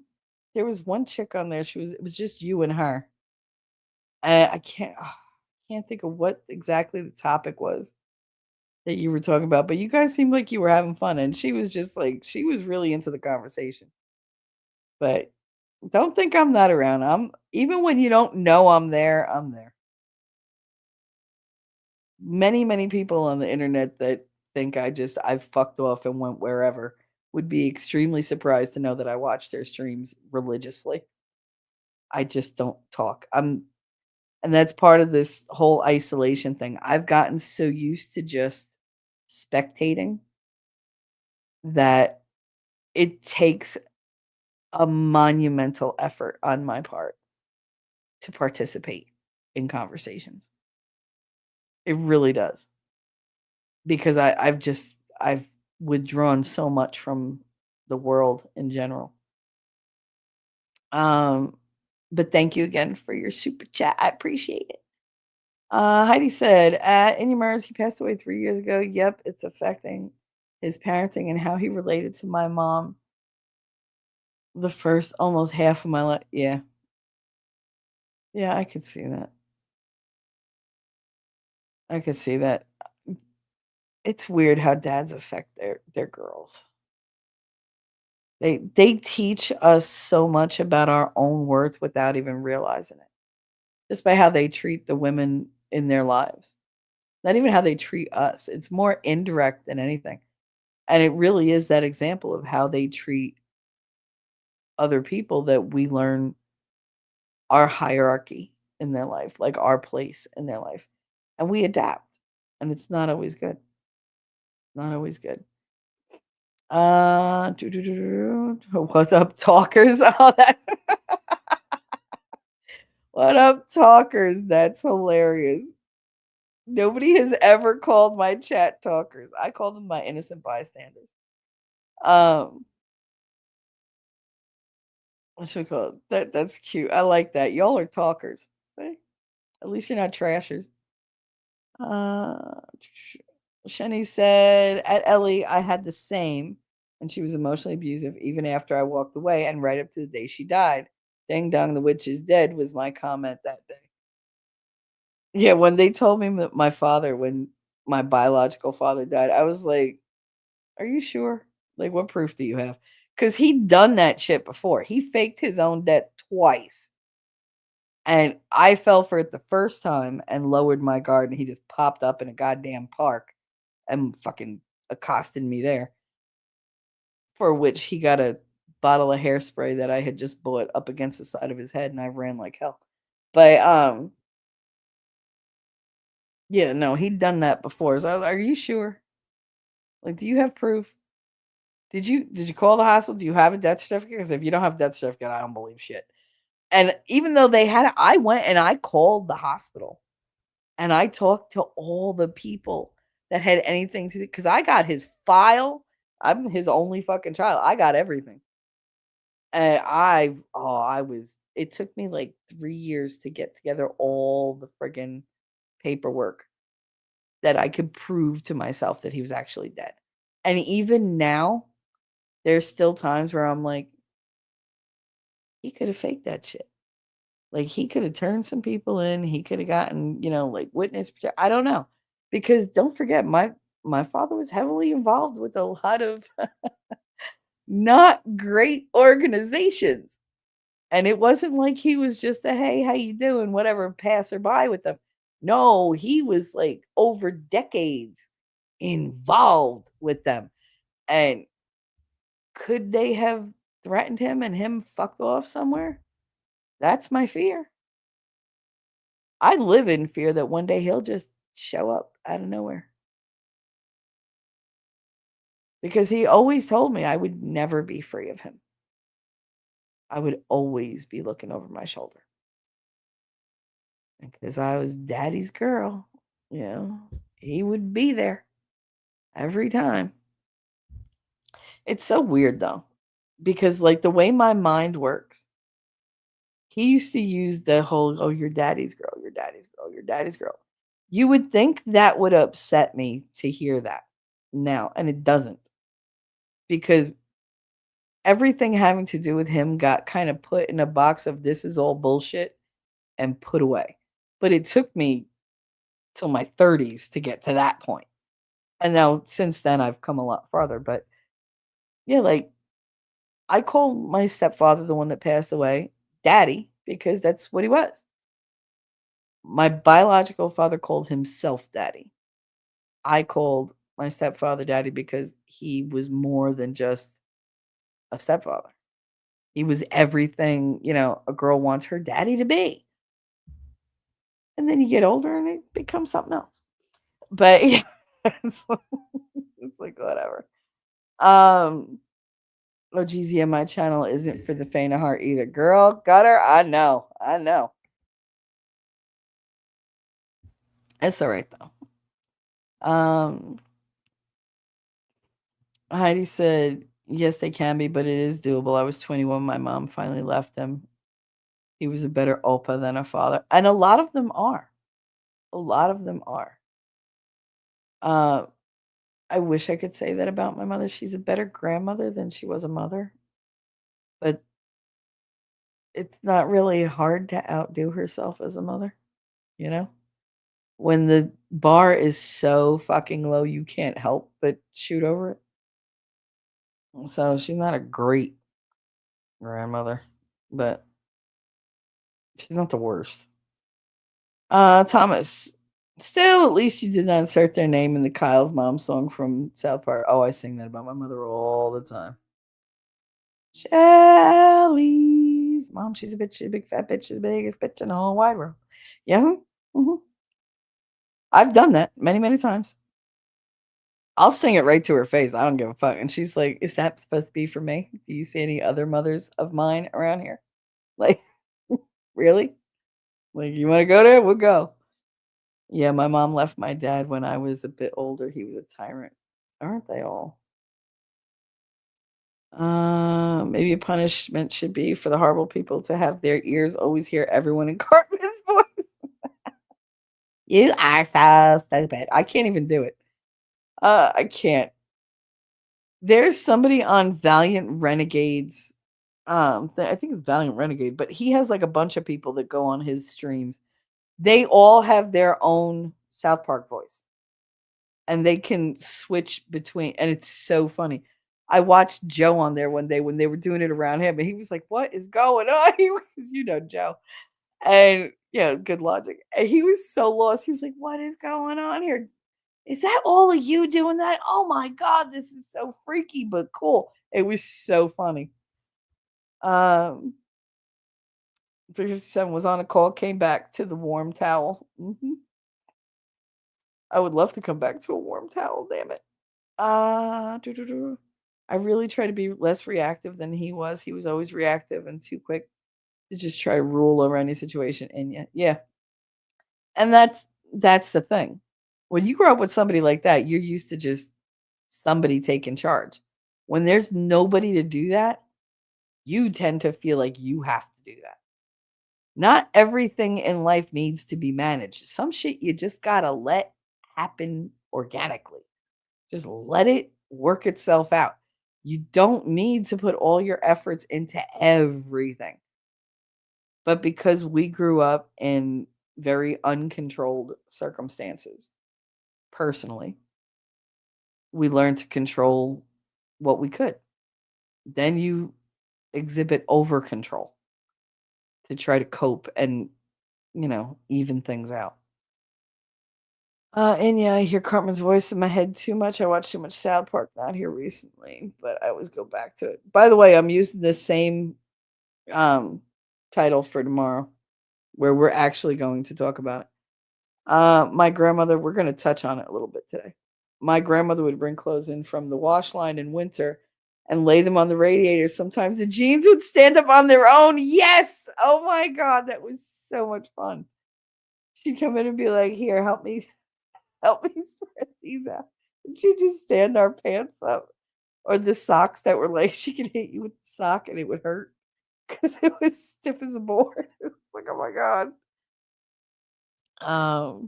Yeah, I remember those days. I remember having a clothesline. I can't wait for him to build the fucking back deck so we have a clothesline. There was nothing better than putting sheets on the bed after they've been in the sunlight for an entire day. Oh my God. The feel and the smell of them is just takes you to this little personal nirvana. At least that's how it is for me. Man, that 1,000 guys in 12 hours girl definitely had an impact on this conversation. Yes, she did. Yes, she did. She could have done with some isolation. She's gonna do with some ice. God, her shit must be swollen as hell. There's no way she's not torn and battered. Fuck out of here. I don't care how gentle they were. Unless she just lined up microdicks. I mean, that might be one way to get through it. Just 1,057 microdicks, and then you're not gonna feel it anyway.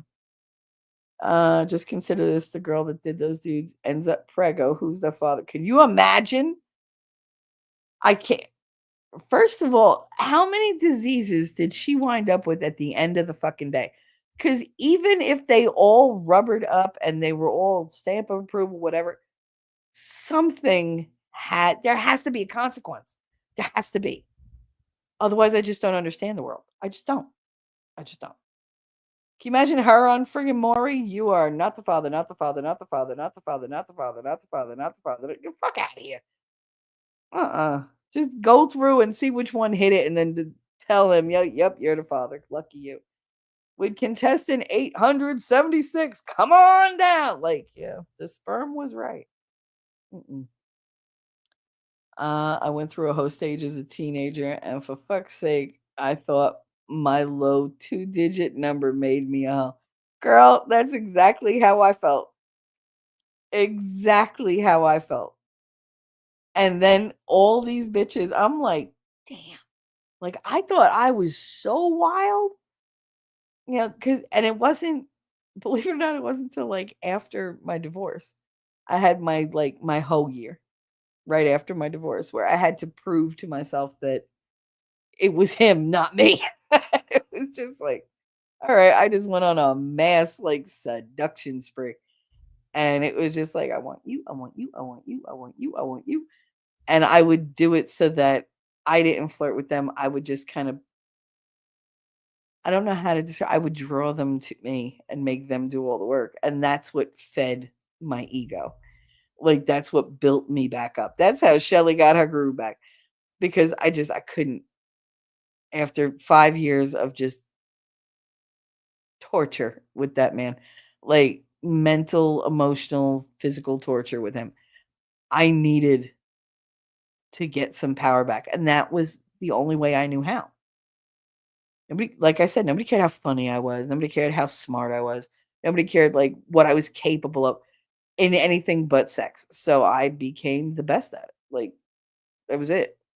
No inhibitions, no holes barred, no nothing.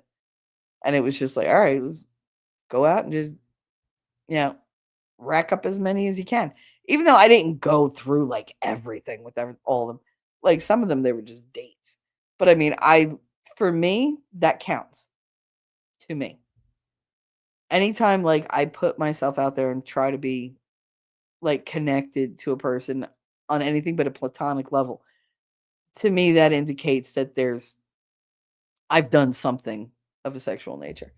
It's not sex, but it's still in that realm for me. And that was all I knew. So yeah, I was just like you, and I got empowered by being like, nope, nope, nope, nope, nope, fuck you, fuck you, fuck you, fuck you, fuck you, nope, nope, nope, loser, loser, nope, nope, nope. Like the rejection was what made me feel better. And it was terrible, but I mean, I know where I was at. I was broken.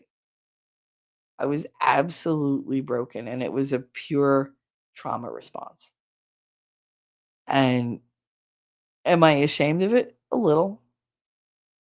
Uh, but I can recognize that I was a very different person, and I was very, very beaten down.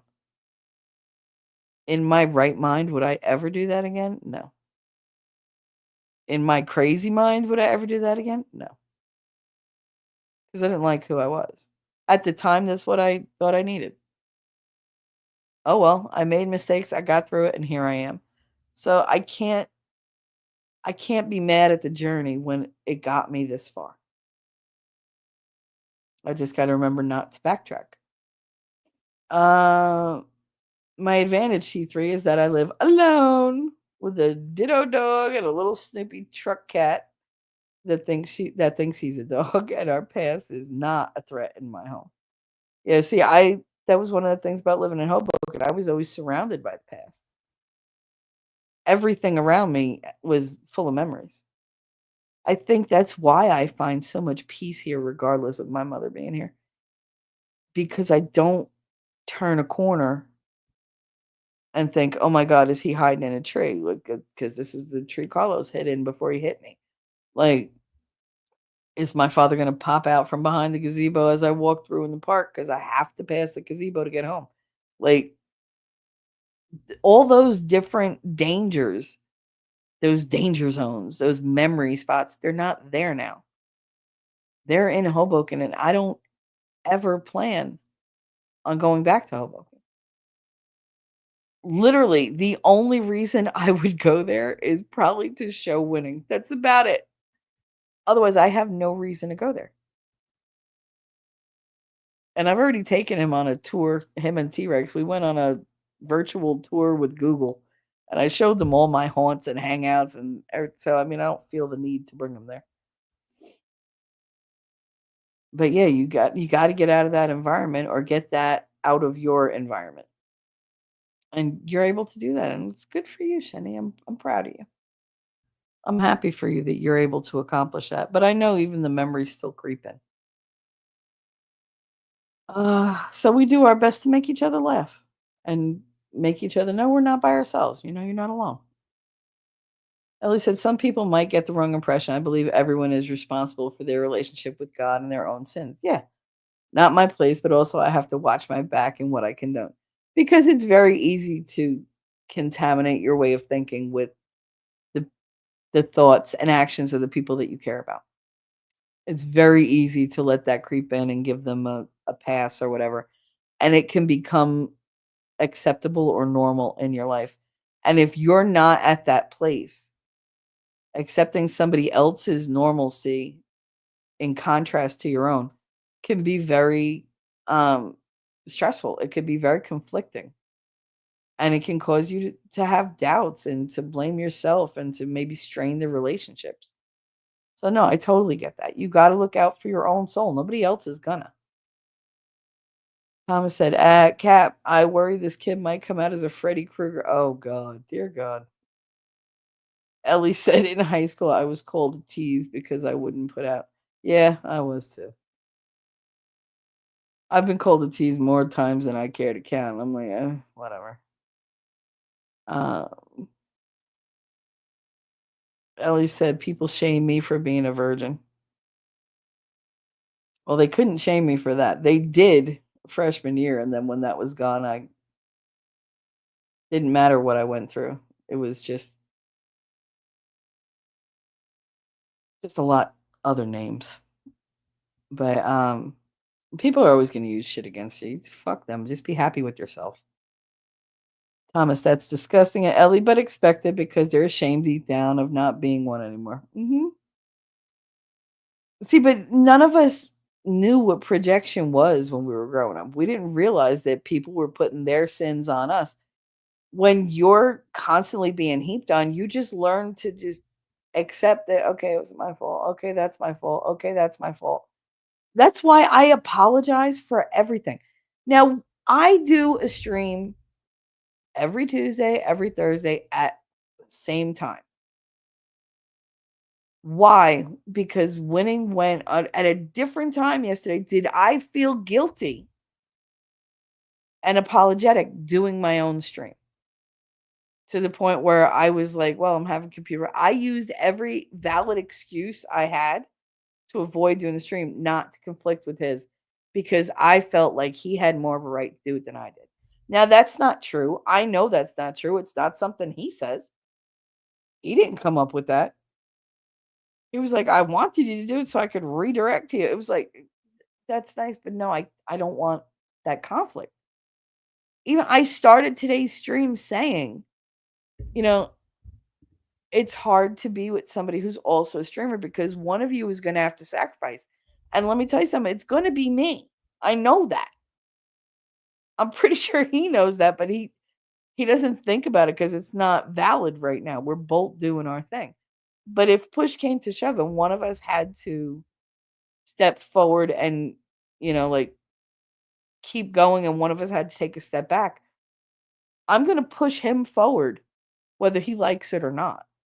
And I'm going to be the one to take a step back because I don't put as big of an importance on my stuff as I do on everybody else's, especially his, my kids, my family. Like, those are the most important things to me. I'm always going to put that before me. Most of the time, they don't even know that I'm doing it. They have no idea how much I put them before I put myself. And that's fine. That's the way I like it. But yeah, we grow up taking the blame. And that becomes normal. And you become apologetic for even breathing. How many times have you been afraid to say something to somebody who you know loves you, but you're like, no, this is going to be the thing that pushes them away. This is going to be the deal breaker. This is going to be, one of those things they bring up down the road against me. Because experience has taught you that. That's why it's so hard to connect with people sometimes, because isolation is one of those things that I embraced, because when I was by myself, there was nobody to hurt me. Nobody, because nobody could get near me and nobody cared. I didn't care about anybody. Nobody was coming to my house. I didn't have to fucking wear anything but like rags, and nobody would know. I didn't have to do my nails because nobody was coming around to look. Fuck, I got nobody to impress. I could sit there and just read all day long because nobody was going to knock on my door.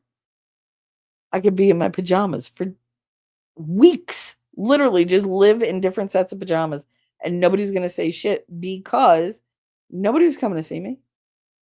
I didn't have to be presentable for anybody. That'll change when I had to do the remote teaching because I had to be on camera every goddamn day. But for months and months, it was just me in my own little world. I didn't have to deal with anybody. If I didn't want to talk to somebody, I just turned the phone over or turned it off. What were you going to do? You weren't going to come over and bother me. I could just let everybody just fall off. It was just like a natural culling of the herd. Like, if I ignore all of you people that are used to having my attention, what are you going to do? Some of them, jumped and got louder and like, hey, give me attention. Some of them really like fought for it. And some of them just fucked off. I'm like, all right, fuck it. It weeded out a lot of people who were only there for my attention. And I learned to really enjoy the isolation. I enjoyed it so much that the day I went to grab the doorknob to let myself into the hallway to go to a doctor's appointment, and I couldn't touch the doorknob because I was having a huge panic attack from leaving my house, that's when I knew I had a problem. I have a problem. I'm afraid to leave my house now. I'm afraid to leave my isolation bubble because there's people out there, and there's spontaneity, and there's unexpectedness, and there's personalities, and there's violence, and there's laughter, and there's noise, and there's smells, and there's, bumping into people, and there's interactions with people. And I couldn't. It was so much of a sensory overload. I could not open the door. And I had to call that doctor, which is not something that I normally would do because I even stopped answering the phone. I never had my phone on silent until the isolation in the pandemic. Never. I am so FOMO, it's ridiculous. Like, if you texted me before, instantly answered. Everybody had their own text alert, so I knew without even looking at the phone who was texting me. Every phone call got answered, every email got addressed the minute I fucking received it. Boom, boom, boom, boom, boom. If I didn't answer you, something was wrong. Now I could go weeks without answering anybody. My friend Ryan sent me a text like right before Christmas. Hey, Shelly, love you. How you doing? I miss you. And I looked at it out loud. I said, aw, yeah, I miss you too. Did I answer him? Nope. Still didn't. It's still there. Still there. But nope. Why? Because if I answer him, that might lead to a conversation. And I don't want it. I like my silence. Nobody hurts me when it's quiet. Nobody bothers me when I'm by myself. Nobody drains me when it's just me. But I also don't enjoy my life. I'm just existing in isolation. That's all I did for the longest time. I just existed. Every day was just like the one before. I couldn't tell you the days of the week. I couldn't tell you what time it was. I even went so far as to like really put double blackout curtains on my windows so I couldn't tell if it was night or day. I literally just did whatever the fuck I wanted 24/7. If I wanted to be awake for 3 days, then I was awake for 3 days. If I wanted to sleep for 3 days, then I slept for 3 days. My kids were self-sufficient at that point. They didn't fucking need me. They made sure I knew that. Yeah, I'm sure that didn't help. But yeah, no, I got afraid to leave the house. And it all goes back to like when I was younger. It was just I was so used to constantly being on alert to pleasing everybody around me, to making everybody happy so that I wouldn't be the bad guy. And yeah, Thomas, it's all projection. I didn't do anything to my family as a kid. But when did I realize that none of that shit was my fault? This year, within the last year to year and a half. That's when that truth hit me. And I was able to digest it and accept it. Up until then, love is very shallow and very conditional for other people.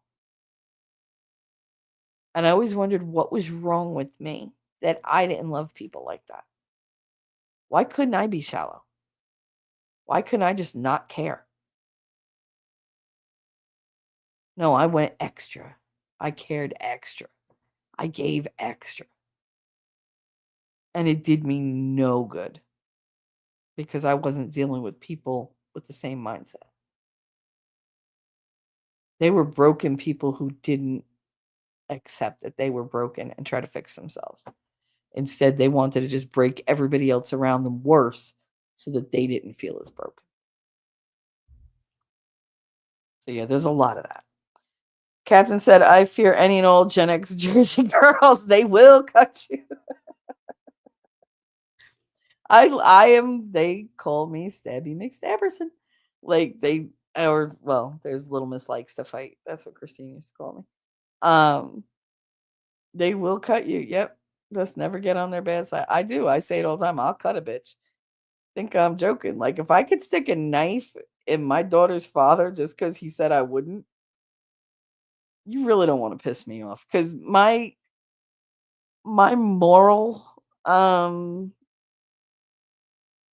ethics, I guess, when it comes to physical violence, that's a sliding scale. You get what you deserve. I won't ever dole it out for no reason, but if you come at me, then don't think I'm just gonna take it. Like, no, no. But yeah, I don't, and I'm 50. I don't want to be fighting. I really don't. It's not cute. It wasn't cute when I was 20. It ain't cute now. Um, we didn't do that in our group. Everyone did things that they when they were ready, and we let it be that way. That was nice, and yeah, they didn't do that in my group. They pushed you to do whatever. It was all about the shame. It really was. And I mean, I held on to that. I just assumed I would be a virgin until the day I got married. What I was holding on to it for, right? So it's like, and let me tell you something. I worked hard as a kid to hold on to that. There was a lot of let's just say there was a lot of danger of that going away, and that's why when he did that, I I became a different person. I couldn't let anybody touch me, like even for a hug, for almost a year. It was bad. It was so bad. Nancy was the only one that I let near because she didn't threaten me at all. She was crazy, don't get me wrong, but physically, I knew she couldn't hurt me. I could take her in a heartbeat. But no, I couldn't even get changed at school for gym. Like, I was that bad. That's why I played hooky most of my sophomore year, because I couldn't deal with being around that many people. It would freak me out all the time. Absolutely freak me out. FYI, I just found out opossums are an animal in North and South America. Possums are in Australia. All right, you know it's an opossum. That's what I meant. That's your animal PSA for the day. I know it's an opossum, but it feels so odd to say the word that way, an opossum, because it's I don't know, it messes with the article that you put in front of it, right? So like it's either a possum or it's an opossum, and it kind of it fucks with me, so I just call them possums. But you knew what I meant. Thank you for that, though. I forgot for a minute though that they were called opossums. Not getting the wrong impression here. I get what you're saying. I was also ashamed for being a virgin in high school, said Heidi. Yep. Yep. And yeah, I make it my mission to make my husband and daughter say, "What the fuck?" So I get you, Shelly. Because Shelly and I live in the gutter. Yes, we do. Yes, we do. Are you saying it's not a bug? It's a feature? What are you talking about? What's not a bug? That's that's perfect, huh? I lost the I lost the plot right there. I have no idea what we're talking about. And I'm way behind. Humans are by nature sexual beings. Throw it up in there so I know what you're talking about. We both, men and women, have the need to procreate from puberty to death, and that is a scientific fact. Yes, absolutely true. Heidi, T3, like all the Heidi you've met, but blondes give you problems. Blondes are my weakness. And yes, they give me problems. Blondes are my weakness, and yes, they give me nothing but problems. God, that's all right though. I'm not gonna say somebody can't be in my life because of the color of their hair. In fact, bring it, Captain Kern. Not that I condone at puberty. We're not in the Middle Ages anymore. I mean, I know, I know. YouTube keeps kicking you out. Yep, does it to me all the time, all the time. You get kicked to top chat. Yep, reload my foot up here. It's crazy today. Are you getting just booted out of chat or are you getting that oh snap um error message? Because I get both. And there's multiple times throughout chats where it disconnects me and says you are disconnected from chat. I'm like, "But why? I don't know. I'm right here. Why am I disconnected?" Your dates on your tombstone mean nothing. It's a dash in between that counts. Yep, absolutely, baby. Odin says to slaughter my enemies, I need to reevaluate my priorities. Sometimes Kappa slaughter is necessary. Sometimes you just gotta burn it all down and start over. It's terrible to say, but it's true. Because sometimes you just can't go backwards. You just gotta say, fuck it. I'm just gonna burn everything and just till the soil and eventually something new is gonna grow.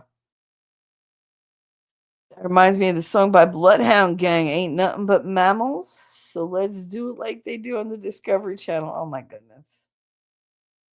Oh my god. What is that song? Closer?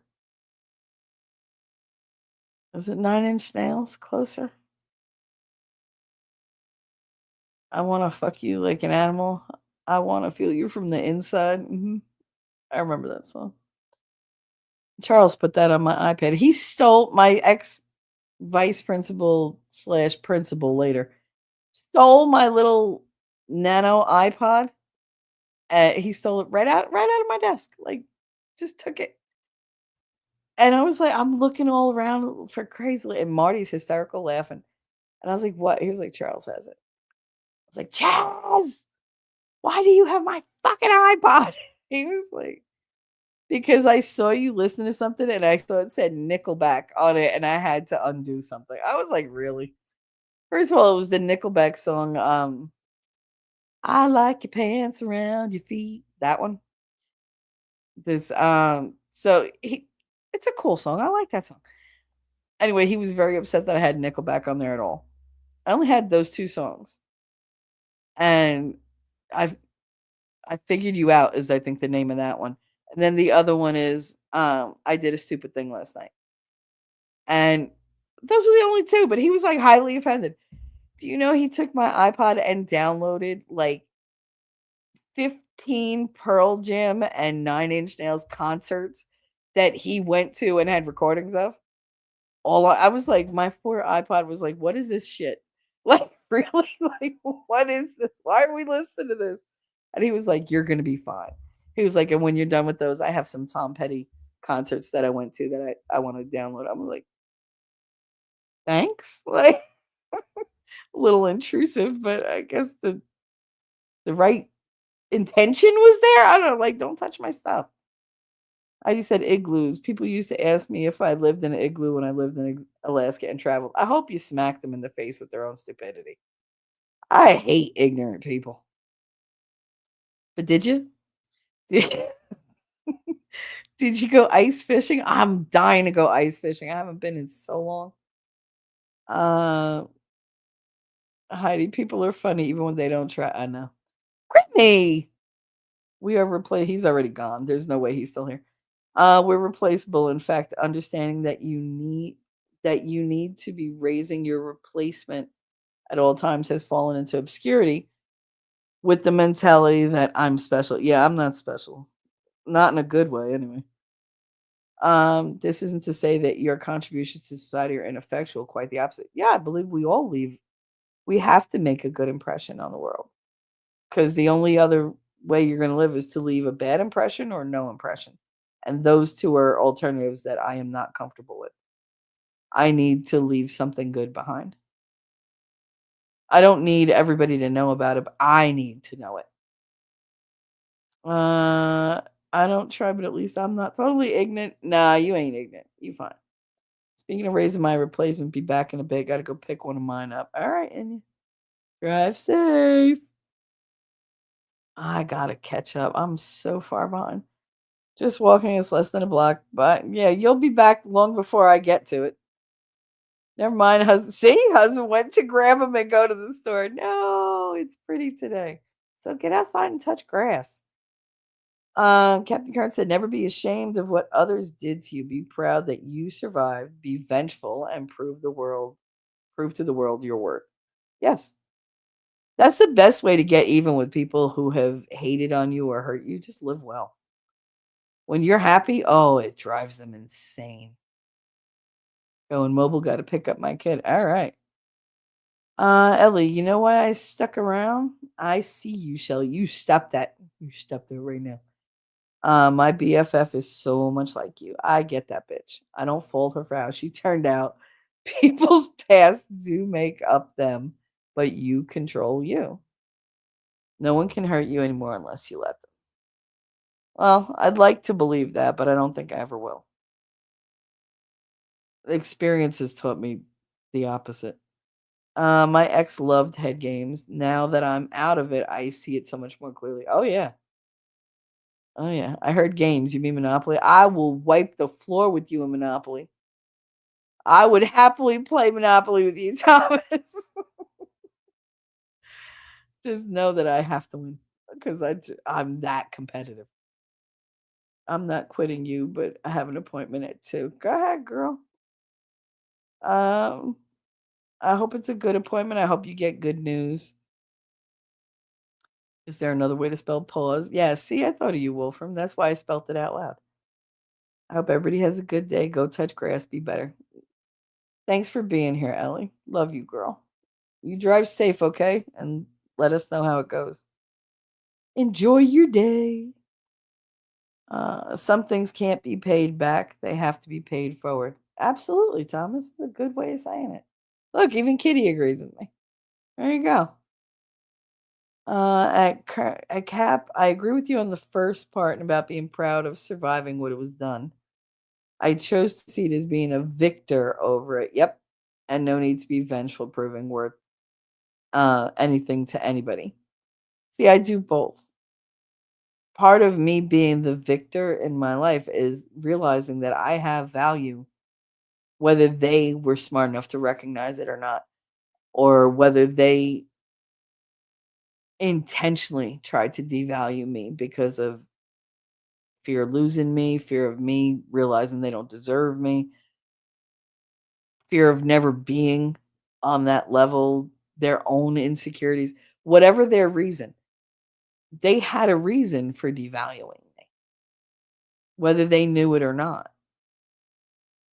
And I needed that value back. I needed to know what that value was.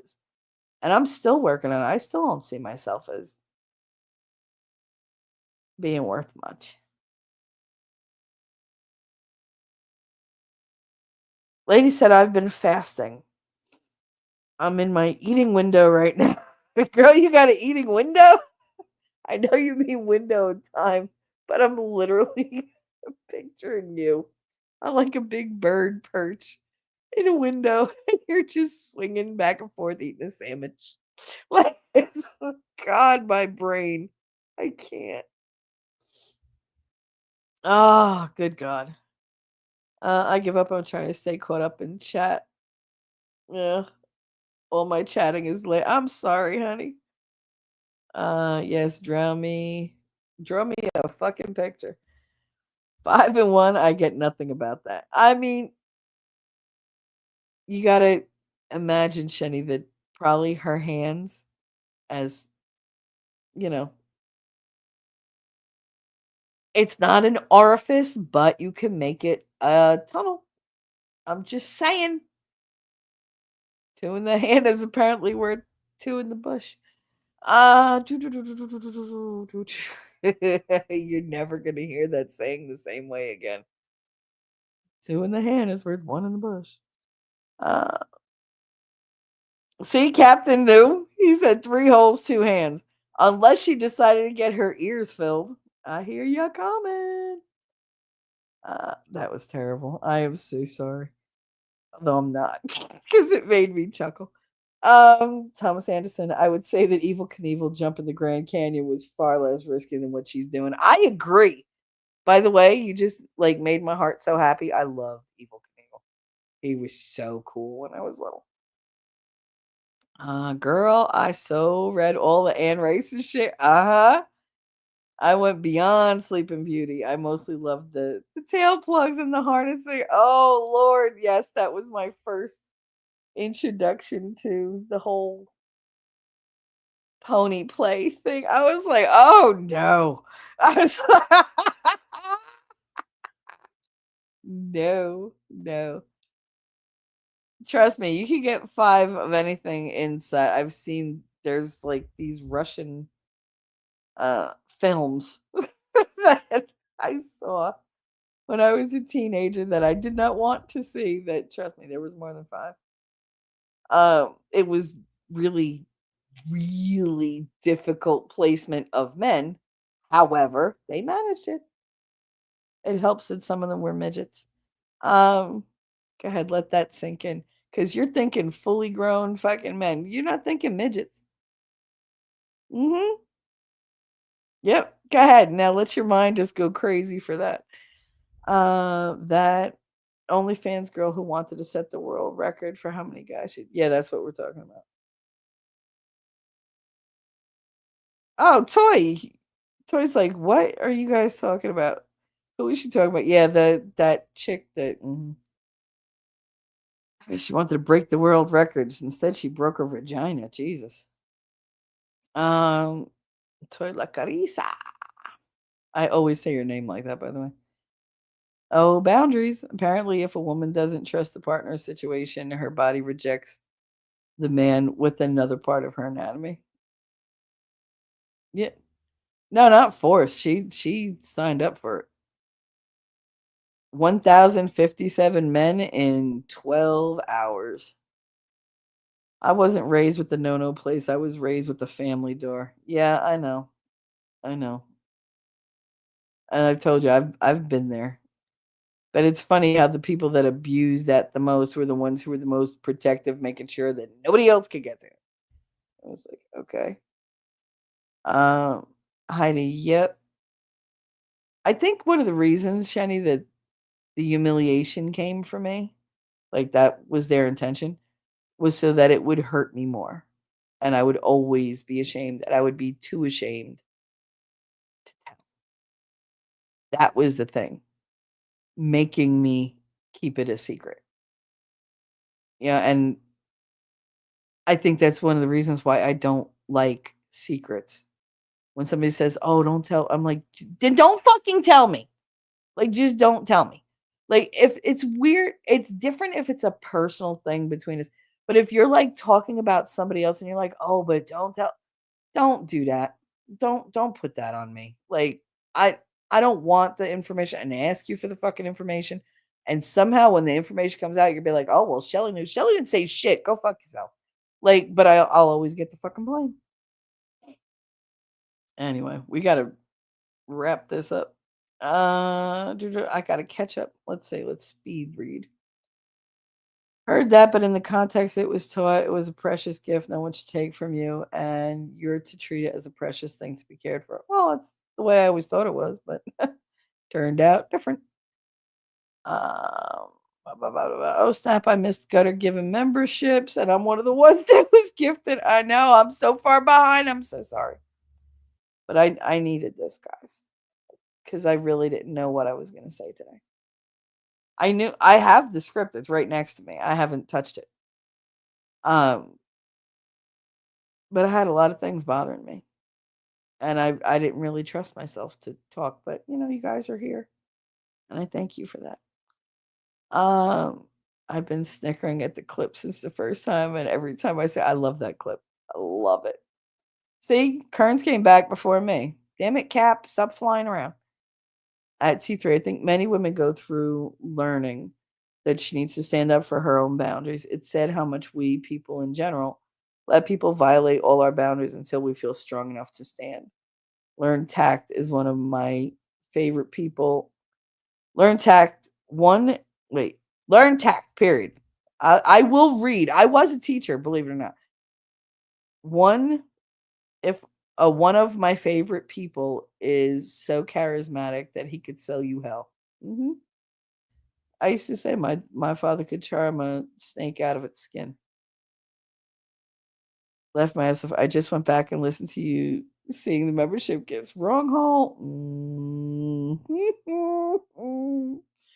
Fucking gutter. The last chick on the right in the black bikini is the best looking in that compilation. Oh yeah. I do love those. Lady Autumn. Are you feeling benefits from fasting? How is that going for you? Because you've said that you're like, I can almost eat. Like you're like, I got an hour till I can eat.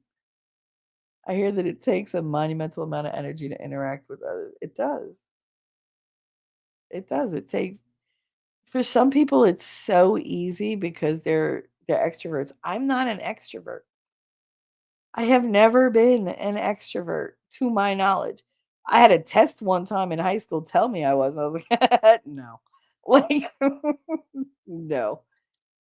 I am very much an introvert. If I never spoke to anybody else and they never spoke to me again, I could find a way to live with that.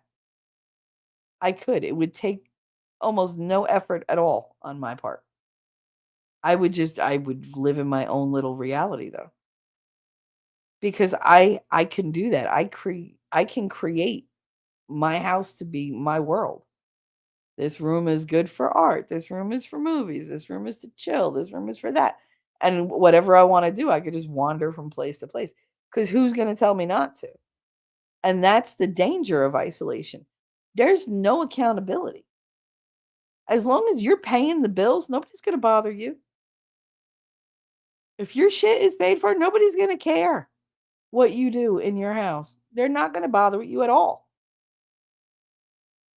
All right, I got to skip ahead. Let's go. Last. I know it's with MD and Nutrition Guide. Good for you. Just make sure you're getting enough nutrition daily. Oh, you guys are so good to one another.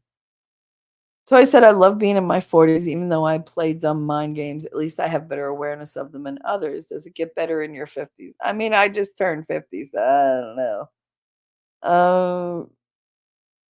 I don't think age really has much to do with where I'm at mentally. I think having the right people in your life is a lot more advantageous to being a better person.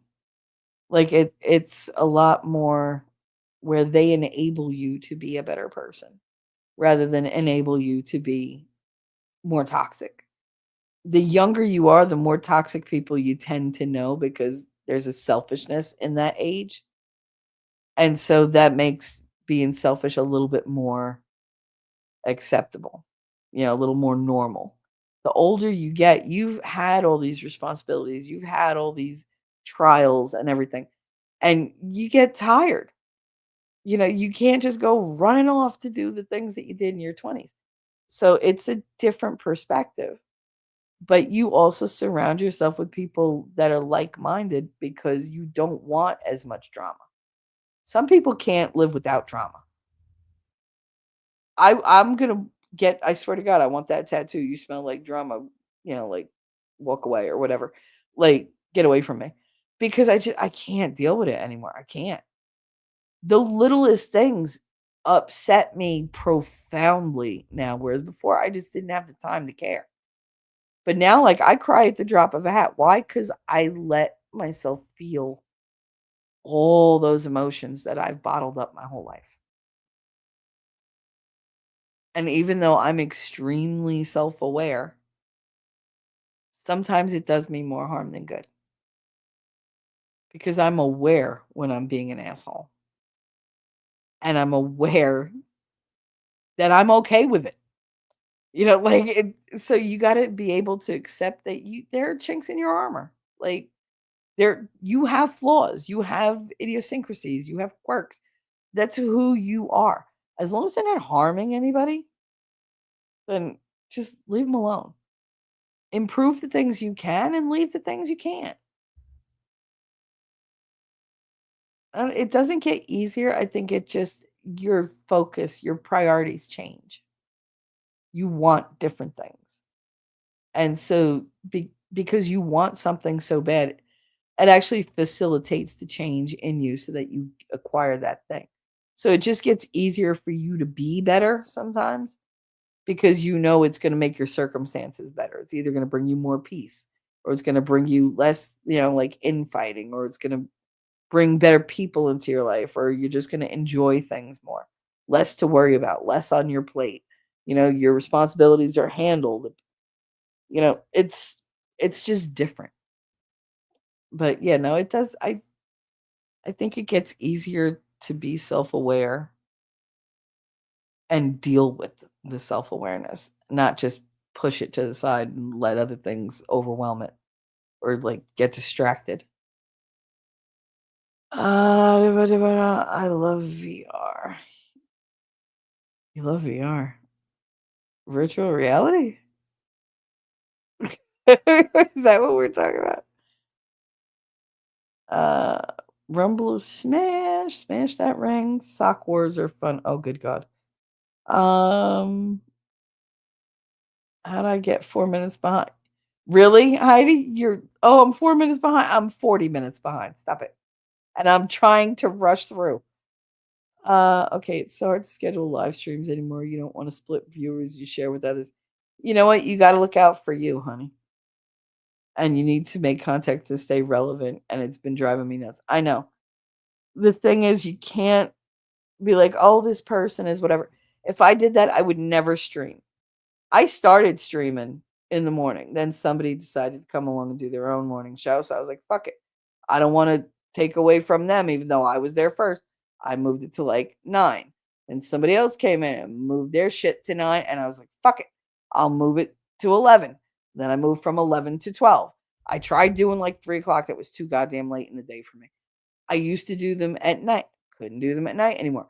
Because nighttime is for winning and the morning is for these other people who took every fucking buddy from me. So and just cut me off. So it's just like, if you don't just take your time when you want to do it, you're never going to do it. I used to just go live at like 2 in the morning and be like, Insomniac stream. And people would show up and we'd just sit around and I'd answer questions or whatever and just shoot the shit. Now I have other things that I do at that time. Sometimes it's actually sleep, which is nice. But if you worry about like stepping on anybody's toes, as much as I admire that and I can relate to it, there's nobody who's going to think about stepping on yours. None. Trust me when I tell you that. They won't care. They won't. And it's shitty to have to say that, but it's the truth. They will stream over you. They won't care. And it's fine. There are literally millions and millions of people on YouTube. The problem is we all tend to connect in this one little like LawTube adjacent community. Like, and it's hard because we're so isolated. Again, isolation. It's hard to break out of that and meet different people outside of our area or the area that we find ourselves in. It's not even our area to be frank. But it's the area we were drawn to, and now that's the crowd you have, and we share. We have to share. People are going to go where they want to go. Yeah, I told you sometimes I have 12 to 15 friggin' streams running on different tabs because I feel horrible if I can't give at least 10, 15 minutes of watch time to this person, that person, that person, that person. But that's why I don't engage in chat because otherwise I'll forget where the fuck I'm talking. But I need to like their streams. I need to let them know that number went up at least by one. Especially for people who have like 3, 5, 7 people watching at all times. Like that's the highest they get. I make certain to go to their streams every fucking time they're doing one because they can't afford to lose that number. Now, I'm not talking about like on a monetary scale. I'm talking about I don't want their self-confidence to take that hit of seeing that there's one less person than should be there than they're used to. So it's very difficult, but I know it sounds shitty to say just stream when you want to stream, but you got to look out for you. Otherwise, you'll never find an opening on here ever. Like a schedule opening that's just yours. Don't get attached to any ideas that are yours because people will steal them and claim them as their own. They won't even bother to change the name. And it's just, I've seen it not just with me, but all over. You got to worry about you. Stay with that good heart you got, dude, but you got to put yourself out there and not worry about somebody else's streaming at that time because they're not going to take that considerate step for you and you're going to get screwed. So that's just my advice. I'm just saying what I've seen and I've been on here a while. So at T3, how did you work through the self-abandonment, unworthy of taking up space? I'm still working through it. And avoidance. I'm still working through it. The avoidance I have, and this is like, beating a dead horse over here. I have winning. I have my chat. You have no idea how much accountability you guys hold me to. Because I can't do stupid shit. Because I'm very honest with you guys. I tell you the stuff that I do. So if I do something stupid, I have to admit that publicly. That's on record because anybody could record the shit that I say and throw it back in my face years down the line. That's why I don't do things that I am ashamed of unless I'm willing to own them. If I did something that made me feel stupid or ashamed and I share it with you guys, I'm owning what I did and I'm trying to fix it, but I'm not hiding it. It's not something that's going to come back to haunt me later as like the skeleton in my closet. Like you can't hit me over the head or hurt me with things that I've done when I'm the one telling you I did them. If I'm owning it, I'm owning it. I'm going to lean into it. And then it's no longer a weapon for somebody else to use against me. It's a weapon in my arsenal. It's, yes, I did this. Yes, this is what it made me feel. Yes, this is where I was at when I was, like when I went through it. But this is where I am now. This is where I want to be. And this is what I'll never do again. Like, I get to lay all that out with you guys. And it does make me less avoidant because when I think of all the things that I've dealt with, just the sheer size of them and how long I carried them for, there's not a whole lot that this world is going to be able to throw at me that I can't deal with. And I know that now. I didn't know that before. And as far as the self-abandonment, I don't know that I'll ever have more than false bravado when it comes to my self-confidence. Maybe I will. I don't know.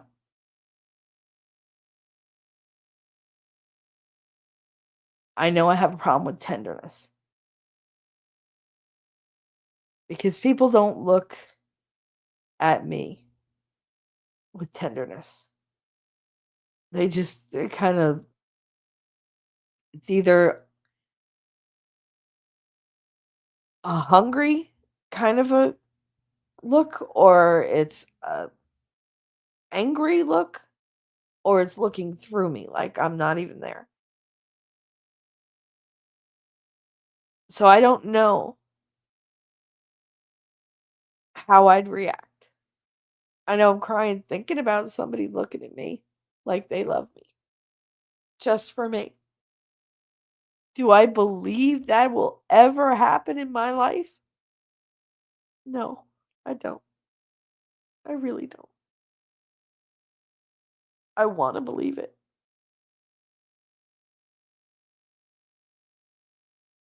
But in 50 years, it hasn't happened. It hasn't happened. So, yeah, I don't know that I'll ever get there.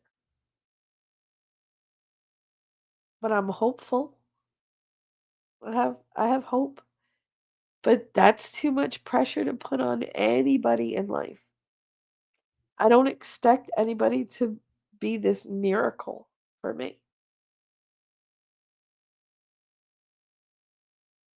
I just like to know that it might happen one day. But that's why that's why tenderness is such a weakness for me. Because I don't have any experience in receiving kindness or being looked at with kindness. I'm used to being the one to comfort everybody, to hold somebody up, to give them their value back that they're not seeing.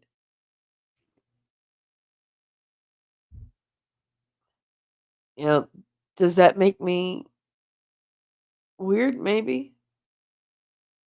But see, there's that duality that I have, that weird paradox that I always go through, where I have no belief in my value. Yet on some level, I know I have value. I can't pin it down. I can't identify it, and I can't believe in it. I know it's there, but I have no faith that anybody else will know it's there. How's that? I know my value. I know what I bring to the table. Do I think anybody else is going to either identify, see, or acknowledge that? No. Because when somebody else says you have value and sees you have value and treats you like you have value, they can't manipulate you without feeling guilty about it. They can't use you up and be like, "Ah, whatever, shoot," because they can't degrade you afterwards because they already said you have value. That's how narcissists work, and I am unfortunately a magnet for narcissists because I am an unending supply until you push that button, and then I'm done. Once I'm done, like I said, I'm done. You will never get a drop of fucking affection from me. You won't even get attention from me. I literally will listen to you talking right next to me and not hear a word you say because you're dead to me. You don't exist. You're irrelevant. Unfortunately, it takes a lot to get me there. But yeah, so I wouldn't say that I worked through the self-abandonment, but I would say I'm trying. I just don't have a lot of faith in it for me. I believe in it for other people, but for me, no. Phone is 99% on silent. Oh, hell yeah, I love silent. I love it. How did you get from wait, woohoo, how did you get from 2 available to okay? What do you mean 2 available? I drained myself. Well, yeah, 5 in a row. That's ridiculous. I know. Um, I don't know. I don't know. Today's been a weird day. Um, Cap said, "Much love. I need to get ready for my show. Have a good one, honey. You better come back and listen to what I just fucking told you about just streaming over whatever." Somebody make sure he hears that. I just came over to say I gotta run too. You'll get huggers extra tight. Thank you so much. I know I'm gonna wrap up. I'm trying to get to the end of the chat. Nobody touching for a year is definitely a natural response and coping. Oh yeah. Brent girl, at least I have all to go. You're funny. All right, let me skip ahead. Skip ahead. I want to go ice fishing. Freaked out by the idea. I would love that. I used to love to do that.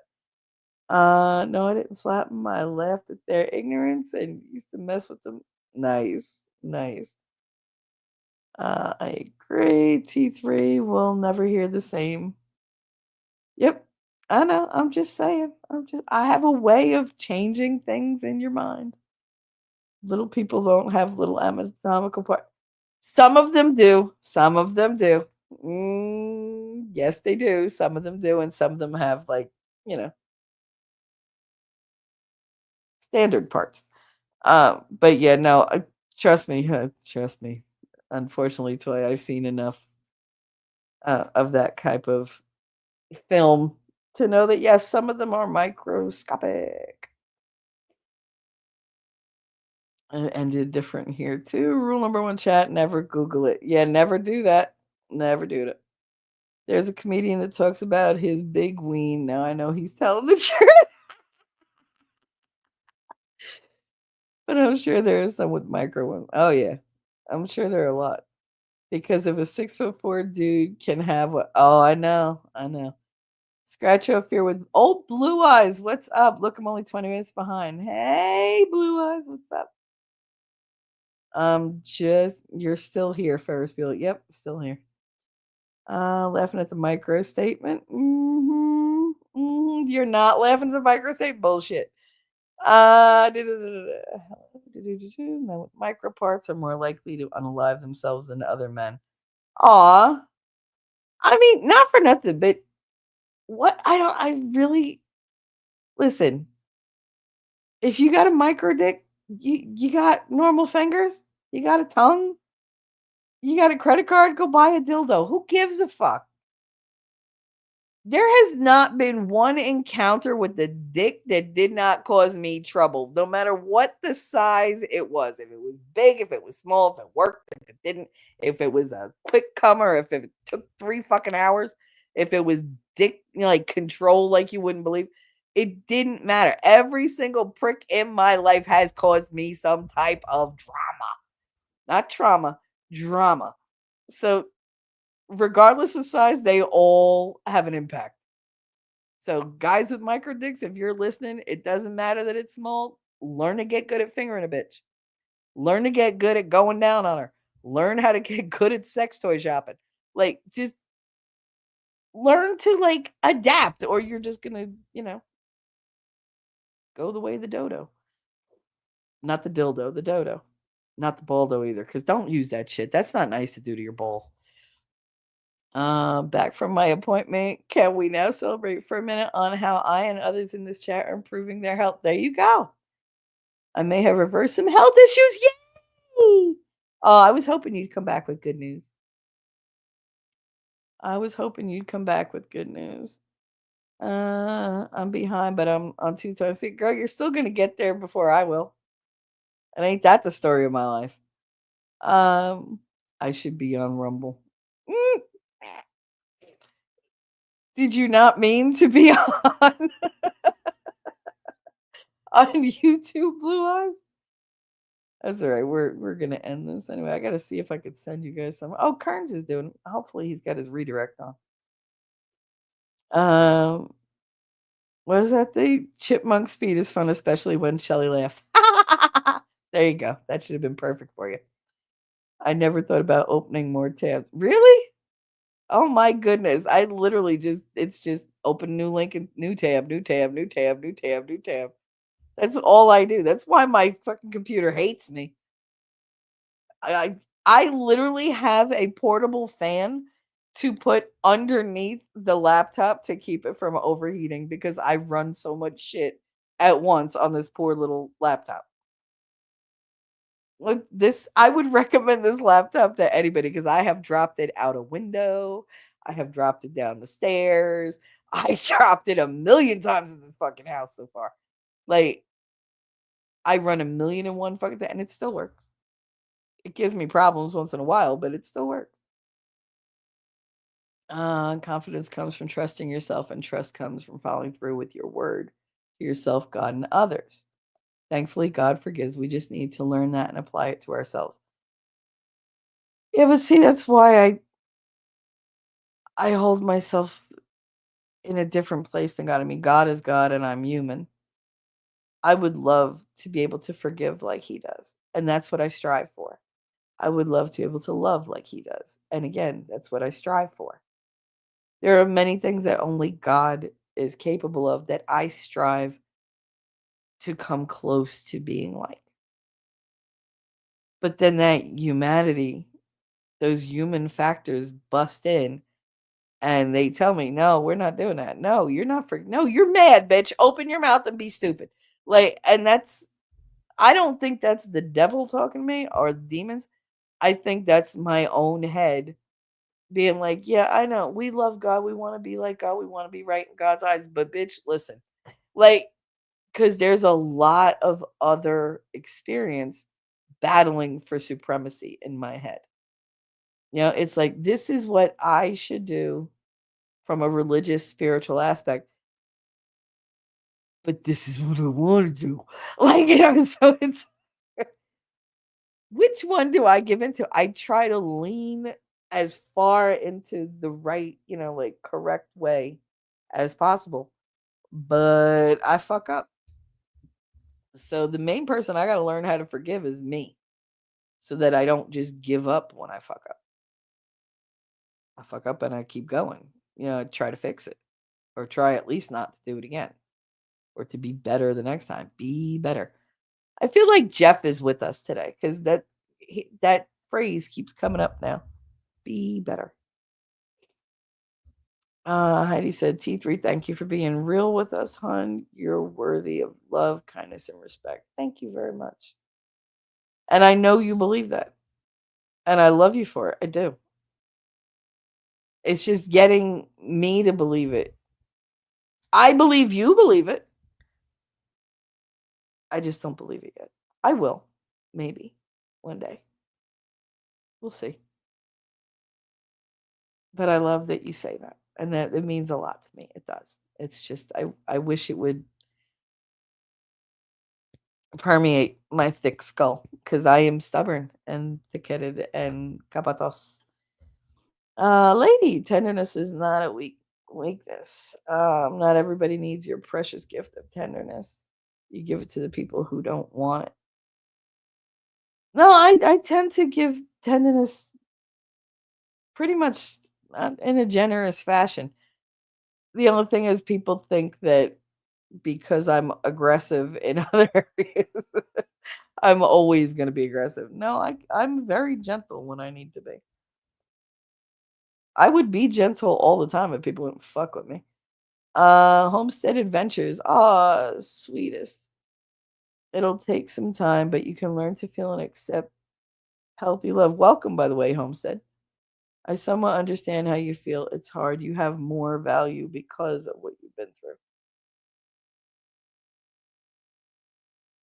I get what you're saying, and I agree. I do, Homestead. I agree to an extent. I think what I've been through doesn't give me so much what I would call value from my perspective, but it makes me better for other people. I have a lot more patience.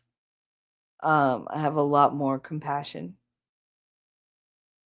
I have a lot more empathy, and I have a lot more love. I'm not afraid to give love to anybody that needs it, whether they deserve it or not. I don't think there's an end to the amount of love that you can give people.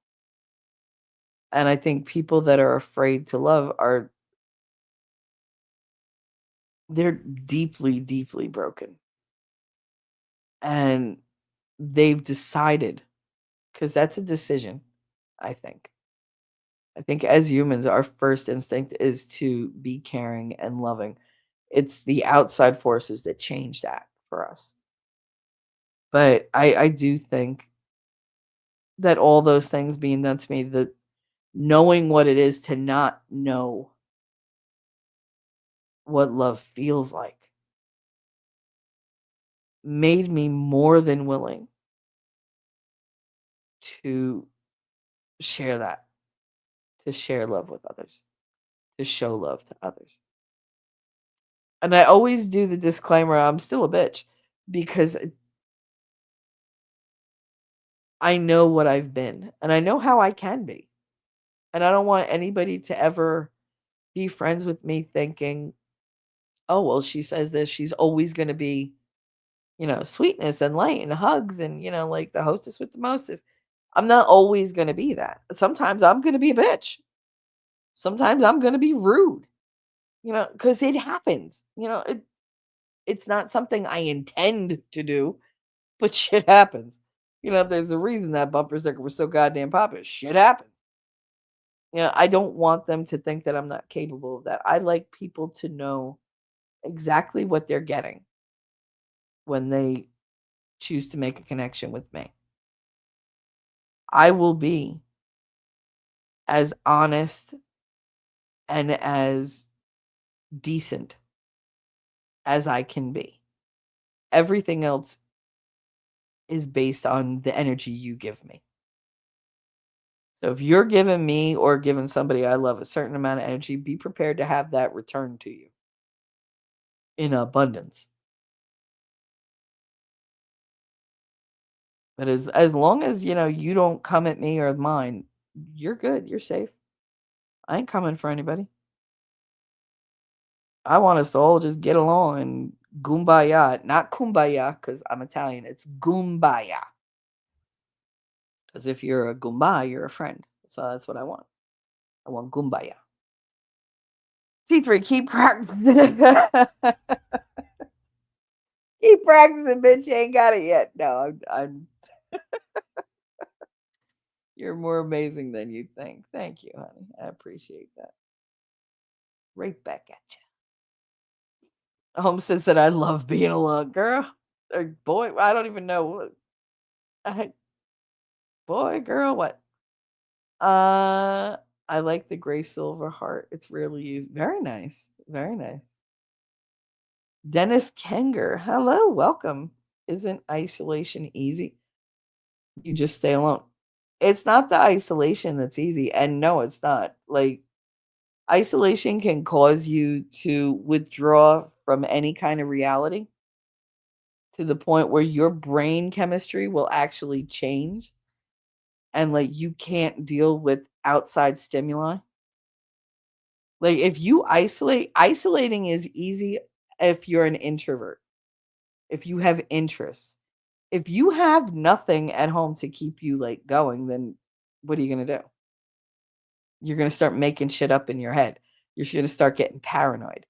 You might talk to yourself. Now, while we all, to some degree, talk to ourselves, and don't tell me you don't, like, you have to have more than just that conversation. And then pulling yourself out of the isolation is almost worse than what drove you to it because now you're overstimulated by everything. Things that never bothered you will send you off the fucking rails. And it's bad. It changes everything about you. Guys, I had a mad dream. I was fighting Pennywise the clown. The first time I kill him, same in the movie. I made him feel small, then crushed his heart. Then he came back the next dream. Then it got messy. Okay. Homestead said, I took money for sex 3 times. I can't believe I just said that out loud. One was a micro dick. I said the same thing. Listen, people do things that they don't want to do all the time that they're not proud of later. That's the whole point in life. You gotta just be able to say, you know what, I did this. Fuck it. I learned from it. You don't have to carry that shame. You don't have to be like, oh my God. I get the whole, I can't believe I just said that out loud. I spent the first year of like podcasting saying that to myself. I can't believe I just shared that with people. Now it's like nothing. But there are some things that I'm like, oh my God, they're going to judge me. Oh, fuck it. You did it. Own it. And out it comes. But yeah, I mean, there are things that we've all done that have been done to us that you're like, God, I just don't want to carry this forever. And sometimes saying it out loud, you can actually just get rid of it. It doesn't hold the same weight that it did. It doesn't have that power over you. And I don't know if you're new here or I had a memory that I suppressed any emotion for. I would not address the memory. I couldn't even think about it without a complete shutdown of like my entire system. My brain would turn off, my body would shut down, I would go absolutely still. I couldn't breathe. It was that overwhelming. And it took me probably about 4 months on here with my chat and with my winning to get to the point where I could try to talk about it. And it took a month of nonstop trying to where I got comfortable enough that I could address it. And and it wasn't that I was embarrassing it in front of them. I couldn't face it. They were actually my support, giving me the strength to face it little by little. And the day that I did, I don't think I've ever cried that hard in my life. I don't think I've ever felt that much pain in my life, like stabbing pain through my head, through my heart, through my gut. Every single cell of my body felt like it was on fire and frozen at the same time. And yet we pushed through it. And I struggled to breathe. I struggled to talk. And we pushed through it. And it was a long fucking show. And yet once it was over, I slept for like a day. That was number one because I was completely drained. But once it was over and I tried to go back to that memory, I was expecting the same pain and the same fear. And it wasn't there anymore. It wasn't a pleasant memory to be sure, but it was just a memory. It had no fucking power at all to hurt me. I had let that memory kick my ass for over 40 years to grind me down till I felt like nothing, to haunt me and torture me because I didn't have the ability to work through it because I didn't have anybody with me to believe in me that I could do it. I didn't have anybody to draw strength from. And then finally, I had this mass of people who believed that, yes, this is what has to happen. And we're here. We don't care what the memory is. We don't care what they did. We don't care what happened. What we care about is getting you through it. And they did. And now I can pull that memory up in my brain in a split second and it doesn't do shit. It's just a memory. It's just a memory. So sometimes you just got to work through something and just recognize it, acknowledge it, and then it's nothing anymore. It really is that our memories only have the power we allow them to have. It can't hurt me anymore. It can't come to life and repeat the process. Like it can't do any of that. It's over. It's done. It's in the past. I can't undo it. But I had to get to a point where I accepted that, okay, oh wait, that can't hurt me anymore. All this pain that I'm feeling is shit that I held on to from when it happened. And I allowed it to build up and become part of my identity. And that was some bullshit I had to get rid of too. Because my identity is not what other fucking people think or do to me. Like that's them. And I had to learn to give them their shit back. Be like, no, you don't get to put that on me. That was all you. That was not me. That was you. I have a whole stream going, it's not me, it's you. Because you have to stop taking on things that don't belong to you. Because they can be extremely corrosive, extremely destructive. I haven't personally seen one, a micro, but I've seen a photo of one. Oh no, I saw one. Lord. I mean, I barely saw one, but I did see one. Yeah. A lot of people haven't seen them because most people don't have that great of eyesight. And if you don't have 20/40, you ain't seen it. How big is micro? Let me put it to you this way. It looks more like an Audi belly button than a dick. How's that? That's micro. I haven't had to turn a few down that were monsters. No, thank you. Yeah, no, you don't want to go the opposite direction either. No, no, go for just. I can't even. I can't. Anyway, I was gonna say so many things that I'm not gonna la la la la la. Thank you. Oh my God, we need to eat. There you go. Go eat. I'm gonna go. I have to prepare dinner. Alrighty. Thank you for coming by, Dennis. Thank you for coming by Homestead Adventures. Uh, T3, do you believe in God? You know I do. And I believe God believes in me. That's what's gotten me through most of my life. If you believe in God and God loves you and sees your value and strengths, why don't you? Because I'm not God. I'm not there yet. Like I said, I tend to lean into what I know of God and what I feel of God, but I'm still human. And it's taken me a long time to put my life at God's feet and go, "All right, let's see what you got. Like you want me to trust you. Let's go."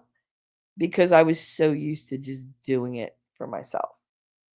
Because I was raised, nobody's going to ever help you, do it yourself. And that included teaching me that God wasn't there for me. Like that was part of the process.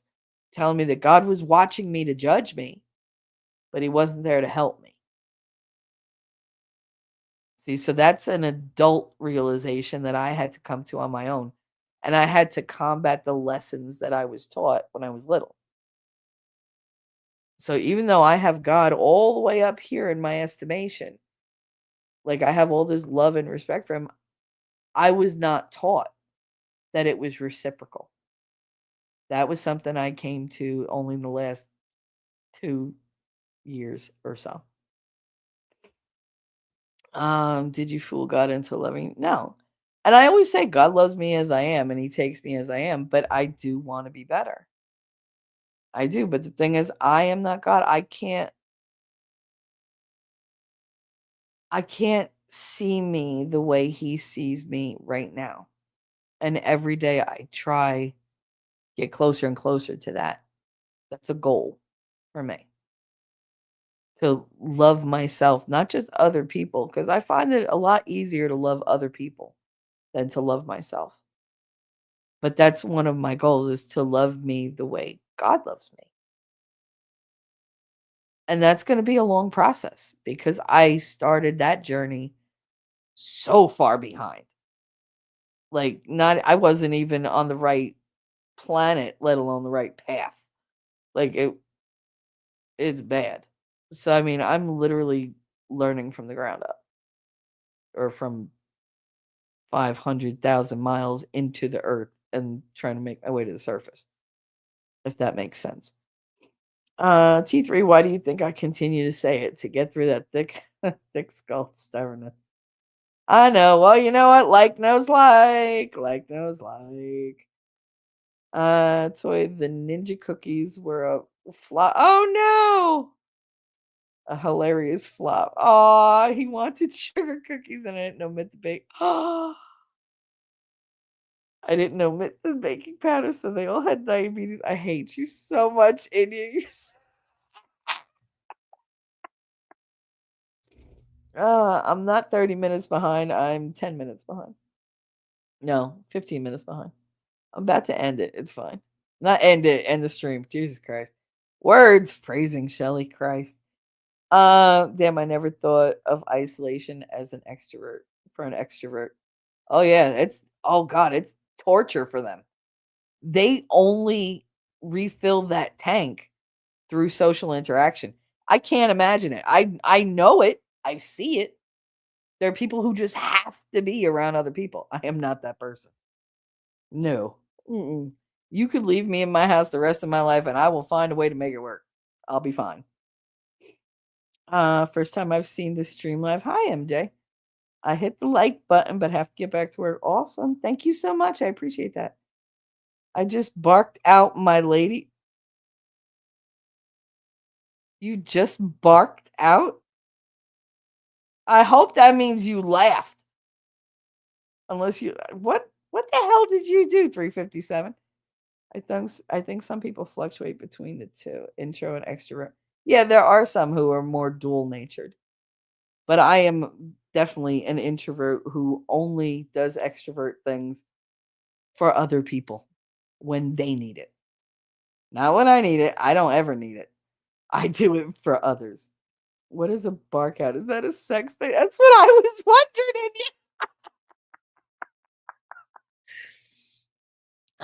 So even with faith, because of free will, life experiences, and yes, the adversary is speaking through doubt, sometimes it's not always easy to keep that value worth at the forefront of one's mind, especially when you've been told your whole life that that's not true. Toy, you're fabulous. Oh, got $2 super chat. You know what that means? You're getting the Dolph Lundgren one. Thank you for your super chat. Thank you for your super chat. And you know I gotta play it. All I do is win, no matter what. Why? Because Winning helped make everything better. yes, he did. Yes, he did. Thank you very, very much for the $2 You're Fabulous super chat. Toy La Carissa. Slidey Pie, what's up? I argue with God and tell him he's wrong. I was asking for consideration during lower times, not downtime. Okay. Um, consideration during lower times, not downtime. What's the difference to you? For me, like I don't see them as, I just call them low periods, Like that's how I see them because that's where I am emotionally at that point. Yes, trying to separate myself from others' projections. Yes, it's hard to do. It is hard to do. Thank you for, yes, thank you very much, Toy. I appreciate it. I hope you like that little dee dee dee dee dee. Don't worry, Winnie will fix it. He'll make it better. I know mine are such crap. Because I'm not used to making them. He was actually, I think he was a little proud of me for actually doing the thing in the middle. Because normally I would just throw the clip up and be like, here. But I actually like put different things together. I think he was proud of me. Uh, anytime we doubt our worth or arguing with him, telling him he's wrong, it's human nature. And I've been there before. Don't be down on yourself. Listen, if you can't argue with God, who can you argue with? He loves you unconditionally, and he doesn't give you all the answers at birth. So yeah, there's going to be conflicts. You're allowed to say, "Hey, what are you doing? Like I don't like this. I don't like this at all. Can we change this, please?" Why would you go and do that? What? Like you're allowed to argue with God.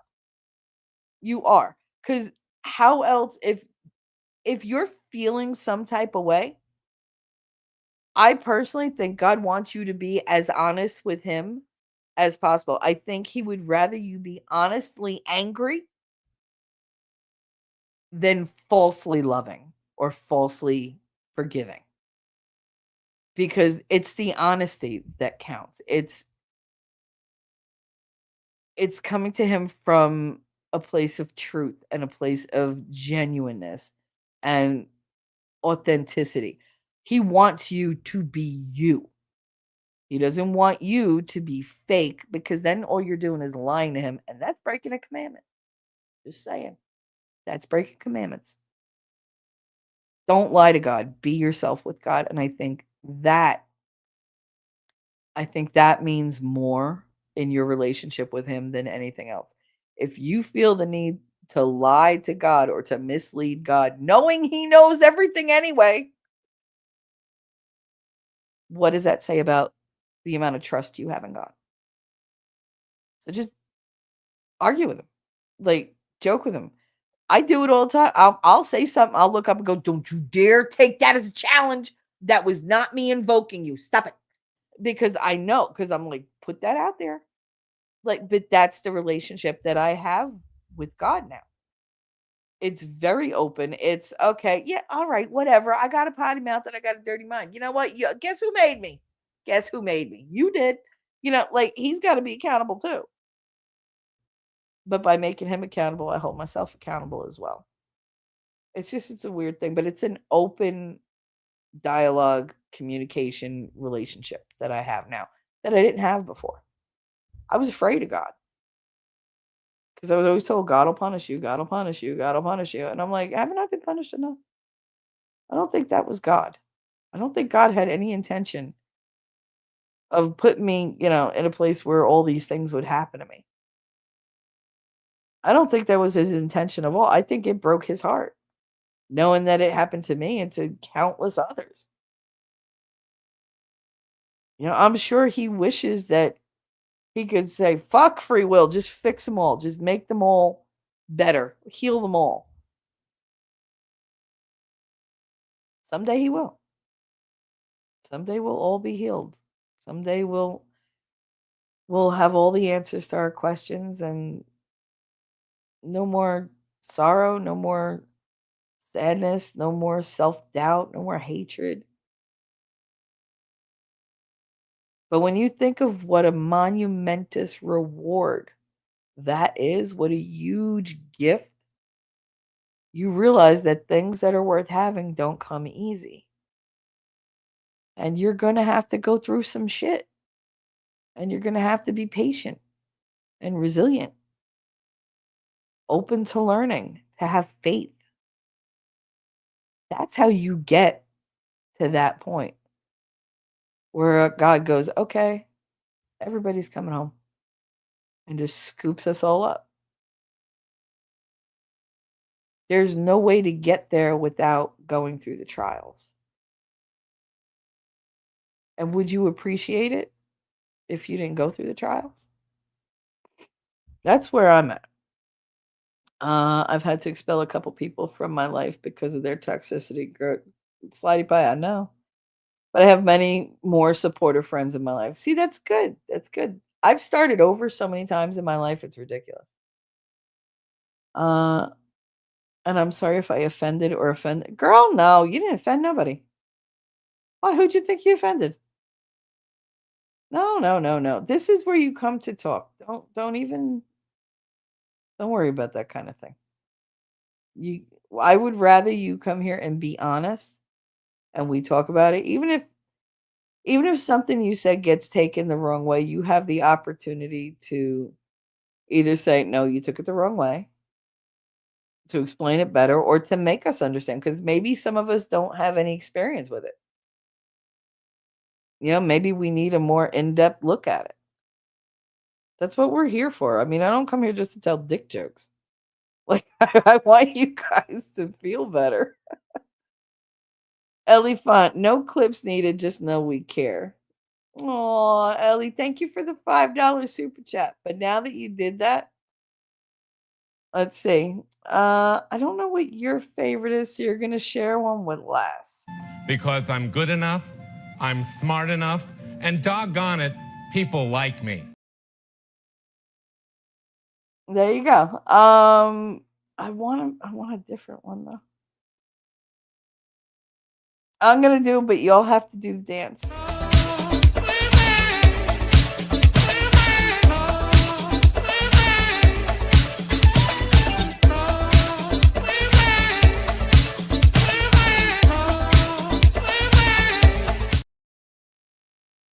There you go. You got the Cupid T-Rex. Here's a little thing. First of all, we're less than 5 days out from inauguration. Woohoo! So let's I don't care. Cross your fingers, cross your legs, your toes, your eyes, cross your balls. I don't care. Cross your titties if you have to. This shit needs to go off without a hitch. That's number one. Number two, y'all are less than a month away from Valentine's Day. Don't fuck it up. This is your 1 month warning. Dudes that are listening out there, even if she says it's not important, do something. Because if you don't, she ain't going to be the same. And you're not going to have a good day or a good several days after or a good week. So I'm just saying, as a word of warning to everybody out there, Valentine's Day is a month away. Plan accordingly, write it down. I don't give a shit. But if y'all forget your girl, or if your girl forgets you, I want to hear all the stories because somebody's going to have to come here and vent because I'm not going to be here by myself. But no, like, you got a month, dudes. And I am specifically speaking to the men because the women don't forget Valentine's Day. Also, you're going to have to get stuff for your kids and whatever, but if you partake. So that's my public service announcement. We're made in God's image regardless of if we choose to believe it. That's true. That's true. That is. He puts that spark and that reflection of himself in all of us. It's just sometimes we choose not to see it in each other as much as we don't see it in ourselves, which is why we're so judgmental a lot of the time. I'm very critical. Oh God. And I don't really care. It's just I've just grown up just automatically saying off the cuff kind of things, weird noticings. And it's just who I am. And it don't bother me. If it bothers other people, I don't know what the fuck to tell you. You're good, Toy. We're all just getting through it. Yeah, it's what we do. We come here, we talk. Don't worry about offending nobody. I meant to say I got barked at. You got barked at. Why? Did you jump on the friggin' on the bed again? See, I'd have kicked your ass if you woke me up like that. Nobody wakes me up in an abrupt manner. No. Mm-mm. That song is gonna be in my head all night. Sorry. You know what? Where's the other one? Where's my favorite one? Wait, you guys got to give me 1 minute of this song because it is one of my favorite. Here we go.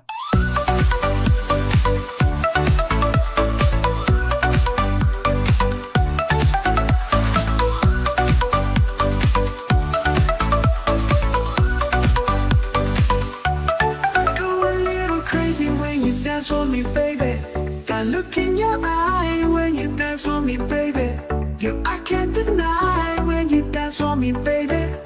Dance for me, baby. Dance for me, baby. Dance, dance for me, baby. Dance, dance, dance for me, baby. Dance, dance, dance. I love that song. That's a winning original. And you said my Baptist boss would lose her mind, but I've asked God why he feels like Santa Claus for adults. I mean, the state of the churches out there. That's the whole thing. Like as a kid, I always thought that Santa and God like shared the spotlight and watched me at the same time because that's what they told me. But we do kind of treat God like Santa. Like we're always asking him for shit. It's like, oh, I've been so good, God. Can you like? And you're like, oh, I've been so bad. God's gonna punish me. And like you're gonna get coal in your stocking. Like, no, you're gonna get the herp. Is what oh God. Some churches aren't churches at all. Yeah, they they declare themselves churches for the tax write-off. Thanks, Shelley. I do like that. I know you do, Les. I know. Yay, Trump. Chinese New Year's, January 29th. That's awesome. Make sure you get a red envelope and give it to somebody. Actually, you guys there are like little things, little superstitious things that you could do to honor that kind of tradition. We used to make red envelopes and red lanterns. And we used to do that with the kids because the kids had to take Mandarin in kindergarten. Can you believe it? I love Stuart in his movie. His sister's having a crisis, and his response is, "Can you get to a pound cake?" Sweetie, can you get to a pound cake? Is there ice cream? Okay, you just go ahead. You get yourself a big old scoop of ice cream, and you cut up that pound cake, and you just go to town. The calories don't count when you're upset. If that was true, shit. Uh, read Rumble. I never get to read Rumble when I'm in here. Oh, you know, because it shows up in Streamer. Yeah, no, I see. I know. I said hi, Slidey Pie. I don't know why I said him, but anyway. Uh, you're so sweet. Yes, Heidi's very sweet. Dance for me, baby. All right, Jersey time. Watches his paws around T Rex's feet. Just step on him. That's fine. He'll be all right. He's got to get used to crypto jumping on him. So you're a good practice. Slidey Pie, you can follow me on Rumble if you want.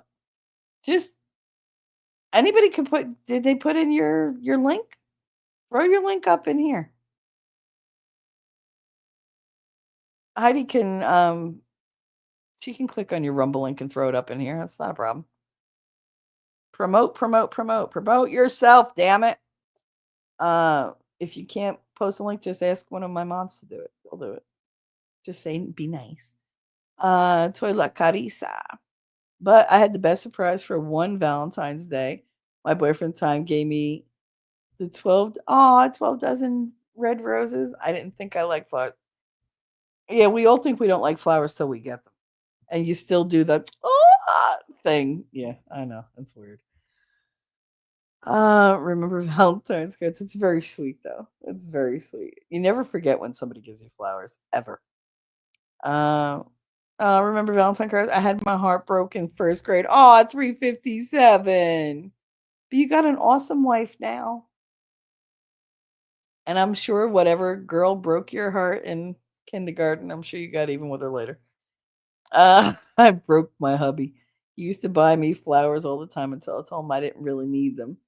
Then he bought plants. Y'all, I run a hospice for plants. So they can go meet Jesus. I hate you so much.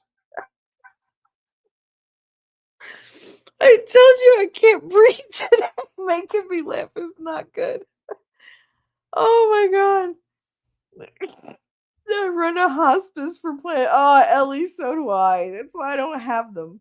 I kill cactuses, okay? Like I do really well with humans and pets. But plants? No, I gotta draw the line.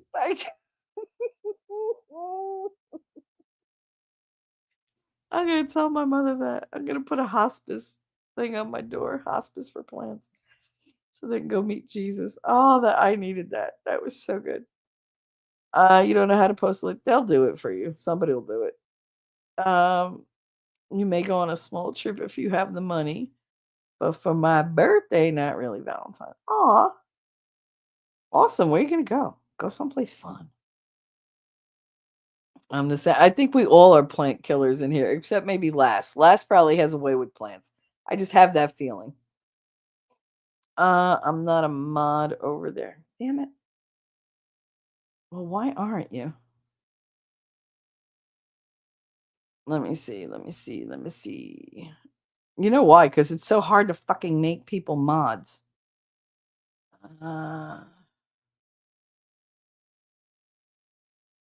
It doesn't give me like on YouTube. I can just click it and you're just a mod. But in this, I gotta. All right. Hopefully, I don't lose.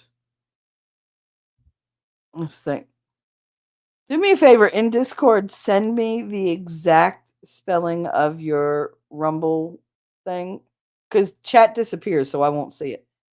And Wolfram, if you could do the same thing, so I can make you guys mods over there. I never think about Rumble because I have like no following over there. I have like what 4 of you. Valentine's isn't a real holiday. No, but you know what? Some of us need that. No wife over here. We stay simple and say, listen, you don't have to, whatever, your girl, your whatever. Like your love. There you go. Your sweetheart. Okay? I'm just gonna call everybody your fucking sweetheart. Your sweetheart that you woke up so abruptly today in a rude way. The last time I got roses, one of my dogs ate them. I'm supposed to be wrapping this up. Let's go. All right. I'm almost caught up. Look, I'm 1 minute behind. Were they okay? Was who okay? Oh, the the dog.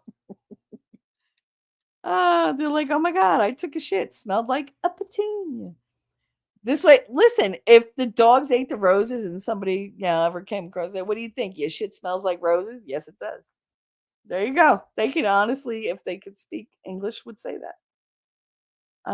Here you 350 them. We call each other that because we've been together almost a decade, but I don't need or want another paper.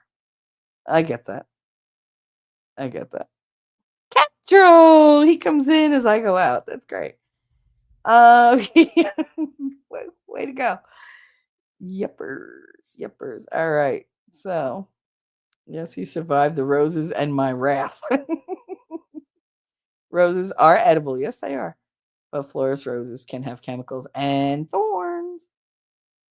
I do worry about it. Send me the information, please, in Discord. I would appreciate that very much. Please and thank you.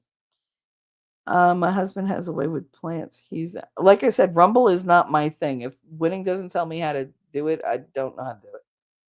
Like we literally have it set up where I just press like one button and I'm good. Wolfram did it. Did he? Oh, he sent it? Okay. Thank you. Takes a bow. You're awesome. Awesome. Everybody's awesome. I love you all. Yes, and so happy early birthday. Happy birthday to you. It was just Ellie's birthday, so you're in good company. Happy birthday to you. I thought I sang to you already. Maybe not. Happy birthday, dear Joy. La Carissa. Happy birthday to you. There you go. Poopery. I remember that. The poopery. The way you put in the toilet and your shit don't stink. So full of crap. No pun intended. That dog named Skywise also chewed up my St. Francis. Wow. He'd answer for that one in the afterlife. Especially he chose St. Francis, the patron saint of pets. Lord. Oh, goodness. Edible flowers taste weird. All flowers taste weird. My family used to make tea and soup with, what are they called? The chrysanthemums? What are the yellow ones? What the hell are they called? Are those chrysanthemums? There might have been. Whatever they're called. We used to call them piss flowers. Oh, Toy's a January baby too. Yeah, my daddy's birthday just passed January 1st. I don't have any other Januaries. February, I have. No, I got no Februarys left except my cousin Dennis. Fucking Dennis. Everybody else died. And March is the big one in my house. March is the big one. All right. My birthday's in February. There's a misunderstanding. All right. Well, everybody's got winter things. Let's hope we don't have any blizzards. It's still snowing, by the way. Still snowing. It's going to be snowing for days and days and days.